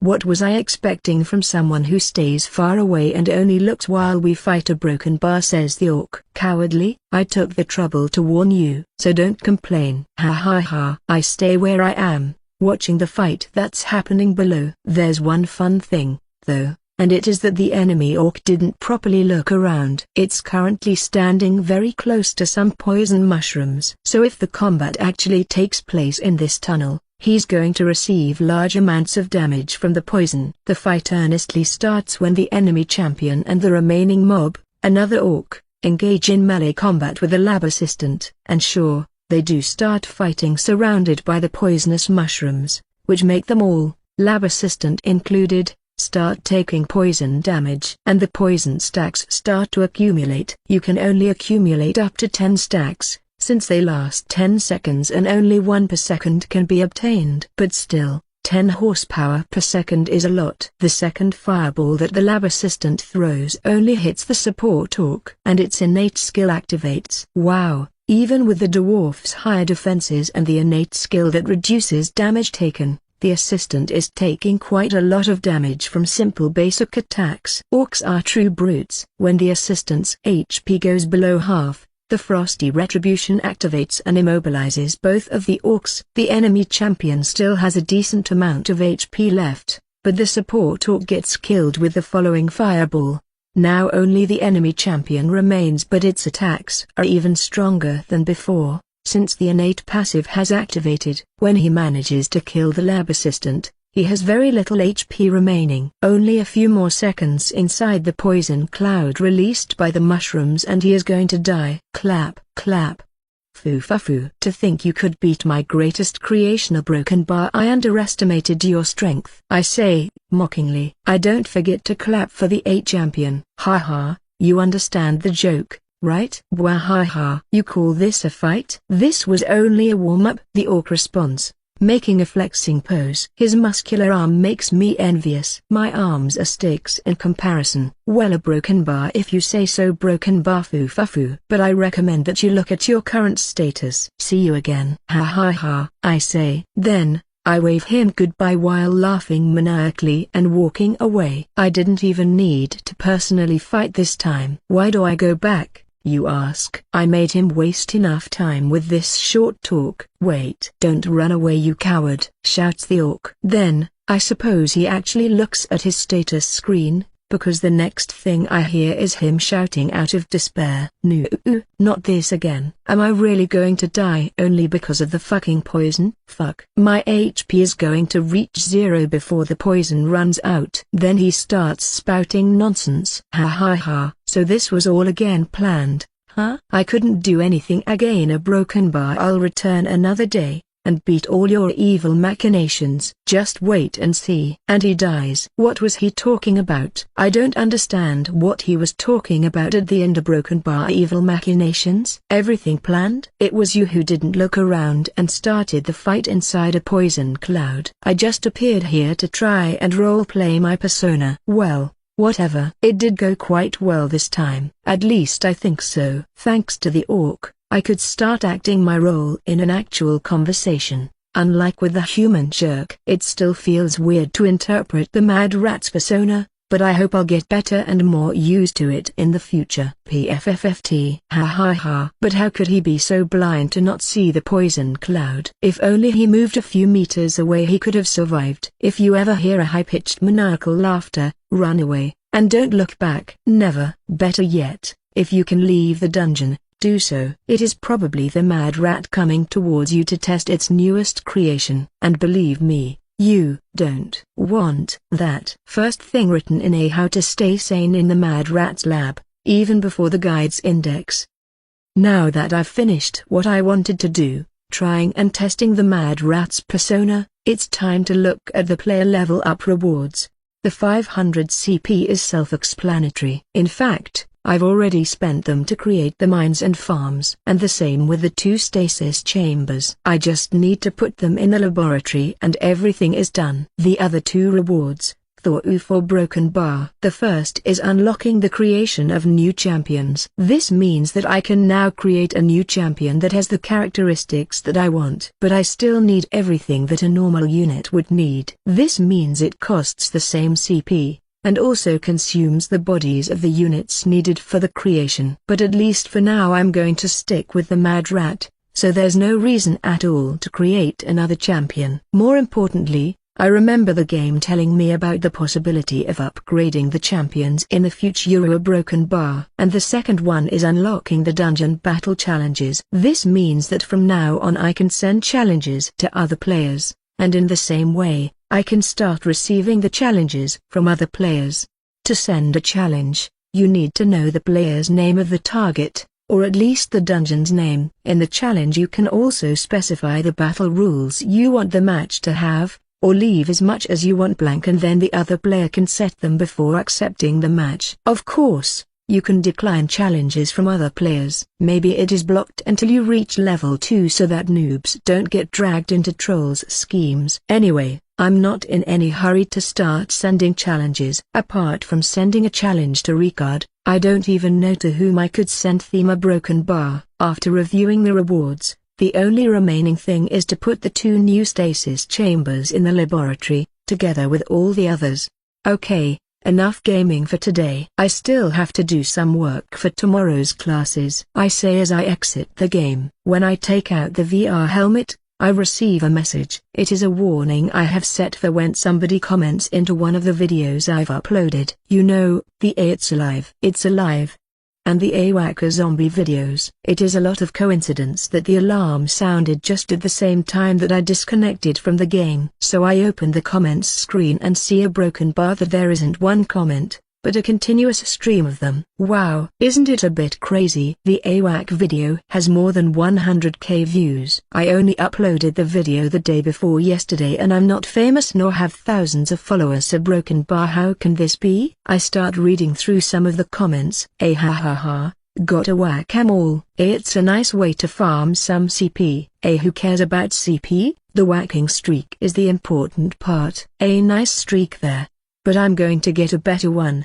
Poor zombies, couldn't get out of the ground. A broken bar. For those interested, the dungeon is called A Zombie Apocalypse. Follow me and you will see a better whacking streak. Me too. I'm going to beat you all. Noob. You're only LV1. Haha, you say you gonna beat us? From here on, It basically turns into a chaotic mess of messages, where players say they are going to get the best whacking streak, compete for who got the longest streak, and call noob, and way worse things, to one another. There are also a lot of people sharing links to their best whacking streaks. A broken bar, so players are competing for who gets the longest whacking streak. A broken bar, basically, they consider the streak finished when the first zombie manages to get out of the ground. By the way, it looks like I got one of the longest whacking streaks, because I did it during a dungeon battle. The zombies were closer to one another than in the actual zombie apocalypse dungeon. You can say I was playing in easy mode. Out of curiosity, I watched some of the videos. It's quite funny to see everybody compete at smashing the zombies. I even find a best whacking streaks ranking in the Dungeon Masters Arena forums that's being updated in real time. I watched the video of the player in first position. In the video, the player is smashing zombies with an actual wooden mallet, and the video is edited so that every time it whacks a zombie, it makes the same funny noise. The player is using a troll champion, and the image of a troll smashing zombies is quite spectacular. Enough fooling around. It's time for homework. I say, I must stop myself before I start watching even more videos. I yawn. It's early Monday morning. It's time to wake up and get ready to go to college. But I don't really want to go to the class where we're treated as nursery school children. It doesn't help in getting the motivation to wake up early. I slowly get up and dress. Then I prepare everything I need to bring with me and go to eat breakfast. Good morning, I say as I sit at the table. It looks like we're having toasts for today's breakfast. I already have 2 toasts in front of me. Good morning, answers Marta from my right. She is my older sister,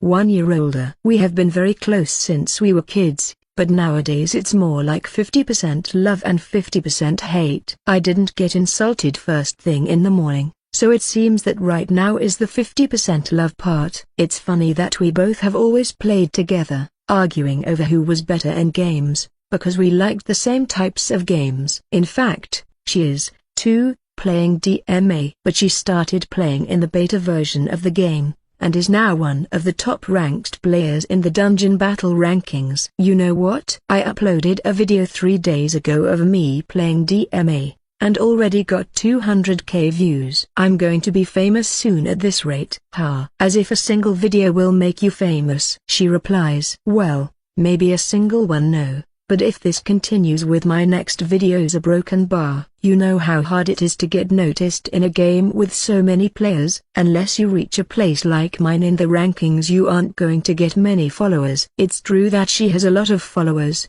because she is one of the best players in DMA. But this doesn't mean that she is the only one that can be famous. You broken bar, don't be like this. Maybe even you have seen my video. It's the one called A Whacker Zombie. The one with the man-rat smashing zombies before they can get out of the ground. That video? I've seen it. A broken bar. That was your broken bar? Don't you have any shame behaving like a little kid? And so what if you got some viewers and some crazy players are imitating you? As soon as they get tired of imitating your video, they will forget that you ever existed. You only say this because you are jealous that he got noticed so early, when it took you months before people started paying attention to you. Clara, my little sister, sitting right in front of me, verbally attacks our older sister. And also you hate that players are imitating him instead of you. You want to belittle him as much as possible so that he is never more famous than you. You know, smash it before it grows. You had to go and finish it with a powerful jab. Oh, no. I can see Marta's brow has started to twitch. It seems we are going to see the 50% hate part right now. A broken bar. The weird part is that it wasn't me who said those things, but it's going to be me who receives the wrath of the A-Dragon. Arg. Clara, why do you always have to defend Andreu? He can't do most things properly and still likes to behave as if he were a little kid. Aren't you annoyed at his antics? How can you still cling so much to him? This stupid, annoying and childish brother of us, who can't do most things without help. A broken bar. And you always support him. Even if he is stupid, annoying and childish, I still prefer him over you, who are always thinking you are the best. Yep, it's me who gets hurt. We have a saying that goes like this: 2 were fighting and the 3rd was hurt. A perfect example of it. Stop arguing and prepare to leave or you'll be late. Interrupts our mother, being fed up with our discussion. Also, she is right about being late. I finish my toasts, get my things, and leave home before either the dragon or the little sister strike again. Hey, Ricard. Good morning. I met Ricard at the college gate, so we are walking to class together. Have you seen the video I filmed the other day? It already has more than 200k views. Good morning. You have broken by the Awaka zombie one? Yes, I did. In fact, I am one of the players who has made a whacking zombies video too. You know, the last time I looked at the rankings I was in the top 10. 8th position to be exact. Ahahaha. So you are one of the imitators. Imitators? Well, you call us like that a broken bar, but if I had a better whacking streak than you, can you really call me an imitator? Of course. You did it after I did, so you will always be the imitator. Not that I care though, I just uploaded the video because I thought it was fun. Broken bar, and how is your dungeon going? He smiles at me. His eyes start to shine with dangerous light. Do you need my help and advice to help you get outside of the noob level range? I don't think I need it. It's going fine for now. I'm already level 2, and have already created my first hybrid. Not only this, when I have the required resources I'm going to start with the creation of the second unit type, the Siamese. It does sound quite amazing for somebody that has been playing as the flesh monstrosities for only a week. A broken bar. Before you start creating a lot of units, consult with me on good combinations. I know all the skills and units in the game, so you only need to ask and I will guide you towards the best combinations. I'm sure you will, Ricard. I reply. But I don't say the continuation of the sentence, which goes like this. But I'm too scared to ask because you will spend an hour talking without stopping, or even more time than a single hour. Ricard looks at me and says, so, how close to level 3 are you? Because once you reach level 3 you unlock the multiplayer modes, and then we can play together and invade longer and the more dangerous dungeons for better rewards. Also, both my undead and your faction need to dive into dungeons where the units are alive, no constructs or undead, to obtain our special resources. A broken bar, so it's a win-win. And we'll go to the most populated dungeons so I can get lots of souls for my undead legion while you get bodies for your dungeon. Yes, something like a human city would be nice. A broken bar. Wait. I interrupt him. I'm fine with playing with you and diving into the same dungeon, but we won't be going into a human dungeon. But why not? It's the best place to farm souls. And you can also capture them. Maybe for you it's the best option, but I use the units I capture to create my units, okay? And human units have no innate skills, so I'm not going to use them unless they are the only option I have. I don't mind going to any other faction, but humans are a no-go. This isn't negotiable. Fine. A broken bar, says Ricard. He is sullen right now. Also, I don't know why you want to go against the humans so much. Can't you farm souls on most other vanilla factions like the elves, dwarves and orcs? Because it's a problem of efficiency. Efficiency? Don't you understand? Yuga broken bar. The truth is that I don't. Well, I understand the concept, but why does he care so much? Don't you play games to have fun? Why should I care for efficiency? Efficiency? Yes, efficiency. When you dive into a human dungeon you obtain about 10% more souls than in any other dungeon, so this means you progress 10% faster and you can do a lot more things in the long run. This is the proper way to play games, to obtain the maximum results with the minimum cost. A little bit fanatical, aren't you? But don't you play games to have fun? If you can only invade human dungeons because of efficiency, won't it get boring over time? Boring? How can you get bored when you can upgrade everything 10% faster and sooner? He answers. It seems we can't reach a compromise with these. A broken bar. I say, we aren't getting anywhere with this. Then you can take the times we play together as a holiday from your normal schedule and have a taste of other factions. Because I'm sure all dungeons you ever invaded are from the human faction. Nyah. You are wrong. Only 97% are from the human faction. Do you think I'm that crazy? Of course course I've invaded every faction at least once. A true game completionist can't stop himself from trying everything the game has to offer. But efficiency is still the most important thing. Hugh broken bar. Okay, I'm getting a headache just imagining his train of thought. So, when I reach level 3 I'll tell you and we go and try some multiplayer invasions. Also, do you have any strong status effects like stun, charm or the like, to help me with the unit capturing? Of course I do. Who do you take me for? He says. So, once you reach level 3 we will start playing the game together. I will teach you as your senior. And then we can go to some dungeons that I have already selected for one such occasion, like Thea Broken Bar, and no humans. Yuga Broken Bar. He puts his right hand on his chest, feigning that he is hurting due to a heart attack. TSK. How can he be so childish and immature? I'm astounded at how immature some college students can be. Me? Of course I'm not. I'm a perfectly mature and professional adult.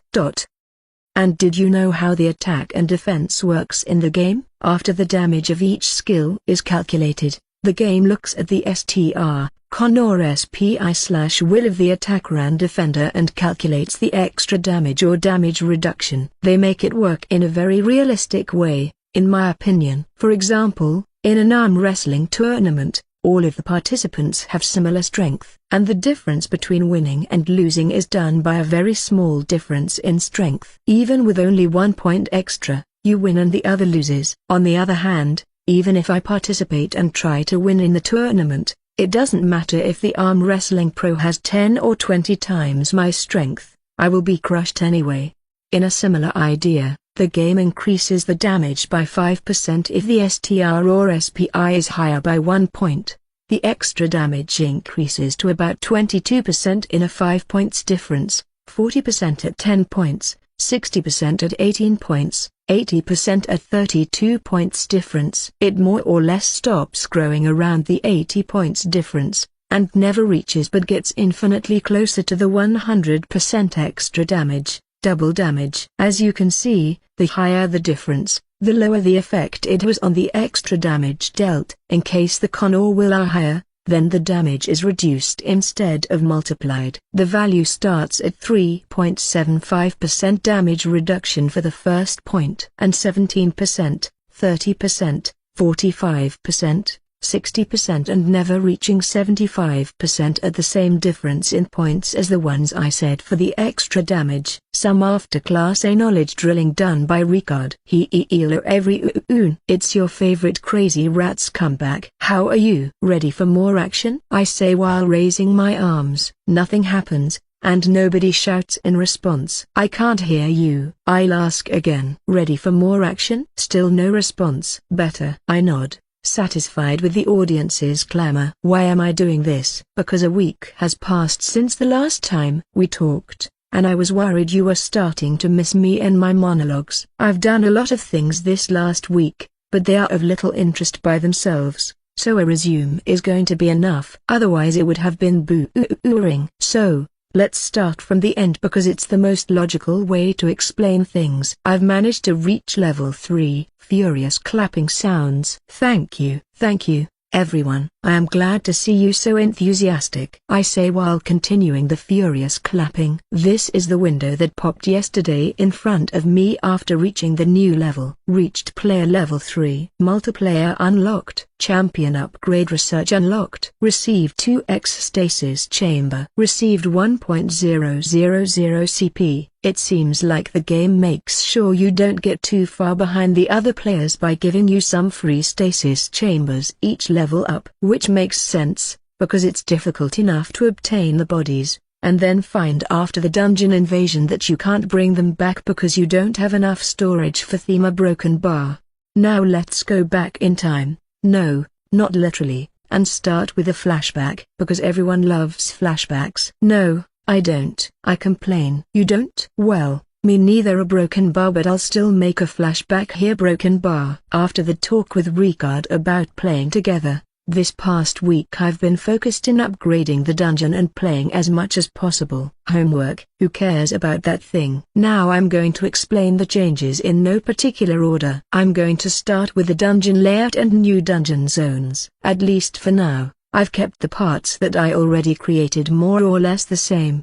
The only thing that I added was a mix of glowing mushrooms and giant mushrooms into the big cave area, as well as some into the tunnels. Oh, and I also unlocked a new type of hazardous mushrooms, the sleeping mushrooms. Guess where I put them? Yep, you are right. I put them near the already placed poison mushrooms. Well, to be exact, I put two types of them in two different places. I put a kind that only activates once, but the sleep is 100% guaranteed in a very small area around itself in the tunnels. This sleep isn't dispelled by taking damage and only lasts for 2 seconds, but with them, when the enemies fall asleep, they are going to do so inside the cloud of poison. Ha ha ha, isn't it good? I call it a bad sleep. And then I put another type that creates a similar effect to the cloud of poison but with sleep inside the resting room. These mushrooms only have a 10% chance to inflict sleep each second, and the sleep can be dispelled by taking damage. But if the enemies dare to stop inside the resting room,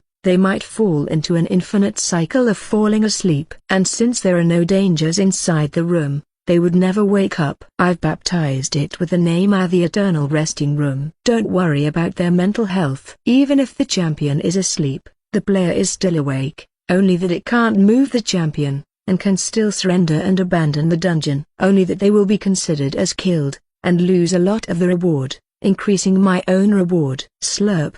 I start drooling thinking about it. I can already taste the huge amount of CP and XP this area is going to give me, and more importantly, since sleep is one of the status effects that allows for capturing the units, I can make it into an easy way to get free bodies, not from the champions themselves, which cannot be captured, but from the support mobs. Regarding the new zones, I extended a tunnel from the current laboratory. Then I created a series of small rooms connected between themselves with several corridors. Both the rooms and corridors are irregular, with parts that look like natural caves and tunnels, and parts that are clearly man-made. Their rock, dirt and stone blend with the paved and metal-plated surfaces in a random and disturbing way. Then I added to this zone a field effect. What are field effects? They are special rules that affect a room, and every unit inside the field suffers from its effects regardless of ally or enemy. The field effect is called a freezing cold. Freezing cold, field effect, reduces movement speed of all units by 10%. Also increases ice damage by 20% and reduces fire damage by 20%. If a unit stays still for more than 10 seconds, they take 1% of their maximum HP as ice damage per second, until they move again. And then I put both corpse warehouses in the area and called this room the freezer. Yes, freezer as in other place where corpses are kept in good conditions. I also put some lab equipment in the area and, most importantly, the machine to create the stitched, the reanimation machine. And the last change that I made to the dungeon layout is the creation of another laboratory zone, connected to the freezer room. If you look at the map, it's actually right next to the original laboratory room, but they aren't connected. But this isn't enough. I wanted to mess with the players' minds, so I added a little trick. On the side where both laboratories are closer, I created a door in both laboratories, as if there was a passage connecting the two laboratories. But there isn't any passage, only the two doors facing each other. The doors look like those high-security doors from biological laboratories, and they even have a small keyboard to input a password. Of course, they don't work, and it's completely impossible for a player to go from one laboratory to the other except through the freezer. The last thing I did was move most of the laboratory stuff and the dungeon core to the new laboratory zone. Then I renamed the old laboratory room as a Laboratory Annex 1 and named the new laboratory room as a Central Laboratory. Now moving on to the next topic. Traps. I researched a total of 2 new traps. One weird thing that the flesh monstrosities have is that they can decorate the dungeons with corpses. And the first trap I unlocked is this one. Exploding corpse trap. Cost 30 CP. 1 corpse. When an enemy gets within 2 meters of this trap, the corpse explodes and it deals 20 damage to every unit within 10 meters. This damage cannot be reduced. Only triggered once for each dungeon invasion. What I did was put several corpse decorations mixed with the exploding corpse traps, so that it's almost impossible to know which ones are traps that are going to explode and which ones are simply decorations. I put a total of 5 exploding corpse traps mixed with more than 30 normal corpses in the freezer room. There are no corpses in any other room in the dungeon, only in this room. And I also moved all the stitched groups into the freezer. Now the room is full of dead bodies, with body parts and limbs spread everywhere. And we can't forget the abominations of flesh made from several humanoid races that are called A-stitched. A truly gross and horrifying spectacle. What's even worse, the field effect makes all units move slower. This also affects the stitched, but since they are already so slow, a 10% less speed is almost nothing, while it can be a significant drawback for the enemies.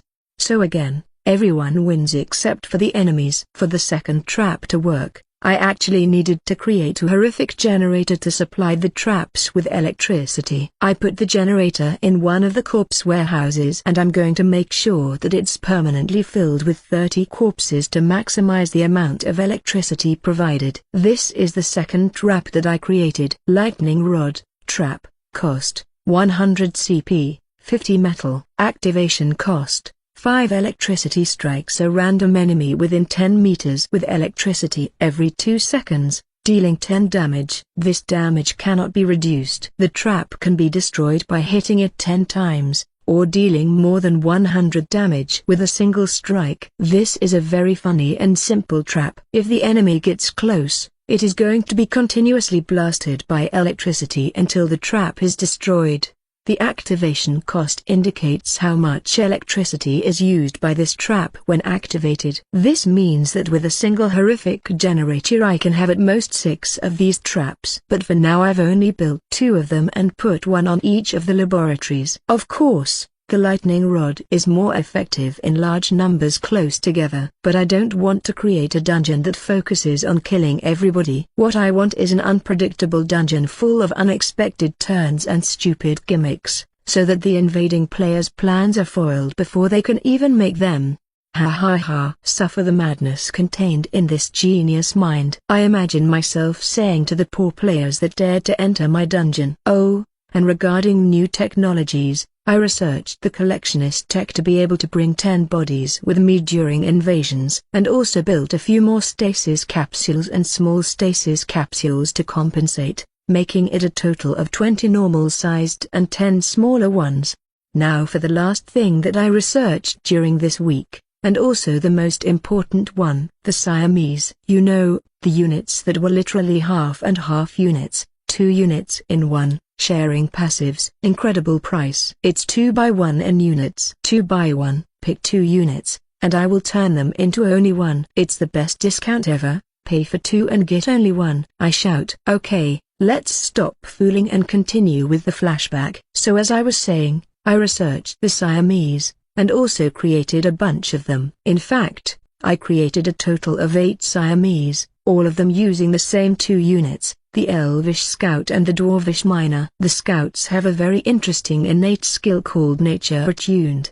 Nature Attuned, innate passive skill, ignores the negative effects of hazardous terrain if it comes from natural elements like plants or mushrooms. They have the perfect skill for me, because if I put them in the areas where there are mushrooms or broken bar they will be immune. And since they are immune, they can punish the enemies without being affected by the mushrooms. I also upgraded them to level 3 and used the skill points to add 1 skill of each type to every half of the Siamese. The name of the template is a demonic swarmer. Why this name you ask? Take a look at the stats and skills of each half. Demonic swarmer, Scout half, LV3, HP 54, 45, STA 7, 6, SU 4, 4, EP 72, 60, MP 60, 50, STR 12, 10, Con 4, 4, AGA 7, 6, SPI 6, 5, Will 6,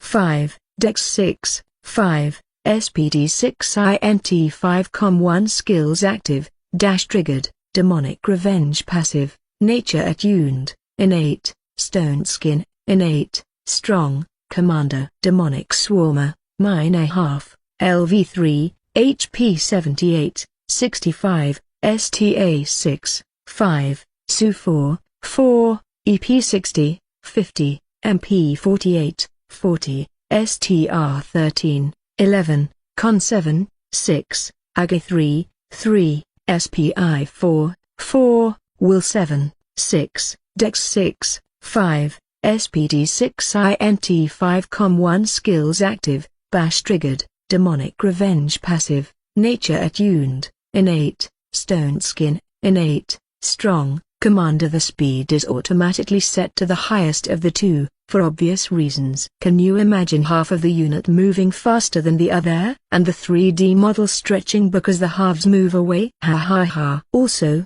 the strong skill increases the STR basic value by 5, and the rest of the skills are as follows. Dash, active skill, cost, 10 EP per second increases the SPD value of this unit by 3 while the skill is activated. Bash, active skill, cost, 20 EP. Deal, 2 plus 0,8 STR, physical damage to a single enemy. There's a 20% chance that the enemy is stunned for 2 seconds. Demonic Revenge, triggered skill, when an ally dies within 1 meter from you, increase all stats for 100% for 5 seconds. When this skill ends, you die. The last thing I did with the demonic swarmers is to modify the AI so that, upon entering combat, they release a cry. And if another demonic swarmer is close enough to hear the cry, it'll move towards the direction of that cry at full speed, by using dash, and then join the combat. For this to work I needed them to have at least a 1 in comm. So I had to add the commander skill. You don't really understand how good and easy it is to have units with decent basic AI, until you have to go back to modify something on the level of the Stitch Eater Broken Bar. The demonic revenge is the tip of the cake. If you kill one of the halves, the other gets empowered by a crazy amount until it dies. I'm sure that this, paired with the cry for help and the incredible speed they can reach thanks to the dash, is going to get more than one player killed. Furthermore, if the bash stun activates a broken bar, nice try, player. Better luck next time. I liberated 3 demonic swarmers into the cave room, and the other 5 into the tunnels. But this time they can leave the assigned room in case they are close enough to hear a cry for help coming from the other room. The demonic swarmers are very hilarious, because they are half elf and half dwarf, excluding the heads. Each half has its own head. One half is significantly shorter than the other half. Guess how they walk and stand? They do so by inclining themselves into a close to a 70° superscripto angle towards the dwarf side. Let's say that they can't walk straight even if they want to. And when they run, there are moments that the dwarf half is flying and not touching the ground, while the elf half is jumping on 1 foot. I think the invading players are going to laugh at Thema Broken Bar at the start of Broken Bar, because after entering combat, they might want to cry instead. For the other mob, change to Broken Bar while getting the bodies to create so many demonic swarmers. I managed to get another high elf and runesmith bodies,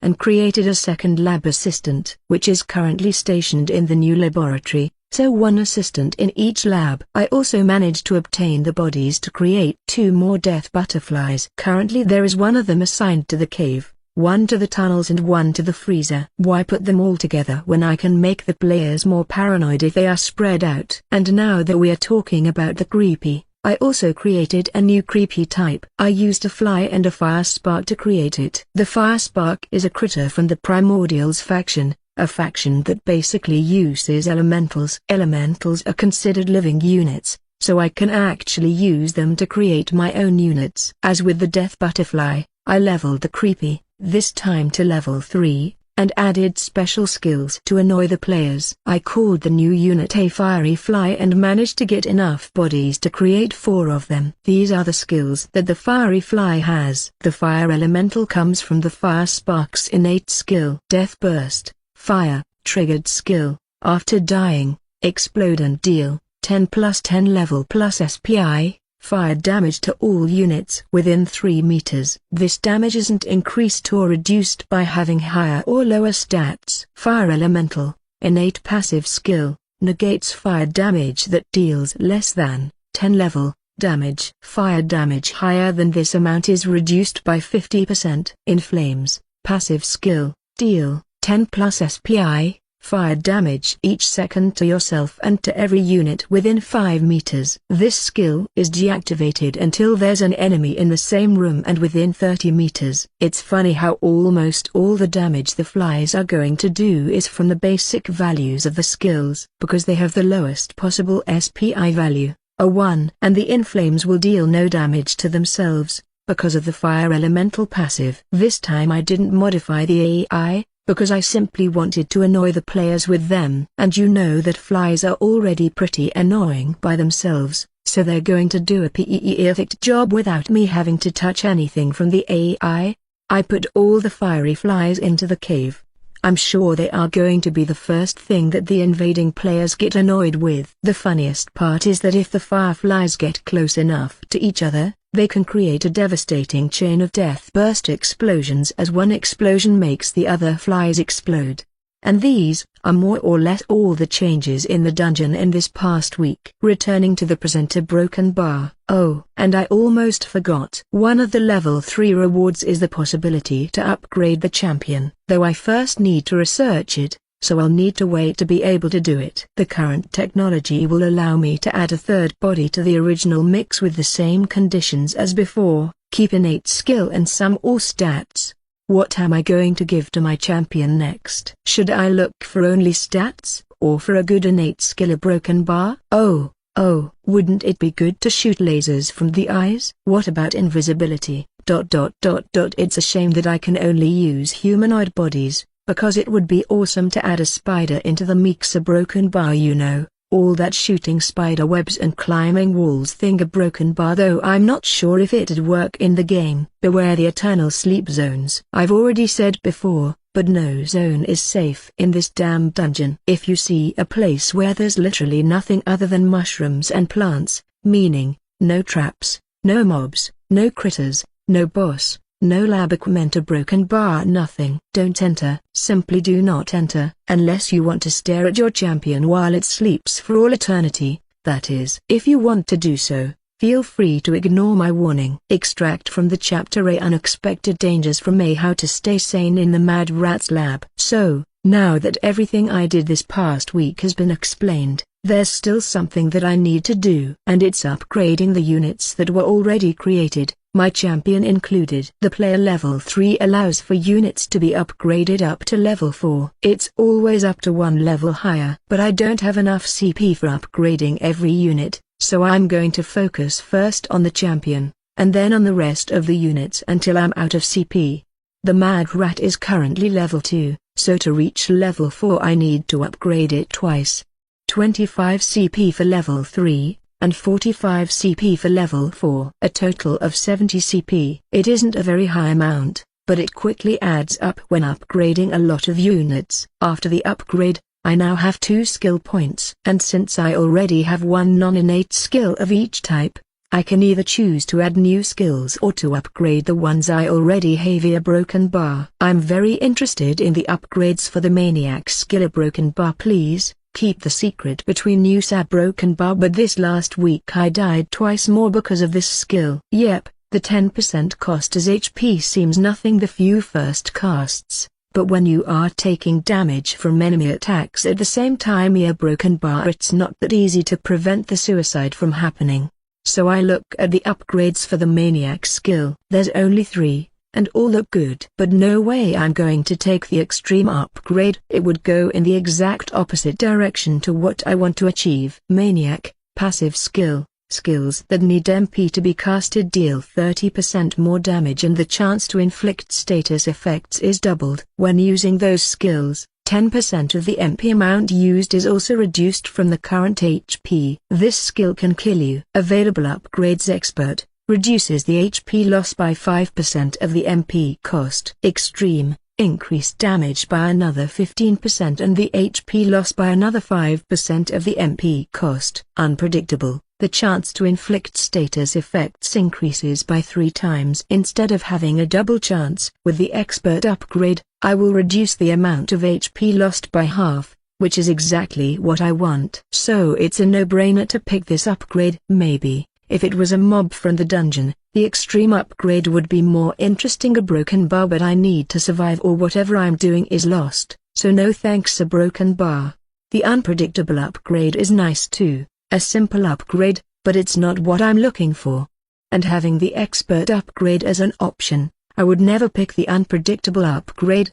So one skill point is gone with the upgrade. I say after upgrading the maniac skill with the expert upgrade. Now for the last skill point. Should I upgrade another skill, or obtain a new one? In the last dungeons, I only found a problem with the maniac skill. Too much HP damage coming from it. But regarding the rest of the skills I'm pretty much satisfied. They deal enough damage, and the stun is working perfectly. A broken bar as long as I plan it ahead of time. That is, otherwise it can be useless. So yes, let's look for a new skill. I don't want to be stuck with only a few options if possible, even if they are very powerful. In fact, let's look for another triggered skill to balance the amount of each skill. Why do I want to balance things? Because yes, no particular reason. I've found a perfect triggered skill to prevent suiciding myself with the maniac passive, at least for the first time in each invasion or dungeon battle. It's called Indomitable Will. But it isn't the only interesting skill I found. Indomitable Will,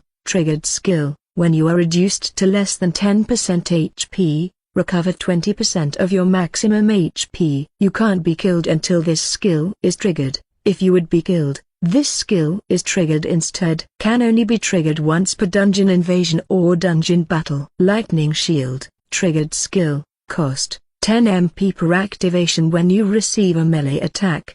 The attacker takes 5 plus 0,5 SPI. Lightning damage, and there's a 20% chance that the enemy is pushed 5 meters away from you and is stunned for 1 second. This skill can only trigger once every 5 seconds against each enemy. Eternal Prison, triggered skill, if an enemy unit is immobilized, stunned, asleep, charmed or frightened by your skills for more than 10 consecutive seconds, extend the duration of the status effect by another 10 seconds. The time counter is independent for each type of status effect. This skill can only trigger once each minute for each enemy unit. Ha ha ha ha. I laugh. If I get this Indomitable Will skill, I can forget about killing myself again. At least, I'll have a second chance. It's a perfect way to not commit suicide anymore. But man, I like the other two skills way more. I mean, who cares about not dying when you can stun or immobilize enemies for so long that they are going to cry? Because I'm sure that both Cold Blast and Shared Voltage have upgrades that increase the immobilization and stun times,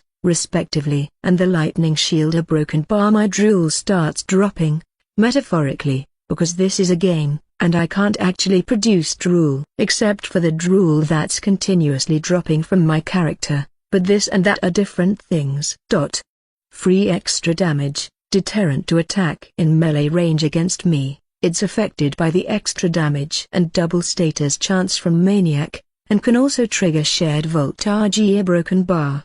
I can already visualize mobs coming to attack me, triggering the shield, and then getting stunned by the Shared Voltage skill. It's a free body capture machine. A fun thing is that this type of shield can be picked for every elemental type, fire, ice, lightning, etc. But of course I only look at the lightning one because it's the one that complements the skills I already have. Yep, who cares about not dying when you can get an all-in-one skill that covers most of the things I would like to have right now? Without thinking about it anymore, I pick the Lightning Shield skill. My status now looks like this: Madrat, LV4, HP 286, 220, STA 19, 15, SU 22, 17, EP 234, 180, MP 286, 220, STR 22, 17, Con 22, 17, AGA 24, 19, SPI 28, 22, Will 24, 19, Dex 26, 20, SPD 7. Madrat, skills active triggered passive rat transformation, innate, chain lightning, cold blast, shared voltage, lightning shield, mana attuned, innate, maniac, LV2, expert. Now that I finished upgrading the champion, it's time to go for the dungeon mobs. And the most important mobs are going to be the first ones I upgrade, The lab assistants. They are the cornerstone and last line of defense in this dungeon, so of course they are the most important mobs. The assistants are currently level 2, so I upgrade them to level 4 and they get 2 extra skill points. I must spend the first of them in a passive skill, so that it has a skill of each type that isn't innate, and then I can do whatever I want with the other skill point. The assistants already have good stats, so I'm not going to give it a stat rising passive. Those are discarded. Some kind of aura maybe? They are decently fast and the laboratories aren't very big, so enemies are going to take damage from it for sure. A broken bar. Also, paired with the immobilization from the frosty retribution trigger, it could make a good combo. Foo. A very nasty idea just came to me. What if I put an aura skill and spend the other skill point into an active skill that allows the assistants to move through the lab? This way the enemies won't be able to avoid taking damage from the aura, and if unlucky, the trigger will activate right next to them. And a movement skill would also solve the problem of not having any way to spend EP. Because the current assistants have a lot of EP but no way to spend it other than basic attacks and running around. So an aura passive. Then it must be the fire aura skill. Both to keep the fire and ice thematic, and because the triggered skill already deals ice damage. I don't want to use the inflames passive, the one I gave to the fiery flies, or something similar because I don't want the lab assistants to kill themselves.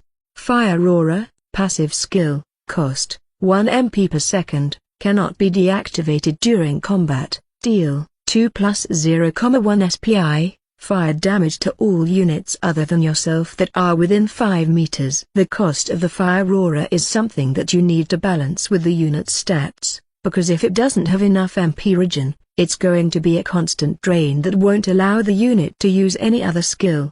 And you may say, then isn't it an active skill? No, because it's something that you can't deactivate even if you want. So it's a passive effect that consumes MP continuously. But the lab assistants have enough SU and MP stats so that the aura cost isn't going to be a problem. I select the fire aura and move to look at the active skills that have movement incorporated. I find one that I like, called Jumping Smash. Jumping Smash, active skill, cost 50 EP. Jump towards a place within 5 meters and deal 5 plus 1,2 STR, damage to all other units within 2 meters of the landing place. With this skill, the lab assistants can freely move through the laboratory even when taking into account all the equipment blocking the path. No one can run or hide behind the lab equipment now.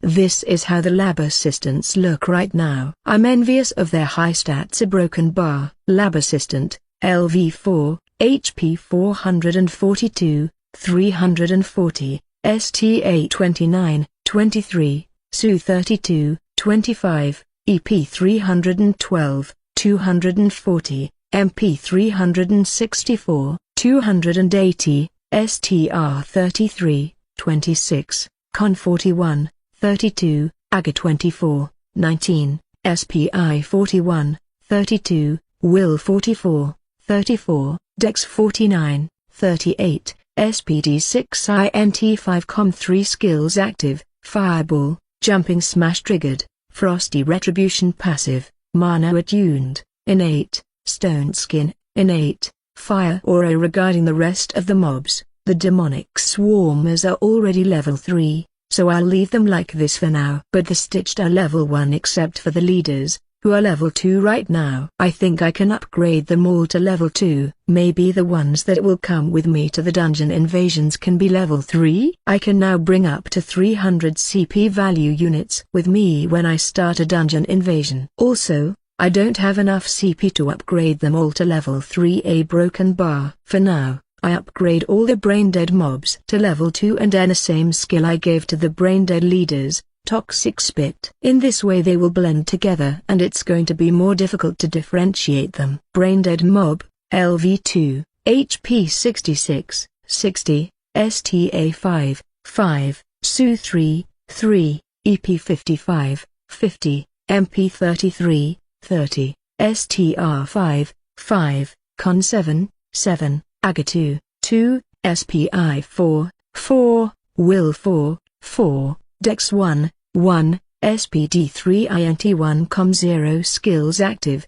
toxic spit passive. Too gross to look at now. All stitched inside the dungeon are going to have a way to defend themselves from ranged assaults. The stitched that come with me into invasions are the only ones remaining. It's true ear broken bar the death butterflies are also on the list, but I don't want to upgrade them. They are useful as they are, so why should I spend CP into them? Let's start with the kidnapper. For the kidnapper, I still don't want it to enter combat, so I'm going to look for skills that increase its survivability only. And I think I already know which triggered skill I can give it. I found it when looking for my champion skills. God's Intervention, triggered skill. When you would be killed, you are reduced to 1 horsepower instead and ignore all damage and status effects for the next 5 seconds. Can only be triggered once per dungeon invasion or dungeon battle. See? Very similar to the Indomitable Will, right? But at the same time there's enough difference so that they are used in very different circumstances. This one is almost useless when paired with Maniac. But if I want the Kidnapper to survive combat,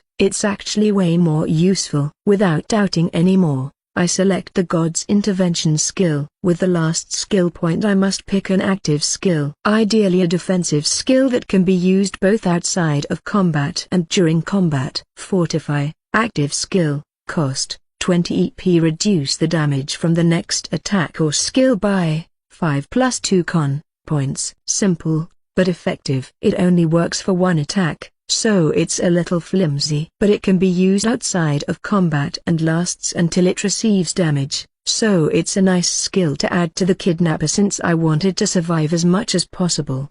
This is a nice skill for units that aren't supposed to receive a lot of attacks. In intense combat, activating this skill would cost you more EP than the damage reduction is worth. And you also need some time to activate the skill, so it's even more useless in melee. Braindead Kidnapper, LV3, HP 72, 60, STA 6, 5, SU 3, 3, EP 60, 50, MP 36, 30, STR 6, 5, Con 8, 7, AGA 2, 2, SPI 4, 4, Will 4, 4, Dex 1, 1, SPD 3 INT 2 Com0 skills active, Fortify triggered, God's Intervention passive, Intelligent. Now the only thing remaining is to level up the followers. I calculated the CP value of the stitched after reaching level 3 and it's 55 CP. So,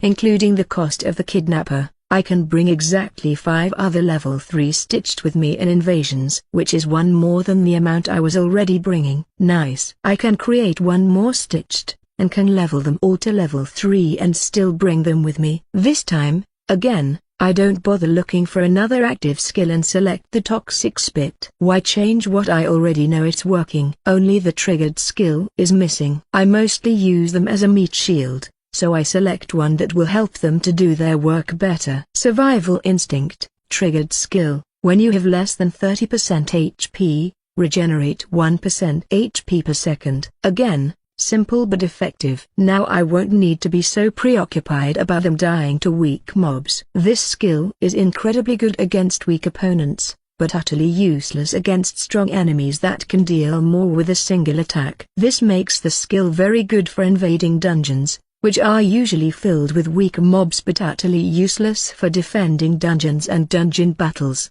because of the powerful champions. Well, a broken bar not exactly, because there's an exception. A strong character with lots of HP and this skill can be quite annoying, and the skill isn't useless anymore even versus champions. What I was saying applies only to weak mobs. Braindead Follower, LV3, HP 72, 60, STA 6, 5, SU 3, 3, EP 60, 50, MP 36, 30, STR 6, 5, Con 8, 7, AGA 2, 2, SPI 4, 4, Will 4, 4, Dex 1, 1, SPD 3 INT 2 Com0 skills active, Toxic Spit triggered, Survival Instinct passive, Intelligent. Well, I finally finished upgrading the dungeon. And I'm poor again, I say after looking at the CP value. Currently I can't even create a new stitched. Maybe you would be asking yourselves, how could I get so many CP to build new dungeon parts, create new units, and even upgrade so many units a broken bar? It's easy to understand. Really easy. My dungeon is being invaded by other players all the time, so even if they manage to beat the dungeon, there's a constant influx of CP and XP from so many invasions. Though I don't really understand why this is happening. A broken bar, from what I could read in guides and other players' comments, my dungeon should be too new to have so many players diving into it. It's not about being good or bad, it's that not enough players should know about its existence yet. Suspicious a broken bar? Well, it's good for me, so who cares? Ha ha ha. If you see an innocent rabbit, suspect it might be waiting for you to look away to attack you. If you see an unassuming rock, inspect it to make sure it is not a camouflaged creature or trap waiting for you to step on it and blow you up. If you see an entrance to a simple dark corridor, make sure it's not the inside of a creature waiting to swallow you whole once you step into it. And if you see a very creepy tree with eyes that's clearly following a broken bar, that means a broken bar. It is probably a critter. Critters aren't dangerous, you say? In this dungeon everything is dangerous. Step on it, cut it, and then burn it until not even ashes remain. Extract from the chapter A, Relearning Exploration from A, How to Stay Sane in the Mad Rats Lab. The Mad Rats Lab. Champions: Mad Rat, LV4, Hybrid, High Elf plus Rat. Active, Rat Transformation, Innate, Chain Lightning, Cold Blast. Triggered, Shared Voltage, Lightning Shield. Passive, Mana Attuned, Innate, Maniac, LV2, Expert. Dungeon areas: cave, right next to the entrance. Looks like a natural cave. Monsters: demonic swarmer, death butterfly, fiery fly. Traps: falling corpse. Tunnels, connects the cave and the laboratory. It's a series of interconnected tunnels with an underground river. Monsters: demonic swarmer, death butterfly. Traps: falling corpse, mushrooms. Laboratory, filled with chaotically distributed laboratory equipment. Contains the dungeon core. It is divided into 2 rooms that aren't directly connected, and you must pass through the freezer to reach the second. Monsters: lab assistant, death butterfly. Traps: falling corpse, lightning rod. The freezer, interconnected rooms, partly natural and partly excavated in the rock. It's filled with corpses and ice. Monsters: brain-dead mob, brain-dead leader. Traps: exploding corpse. Field effect: freezing cold. Monsters: lab assistant, LV4, hybrid, high elf plus runes myth. Active, fireball, jumping smash. Triggered, frosty retribution. Passive, mana attuned, innate, stone skin, innate, fire aura. Demonic swarmer, LV3, Siamese, scout plus minor. Scout half. Active, dash. Triggered, demonic revenge. Passive, nature attuned, innate, stone skin, innate, strong, commander. Minor half. Active, bash. Triggered, demonic revenge. Passive, nature attuned, innate, stone skin, innate, strong, commander. Braindead mob, LV2, stitched. Active, toxic spit. Passive, too gross to look at. Braindead leader, LV2, stitched. Active, toxic spit. Passive, commander. Death butterfly, LV2, creepy, butterfly plus chameleon. Triggered, decaying touch. Passive, optic camouflage, innate. Fiery fly, LV3, creepy, fly plus fire spark. Triggered, death burst, fire. Passive, fire elemental, innate, in flames. Traps: falling corpse, deals damage if it falls on an enemy. Exploding corpse, explodes when an enemy gets close. Lightning rod, strikes repeatedly with lightning. It can be destroyed. Poisonous mushroom, inflicts poison that stacks and deals damage. Sleeping mushroom, inflicts sleep on enemies. Support mobs, not in the dungeon. Braindead kidnapper, LV3, stitched. Active, fortify. Triggered, God's intervention. Passive, intelligent. Braindead follower, LV3, stitched. Active, toxic spit. Triggered, survival instinct. Passive, Intelligent Dungeon Masters Arena Forums, Thread, Evil Mastermind Dungeon. A broken bar. Immanork, I tried completing the dungeon yet again. No luck here. Storm Colossus, ahaha. You noob. No dungeon can be so hard. Shipperpick, I died too. That lab assistant mob is no joke. AN_AN, sweet diabete. This message has been removed by an administrator. COVID steak, reported. Wait for sushi, yep, reported. Immanork, me too. Has anyone reached the end? Geek, nope. Wait for sushi, no way. I a broken bar. Still looking for what killed me by training all ha broken bar. Immanork, you too? It happened to me too. Shipperpick, ahahaha. Noobs. COVID steak, so you reached it? Share video. Shipperpick, nope, I didn't. Got caught in the door and didn't finish it. Idiaresis 1/4 greater than Idiaresis superscript 1. Innate skill has already triggered. 1 orc and 3 goblins are already dead, their corpses being stepped on by their comrades. The remaining pesky goblins are still alive because Ricard's eternal chill makes it so that the enemies can't die from the ice aura.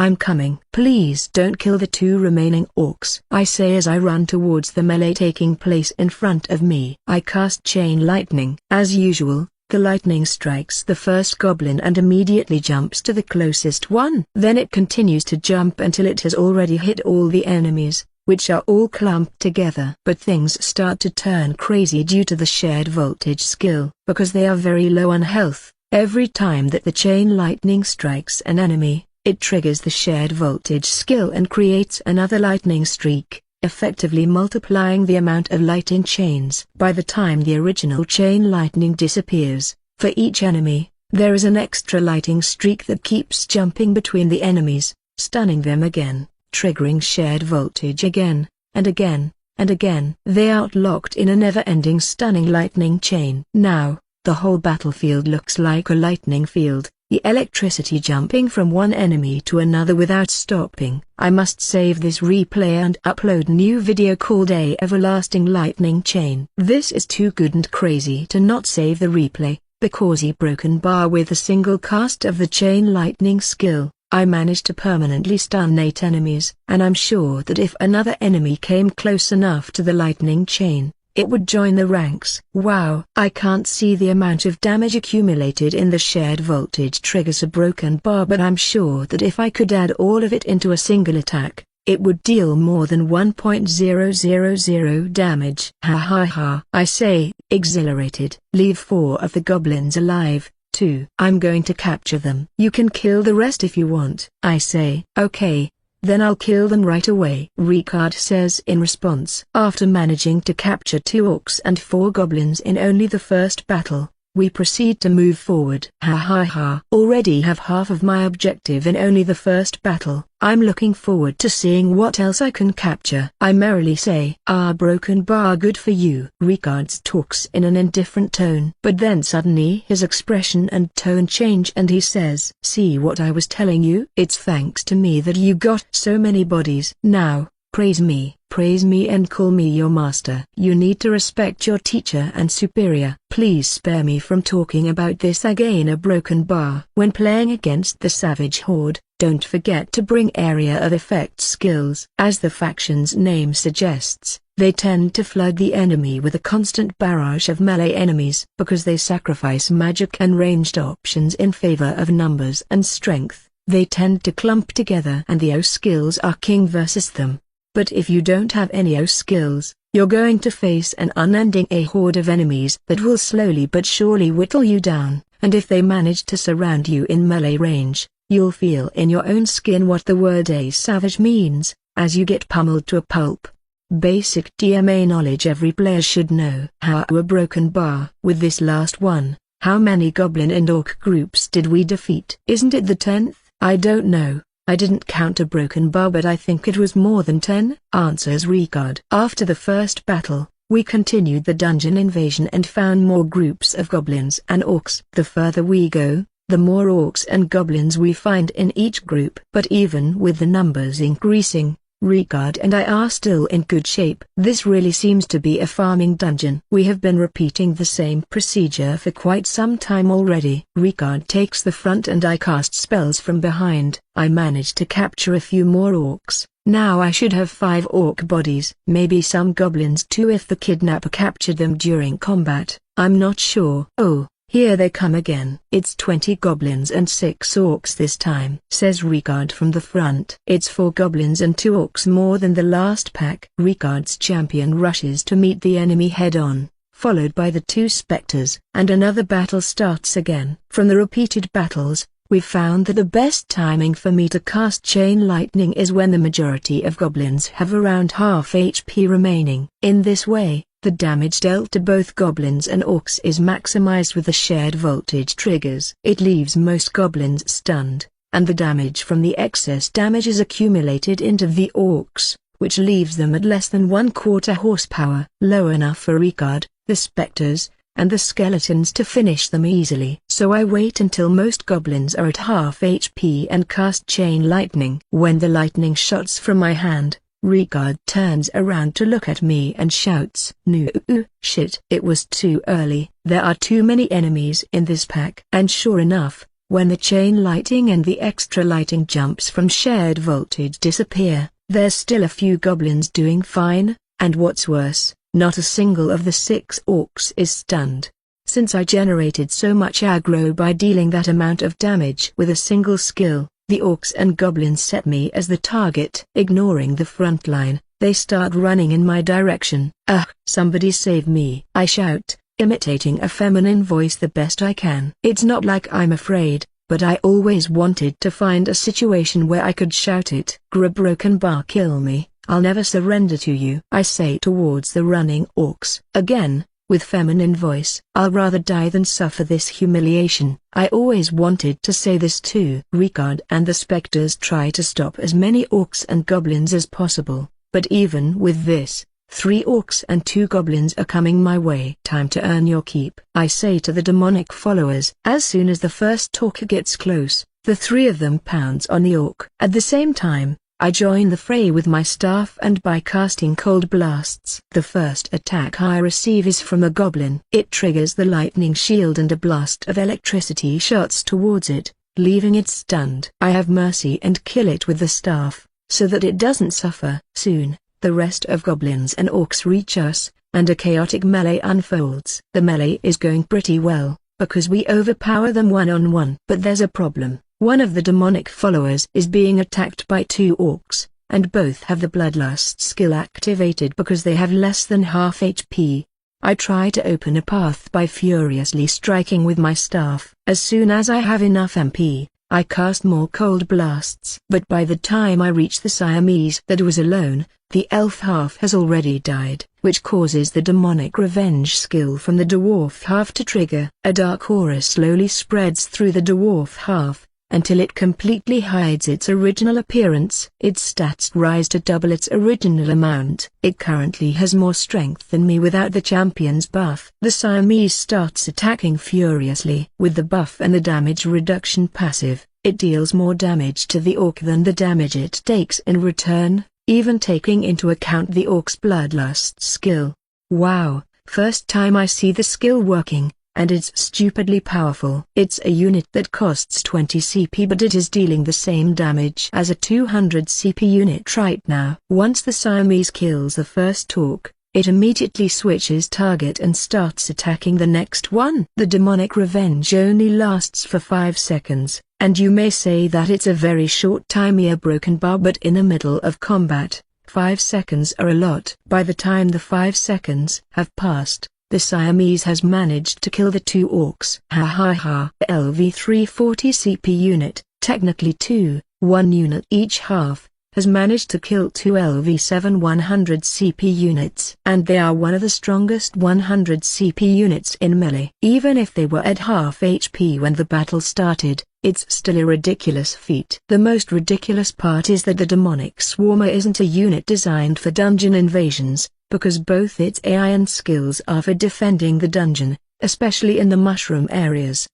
The battle finishes. By the time I manage to kill the remaining orcs and goblins, Ricard has also killed the rest. For you a broken bar. I need a short rest. Out of MP, and both me and my mobs need some time to recover HP. How are you doing? Well, I could still go. But if we take a break I'll top off my HP, EP and MP. So let's rest, says Ricard. I also need to take care of my junior. Is he ever going to stop treating me like a noob? Because I'm not a noob anymore. And it's getting tiresome. A broken bar. After enough resting, we resume the dungeon invasion. We are now reaching the end of the straight canyon, and we can see a turn in front. Get ready, because from here on, the serious part starts, says Ricard. Serious part? Didn't you say this was a farming dungeon? And it is, but after this turn the dungeon's difficulty increases. You can say that the previous part was just the tutorial. Well,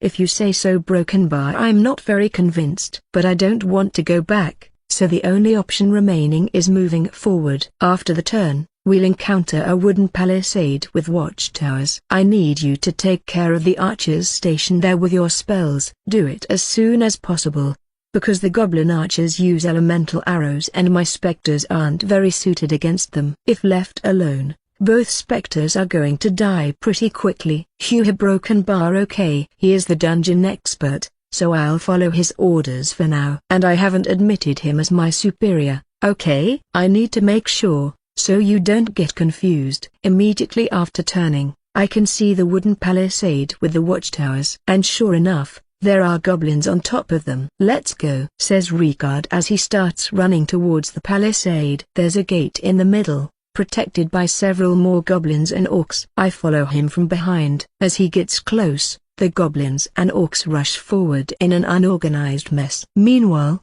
the goblins from the watchtowers shoot arrows from the top. Until now, the specters were mostly ignoring the physical damage from all the attacks, and the little damage they took was restored with the draining touch skill. But now that the arrows have elemental damage, every time one strikes a specter, it takes a significant amount of damage. Every time, I can see a chunk of their HP bar going away. An enemy is blowing a horn somewhere. I can't see it from where I stand. As Ricard, or should I say the bald sage, keeps the ground units busy, I follow his orders and attack the ranged goblins. I cast one cold blast after another. Chain lightning isn't suitable here because the goblins are far from one another, at most two of them in the same watchtower. Unlike what happens with the elves, which usually fall from the trees once immobilized, the goblins stand on flat ground, so they don't fall. It takes between 2 and 3 cold blasts to kill each goblin. The horn sounds again.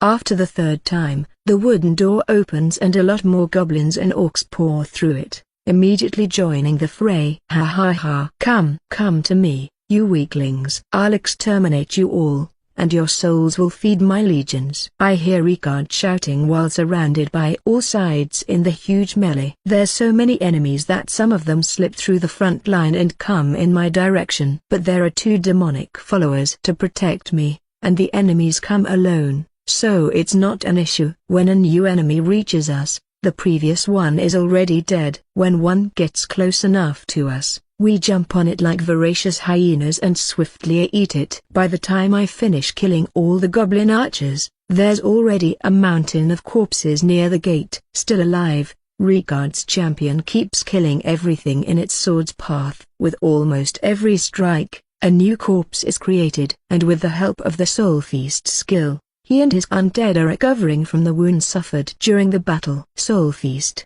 passive skill. When another living unit dies within 20 meters, you and all undead in a 20-meter area recover 2% of the maximum HP, EP and MP. Multiple instances of this skill don't stack. Wow, he really is specialized in battling a huge number of weak enemies. A broken bar. How many corpses are there? Maybe more than 50. It's difficult to count since they are on top of one another. A broken bar. Even with the elemental arrows, the specters are still alive. I suppose it's because I took the aggro of most of the goblin archers by attacking them. Ha ha ha. I'm the Lord of Death, shouts Ricard, on top of the corpse mountain. After Ricard calmed himself, he approached me while saying, "Let's move forward. The dungeon is waiting for us to continue." We cross the wooden gate. Inside, There are tents and simple wood buildings. The path leads us to a wide square, partially surrounded by fences. It kind of resembles an arena.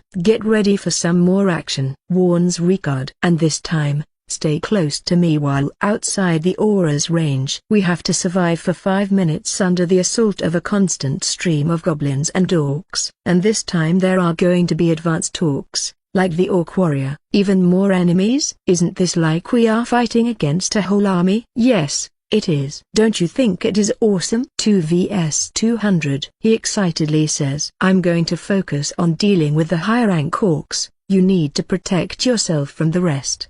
See all those places without fences? They're going to come from there. Wait, what? Protect myself from 200 orcs? I try to retort. But another horn sounds at that moment and the countdown starts. We don't need to wait, as immediately after the horn sounds, goblins and orcs can be seen from all the entrances. I prepare myself. Even if I'm going to die, I'm gonna take all of you with me. Ha ha ha, I shout. They say morale is the most important in battles, right? Come to me and face my creations. If I like your performance, I might even add you to my ranks. Foo fa foo. Ha ha ha. I shout again, this time while raising my hands, electricity running through them. I'm preparing to cast chain lightning. The first goblin runs in my direction, but as soon as he reaches our range, both my staff and the demonic followers' attacks meet him and he dies. Poor goblin, couldn't manage to get a single hit. Ha ha ha. Ricard is moving around all the time. He only needs the enemies to enter his aura, and after taking damage they will target him automatically. It's a nice way to aggro most of the enemies so that they don't come my way. But he is starting to get overwhelmed. Unlike goblins and orc hunters, the orc warriors have better stats and deal more damage, so his HP is steadily getting lower. At this rate, we won't survive for 5 minutes. I release the chain lightning in his direction, and it deals a decent amount of damage to the warriors. What's more, since it also strikes some goblins, the damage accumulates and I managed to stun one of the warriors. Thank you, says Ricard, relieved. Nice timing. Of course. I'm the spellcaster here.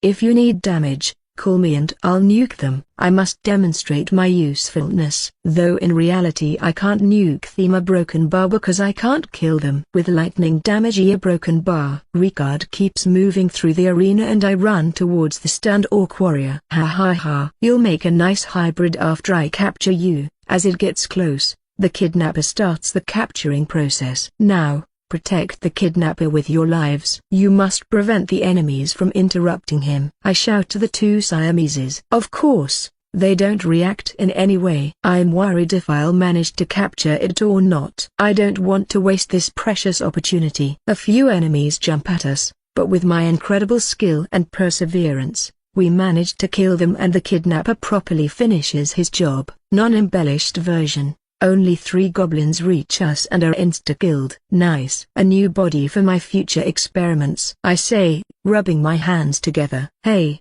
Mad Rat. A little bit more help would be appreciated. Okay. I've already finished here, I reply. I'm coming to your rescue, Bald Sage. Who said I need you to save me? I just need you to do your job. Ha ha ha. Don't be ashamed to ask for help. After saying this, I cast another chain lightning and stun most of the enemies currently chasing Ricard. Hugh broken bar.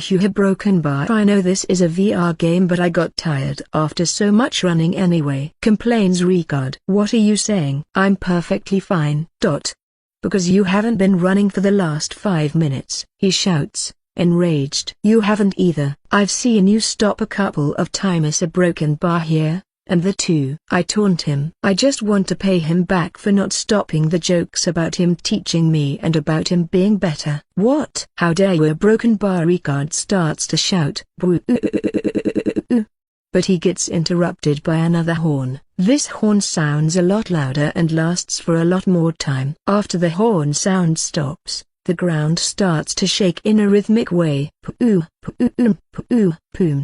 Something huge appears from behind one of the wooden buildings. Oh, shit, I forgot about this. You forgot about this? How can you forget about something this big? I shout at him. He stammers, It seems he doesn't know what to say. It's a broken bar, it's my bad. Okay, I didn't remember about it, our broken bar, because it's not important for me. That's it.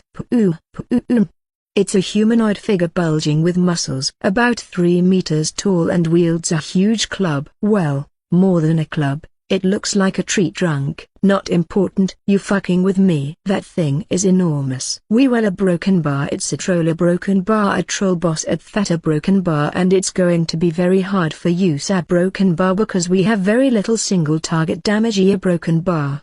Weren't you the oh so great sage who knew everything? The oh so mighty pro player that was calling me noob all the time? How can you forget about this dungeon's boss? Yuga broken bar, I'm sorry. Okay. He meekly replies. The meat hulk is coming towards us, and I take this chance to inspect it. The fucking troll has a buff that increases all stats by 100%. It works exactly the same as with the champions, and it makes sense because it's the only way that the defending player can have a strong enough unit to defend the dungeon. Bosses have the same buff as champions. I almost have a heart attack after looking at the troll's stats and skills. It has more than 1000 HP. And the regeneration rate, a broken bar, the two together, it recovers more than 50 horsepower each second. Regeneration, innate passive skill, cost, 3 EP per second, cannot be deactivated, recover 5% maximum HP per second. Automatically deactivated when it reaches 100% HP. Ha ha ha. I can't stop myself from laughing. I laugh to avoid crying. If we manage to beat it, we are going to be legends. I don't think we are going to be legends, but we're going to have a hard time. I can dream, okay? I can dream about being a legend for killing a troll,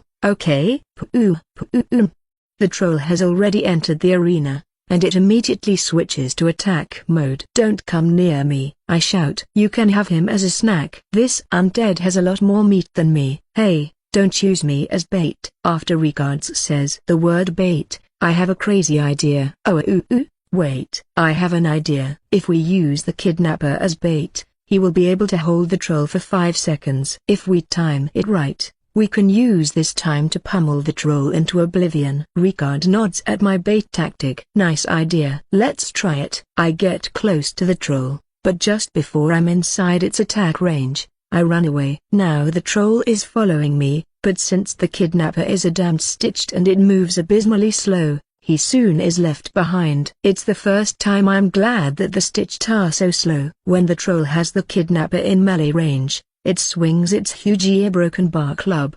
Drunk? Anyway, it swings his weapon and smashes the poor kidnapper. A one-hit kill, I shout. Or it would have been if not for the god's intervention skill. A white film covers the stitched's body. Everyone takes this chance to attack at the same time. Me and the 2 remaining demonic followers, and also Ricard and his 4 undead. The fucking troll regenerates thrice more HP per second than the damage I can deal with the staff. But with the combined effort from everyone, its HP is slowly being reduced. This won't be enough. At this rate, we're only going to reduce it to half HP before the kidnapper dies. I warn Ricard after making an assumption about how much damage it will take. Then, let me do the tanking after it dies. You know I have a second life. It won't work. If you die, after the 30 seconds it takes for you to revive, not a single one of us will be left standing. I'm a broken bar, that's true. But still, it's better if I get the aggro. I should be able to tank at least a few of its attacks, says Ricard. It's true that I might be crushed by only 2 or 3 of its attacks, maybe 1 if the troll uses an attack skill. And as predicted,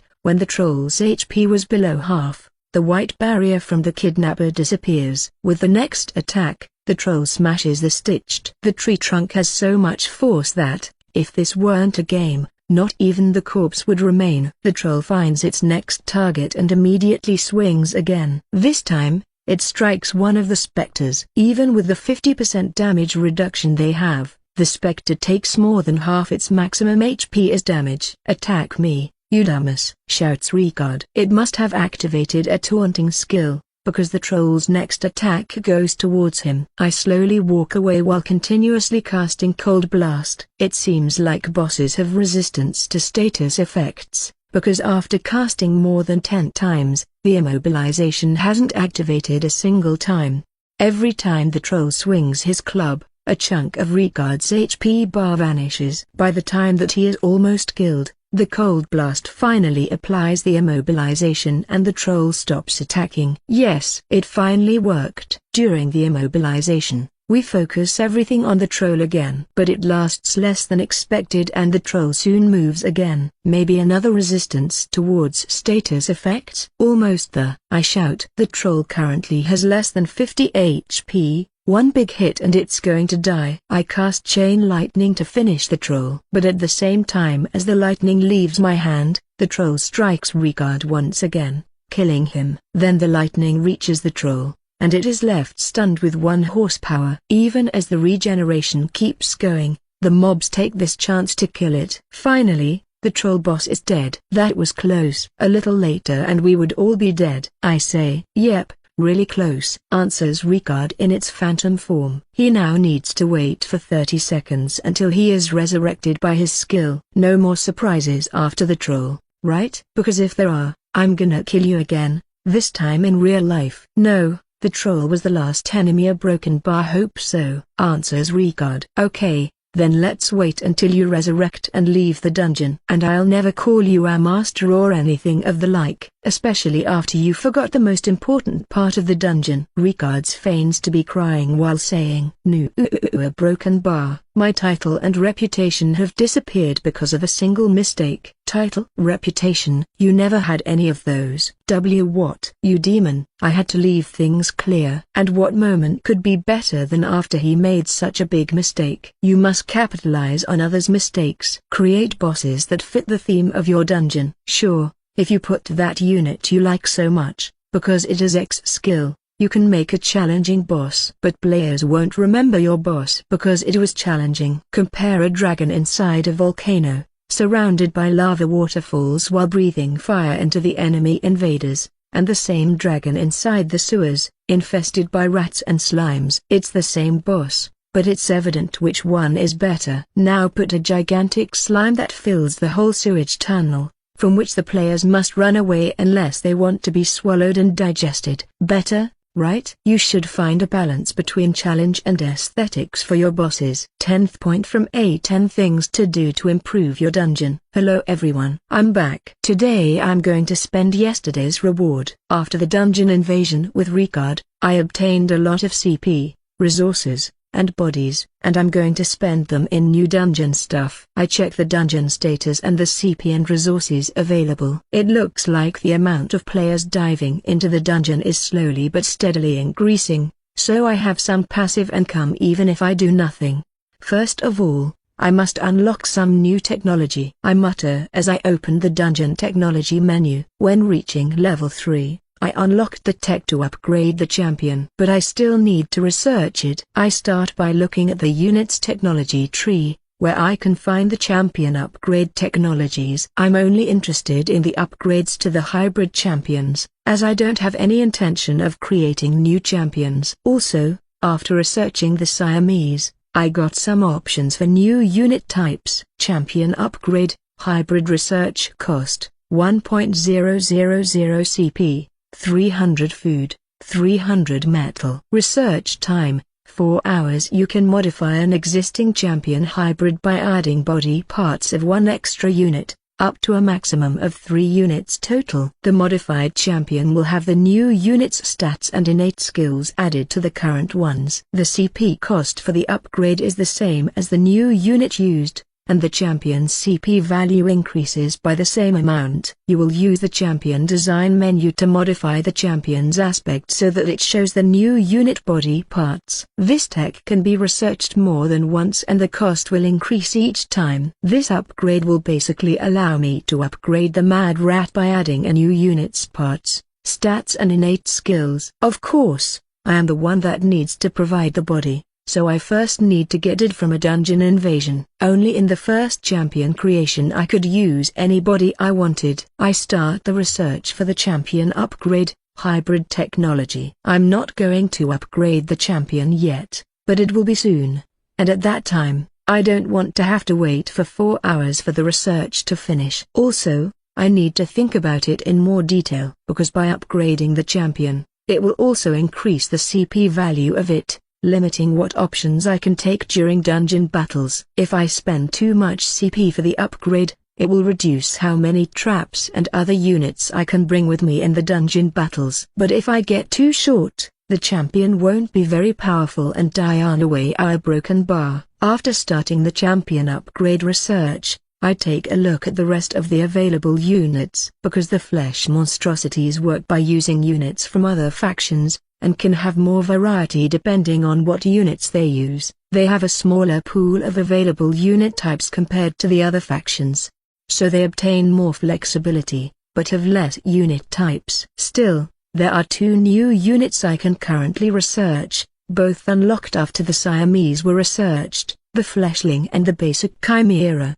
Fleshling research cost, 500 CP, 200 food, 150 metal. Research time, 2 hours. A fast unit formed by the flesh and blood of multiple enemies. You need to provide bodies worth at least 200 CP for its creation. Fleshlings will inherit a maximum of 2 innate skills from the original units used to create them. This fleshling is on a similar level of disgusting as the stitched. It's a quadruped mass of wriggling flesh, with no head. It looks like a single creature instead of parts of several different creatures stitched together. A broken bar, but it's still on the top 10 of the most disgusting things I've ever seen. This seems to be a decent unit regarding its utility and stats. Until now, the stitched were the only unit where I didn't have to look for specific bodies to be able to create them. Now, if I unlock the fleshlings, I can create them without worrying too much about getting specific bodies. It's because there's an option to create them in bulk. If I do so, I can select any innate skill from any unit used, so I only need one good body with the innate skill I want, and all the fleshlings will have that skill. A broken bar. It's the perfect unit to dump all the bodies that I got but don't want to use.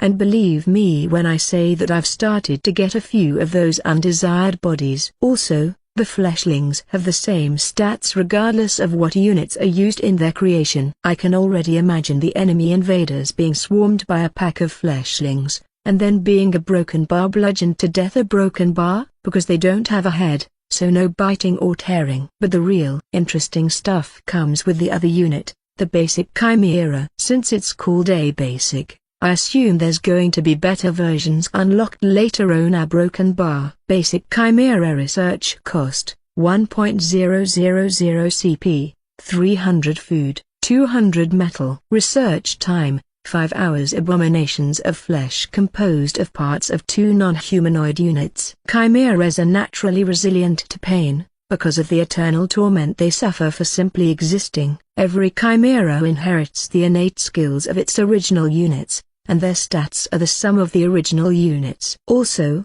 all chimeras start with the eternal pain innate skill. The CP cost and ACP value of this unit is the same as the sum of the 2 units used to create it plus 20 CP. Eternal pain, innate passive skill. For every second, this unit can't take more than 10% of its maximum HP as damage from attacks. Any excess damage is accumulated into a pain pool and dealt over the next 10 seconds. It's fun that this eternal pain skill actually makes them stupidly tanky in short fights. To actually kill one chimera, you need to stay at least 10 seconds in combat, even if you should be able to kill them with a single attack. If I unlock the basic chimeras, I will finally be able to use the tunneler body that I got some time ago. But I don't have a second non-humanoid unit to pair it with a broken bar, so I'm not going to unlock it yet. Chimeras have more customization than most other units. They can have multiple heads and tails, and even extra limbs and weird body compositions,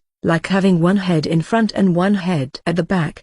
A few crazy ideas come to mind. A broken bar, but those are going to be plans for the future. A broken bar. In the end, I only start the research for the champion upgrade, and forget about the fleshlings and chimeras. I will research them in the future. The next thing is the building's technology tree. I want to look for a technology that will allow me to capture big units' bodies in case I find some in the future. In this last invasion, it was impossible to capture the troll because it was a boss, and the game doesn't allow the capture of bosses. But if I find another troll in the future, I won't be able to capture it because I don't have any building to put the body in. I don't know about other units, but if I ever find a troll, I must capture it. It would be a shame to waste the chance to get one of the best passives I can think of for Broken Bar, so I need to unlock the building to store them now.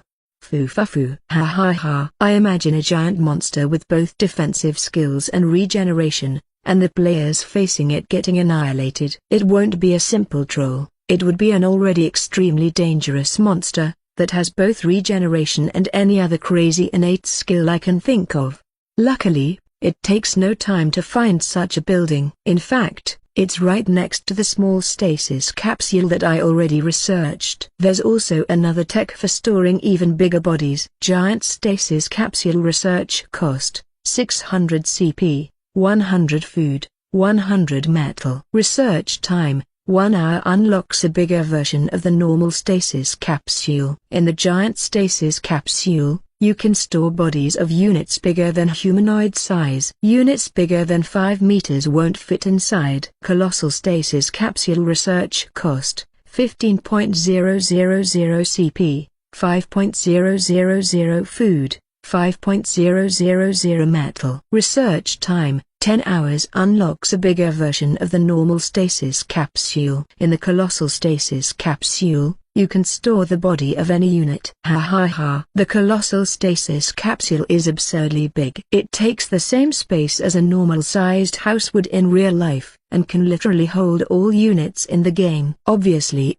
dragons, leviathans, and the like are included. But I won't need the colossal stasis capsule anytime soon. If I find one such gigantic enemy, I'm sure to die on a way our Broken Bar, so I don't need to plan for capturing them anytime soon. Generally, the bigger the unit, the higher the stats it has. So a unit that's as big as a house must have at least 10 times my stats a Broken Bar, which translates into a one-hit kill, maybe 2 hits if I'm lucky. In any case, I don't have the resources nor CP to research the colossal one, so Broken Bar, let's forget about it for now. But the giant stasis capsule is the one I was looking for, so let's start the research. Once researched, it costs 250 CP for every capsule, so for now it has to be a single one. I don't plan to capture a lot of giant units yet, so with only one for the A just in case Broken Bar is enough. Still, researching the technology and building a single one is going to get close to 1000 CP. Expensive. The giant stasis capsule is a 5 meters tall and 3 meters diameter glass cylinder. Yeah, it's definitely giant compared to the humanoid-sized one. Okay, now I want to look through the decorations technology tree. I want some new traps or maybe dungeon elements to improve the dungeon. Just as I open the decorations technology tree,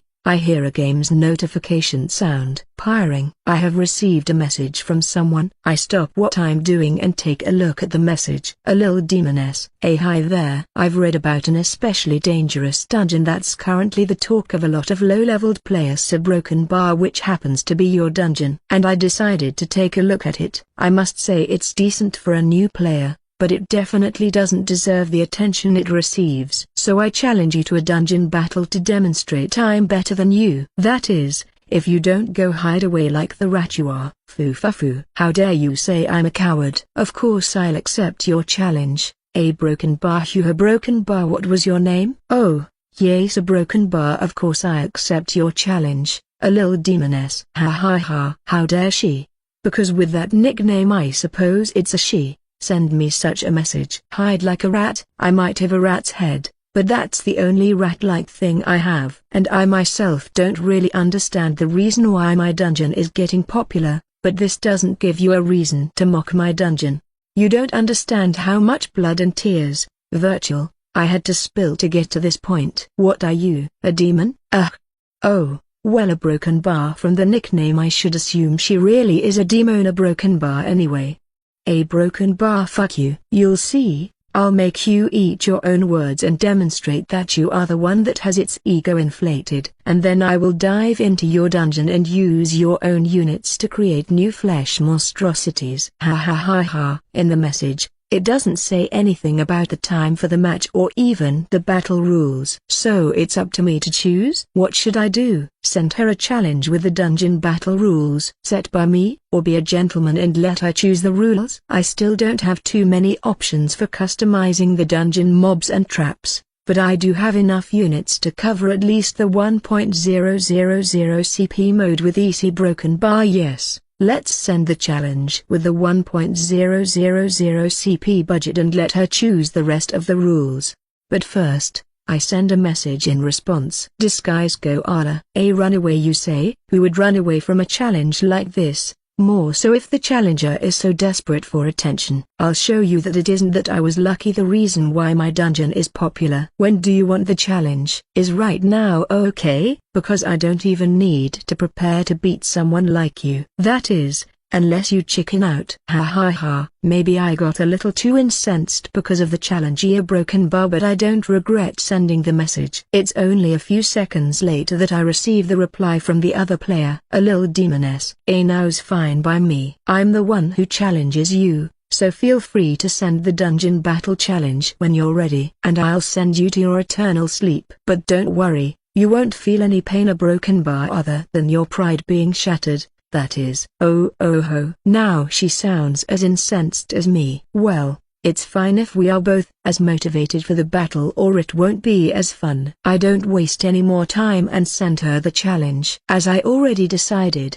I sent the challenge with only one battle rule set, the CP budget of 1.000 CP. She will be able to choose the rest of the rules. Aren't I gentlemanly? I even let her choose most of the battle rules. Ha ha ha. This time, it takes a little more time for her to set the rest of the dungeon battle rules. Things like the dungeon size, the maximum number of traps, the maximum CP cost for a single unit, the maximum level for the units, etc. Most of the time, the players leave them by default, which is the no limit option. But it seems like she's changing at least some of them. Soon I receive the message saying that she accepted the challenge. Dungeon battle challenge accepted. Battle will start after dungeon preparation. Now, it's time to prepare the units, traps and everything I'm bringing to the battle. First, let's see what dungeon rules she changed. When you challenge another player to a dungeon battle, it's proper etiquette to send a message first and then let the other player initiate the challenge. In this way, the receiver of the challenge can set what rules it wants for the dungeon battle first, showing your respect towards the other player. And if you win, you can say that you won even with the other player's rules, which is even more of a shame for the challenged player. Basic DMA etiquette. This chapter is from two POF and alternates between them. The first is Andrew's POF and the second is the Lil Demoness progress in third person. Andrew. Dungeon Battle Challenge. Flesh Monstrosities vs Wicked Legion. The Mad Rats Lab. Hellish Dreamland. Disguise Koala. Lil Demoness. Okay. So what did she change? Broken bar. I look at the rules that she changed. She changed only 3 of them. It had to be this rules. She clearly knows about my dungeon and units, and set it in the worst possible way for me. It was supposed to be a fair challenge and she dares to do something like this? How nasty. Wicked. The first rule is the maximum CP cost of units, which is set to 300 CP. This means I can't use the strongest unit in my dungeon, the lab assistant, because the cost is already over the limit, and the level ups make it cost even more. The second rule is regarding the environment hazards, which are disabled, so no mushrooms in the dungeon battle. And the last and third rule is that critters are prohibited, so I can't even make use of the most situational and unexpected unit that my dungeon has, the death butterfly. Oh, come on. Wasn't this supposed to be a match to show you are better than me? How can you dare to say this is a fair match when the rules are clearly set so that you can have an easy win? Doesn't she have any shame? I understand the demon's philosophy of lying and deceiving, but did she have to go so far into the roleplay? She clearly incensed me with the messages so that she could humiliate me later with the rulers a broken bar. And I fell for her trap. I pull my head's fur. I don't have hair, so I can't pull my hair as a normal person would. But I can pull my fur. Now, what am I going to do? Can I still win this match? I don't know a broken bar. It's clear she knows how my dungeon works, so I can't use surprise elements. A broken bar, the tunnels or the freezer zones won't be able to stop her if she remembers the dungeon's path, and instead will only obstruct my mobs from finding here. A broken bar. There's no other way. I can only use the cave part of the dungeon for this match, and fill it with the demonic swarmers. I hope they can crush her in numbers. It's true that I still have the laboratory zones, but they are a single room and are too small to be eligible for the dungeon battles. So they aren't an option here. So the Mad Rat's CP value is 300, which leaves 700 CP for the rest of the dungeon units. The 8 demonic swarmers cost a total of 440 CP, leaving me with 260 CP for traps or more mobs. I can't use the lightning rods because they aren't effective in such a big open space. See a broken bar, and the same for the falling and exploding corpses. The only thing I can do with those 260 CP is adding some stitched a broken bar up to 8 or them. So I choose 8 stitched and divide them in 2 squads of 4. This is the best I can prepare with the rules she chose, designed to cripple me. A broken bar, I don't know how it's going to go, but I hope she gets pummeled to death by a swarm of demonic swarmers. Yeah, let's hope it goes well. A broken bar. I press the confirmation button and the dungeon battle starts immediately. It seems she already prepared everything before I did, ... which doesn't surprise me, given that she already knew what I can and can't use after crippling me. A broken bar. After the battle starts, I find myself in a luxurious and extremely presumptuous broken bar banquet. There are lots of appetizing meals on top of a central table. The walls are adorned with paintings and statues, the floor is covered by an expensive carpet, and a huge chandelier hangs on top of everything. Wow, a broken bar. My mouth is hanging open. Is this really a dungeon battle? It looks more like a dream you would have. A broken bar. First of all, I take a look around for enemies, but I don't find anything in the room, except a few doors here and there. Then, one of the doors opens and a waiter holding a tray with more food comes inside. ... A waiter? A lil demoness. Meanwhile, inside the Mad Rat's lab, a lil demoness is steadily moving forward. It looks like she already knows where to go. Hey, this is going to be easy. What a fool to let me choose all the dungeon battle rules after knowing I already went to his dungeon to investigate.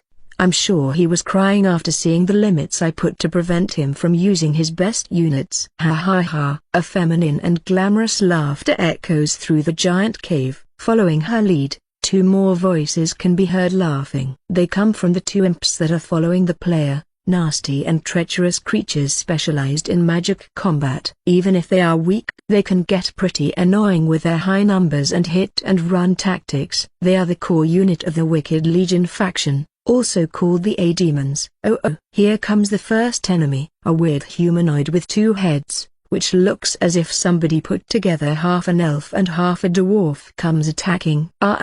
The creature releases a disgusting loud cry before running towards the invader. It does so at a very fast speed. Ha ha ha. It's funny the way they walk and run, because they seem like they are going to fall to the ground all the time. But that's the only fun thing about them. I must take care to not be surrounded by too many of them, just in case. Talking to herself, she prepares for combat. She is wielding a whip covered by small bladed metal plates. The whip is clearly designed to annihilate whoever it touches. The whip is released towards the enemy at a frightening speed, and forces the charging enemy to momentarily stop. It's clearly not the effect of the whip strike, something else must be at work. Foo.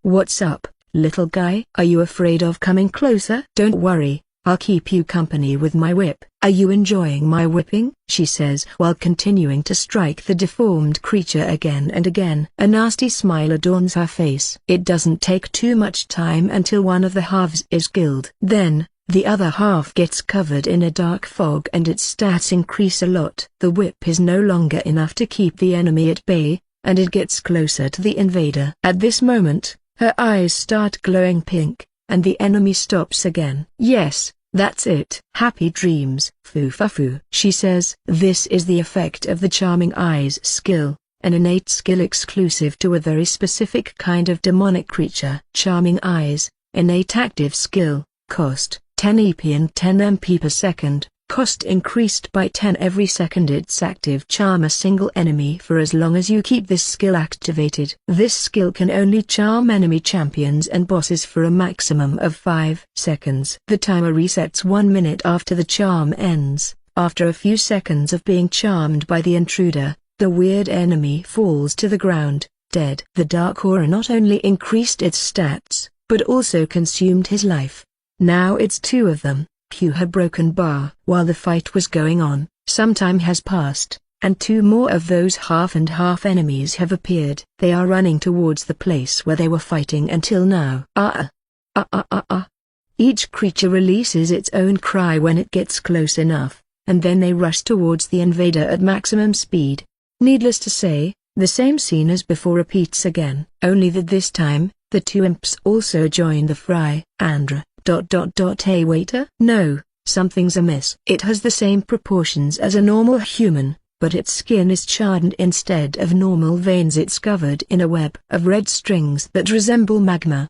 The A waiter doesn't waste any time and comes to attack me, still holding the tray full of food. This is no waiter. It's a hellspawn. I shout in surprise. I didn't expect to see a waiter in a dungeon, even less a hellspawn dressed as one. Hellspawns are units that take a similar role in the demon faction as the one the demonic swarmers, units that are better than the basic unit, in the demons faction, the imps, but can still be considered somewhat weak. It's weird for a single hellspawn to come attacking a near broken bar. I'm sure there are more of them nearby. Where are you hiding? Come and show yourselves. I need to assess your potential usefulness before deciding if I want to capture you. Not that I can, since this is a dungeon battle. I don't have to wait too much. After just 2 seconds, another door opens and a new waiter hellspawn shows up. Aha! I knew it. The combat starts. And since only one hellspawn has reached me, I decide to kill it with my staff. Meanwhile, the other hellspawn is getting close. I have just killed the first one when I hear something falling from behind me. But the second hellspawn is now in melee range, so I don't waste time looking at what it is. 1 cold blast and 2 staff attacks are enough to kill the newcomer. Just as I want to celebrate my victory, at exactly that time, as if it was all planned to ruin my mood, something strikes me from behind. I wasn't expecting an attack, so I am surprised and turn around. What I see is a broken bar. One of the portraits has fallen to the ground. Where it was previously hanging is now a hole in the wall, and an imp is casting spells from there in my direction. You sneaky shit! How dare you attack me from behind? I quickly start casting cold blasts to kill the imp, but as soon as I turn around to face it,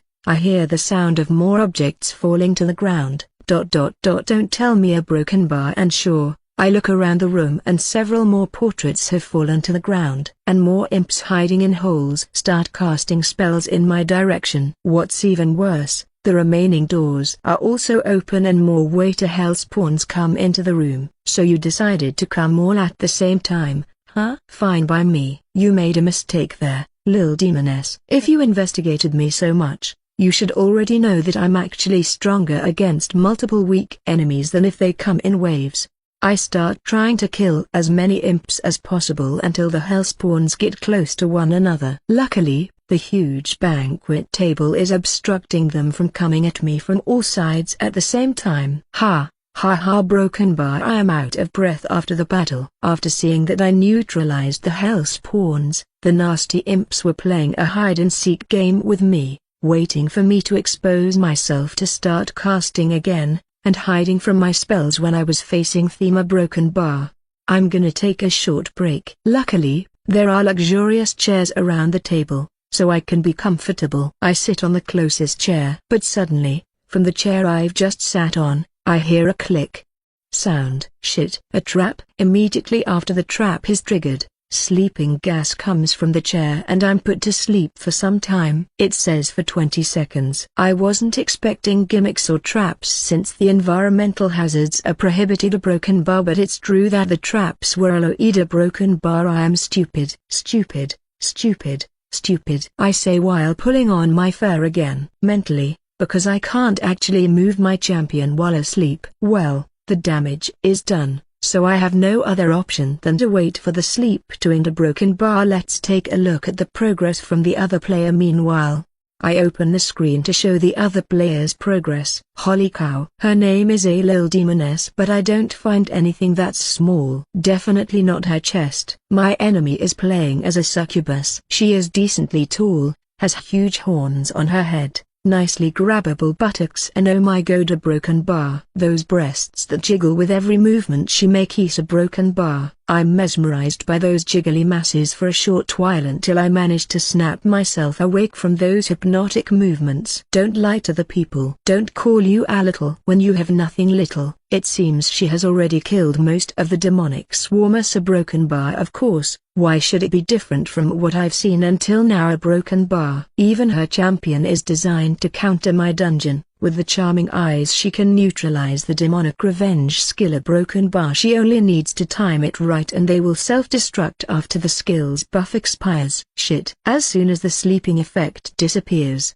I continue with the dungeon exploration. I must reach the end before she does or I'm going to cry. A broken bar. This match isn't fair. A broken bar. A lil demoness. A lil demoness continues her dungeon invasion while Andreu is sleeping and hypnotized with some jiggling movements. What a fool to fall for the sleeping trap. He went and actually sat on a clearly suspiciously placed chair. A broken bar. What is he, a little kid? She, too, has been taking peeks at the other player's progress during her dungeon invasion. But I'm surprised we didn't find any traps. A broken bar. Oh, of course. How silly of me. All the traps that he currently has aren't suitable for big areas like this one. So he must have spent everything on mobs. And talking about mobs, here come some more. Yuga. Broken bar. Disgusting. Do you really like these gross mobs? Because if it were me, I wouldn't use them even if I had no other option. A group of Stitched is approaching the invader, trying to defend the dungeon. I don't ever want to get close to something like that. A broken bar. Hellfire. She uses a skill exclusive to the Wicked Legion faction called Hellfire. It's similar to the Fireball spell, but it attacks in a wider area,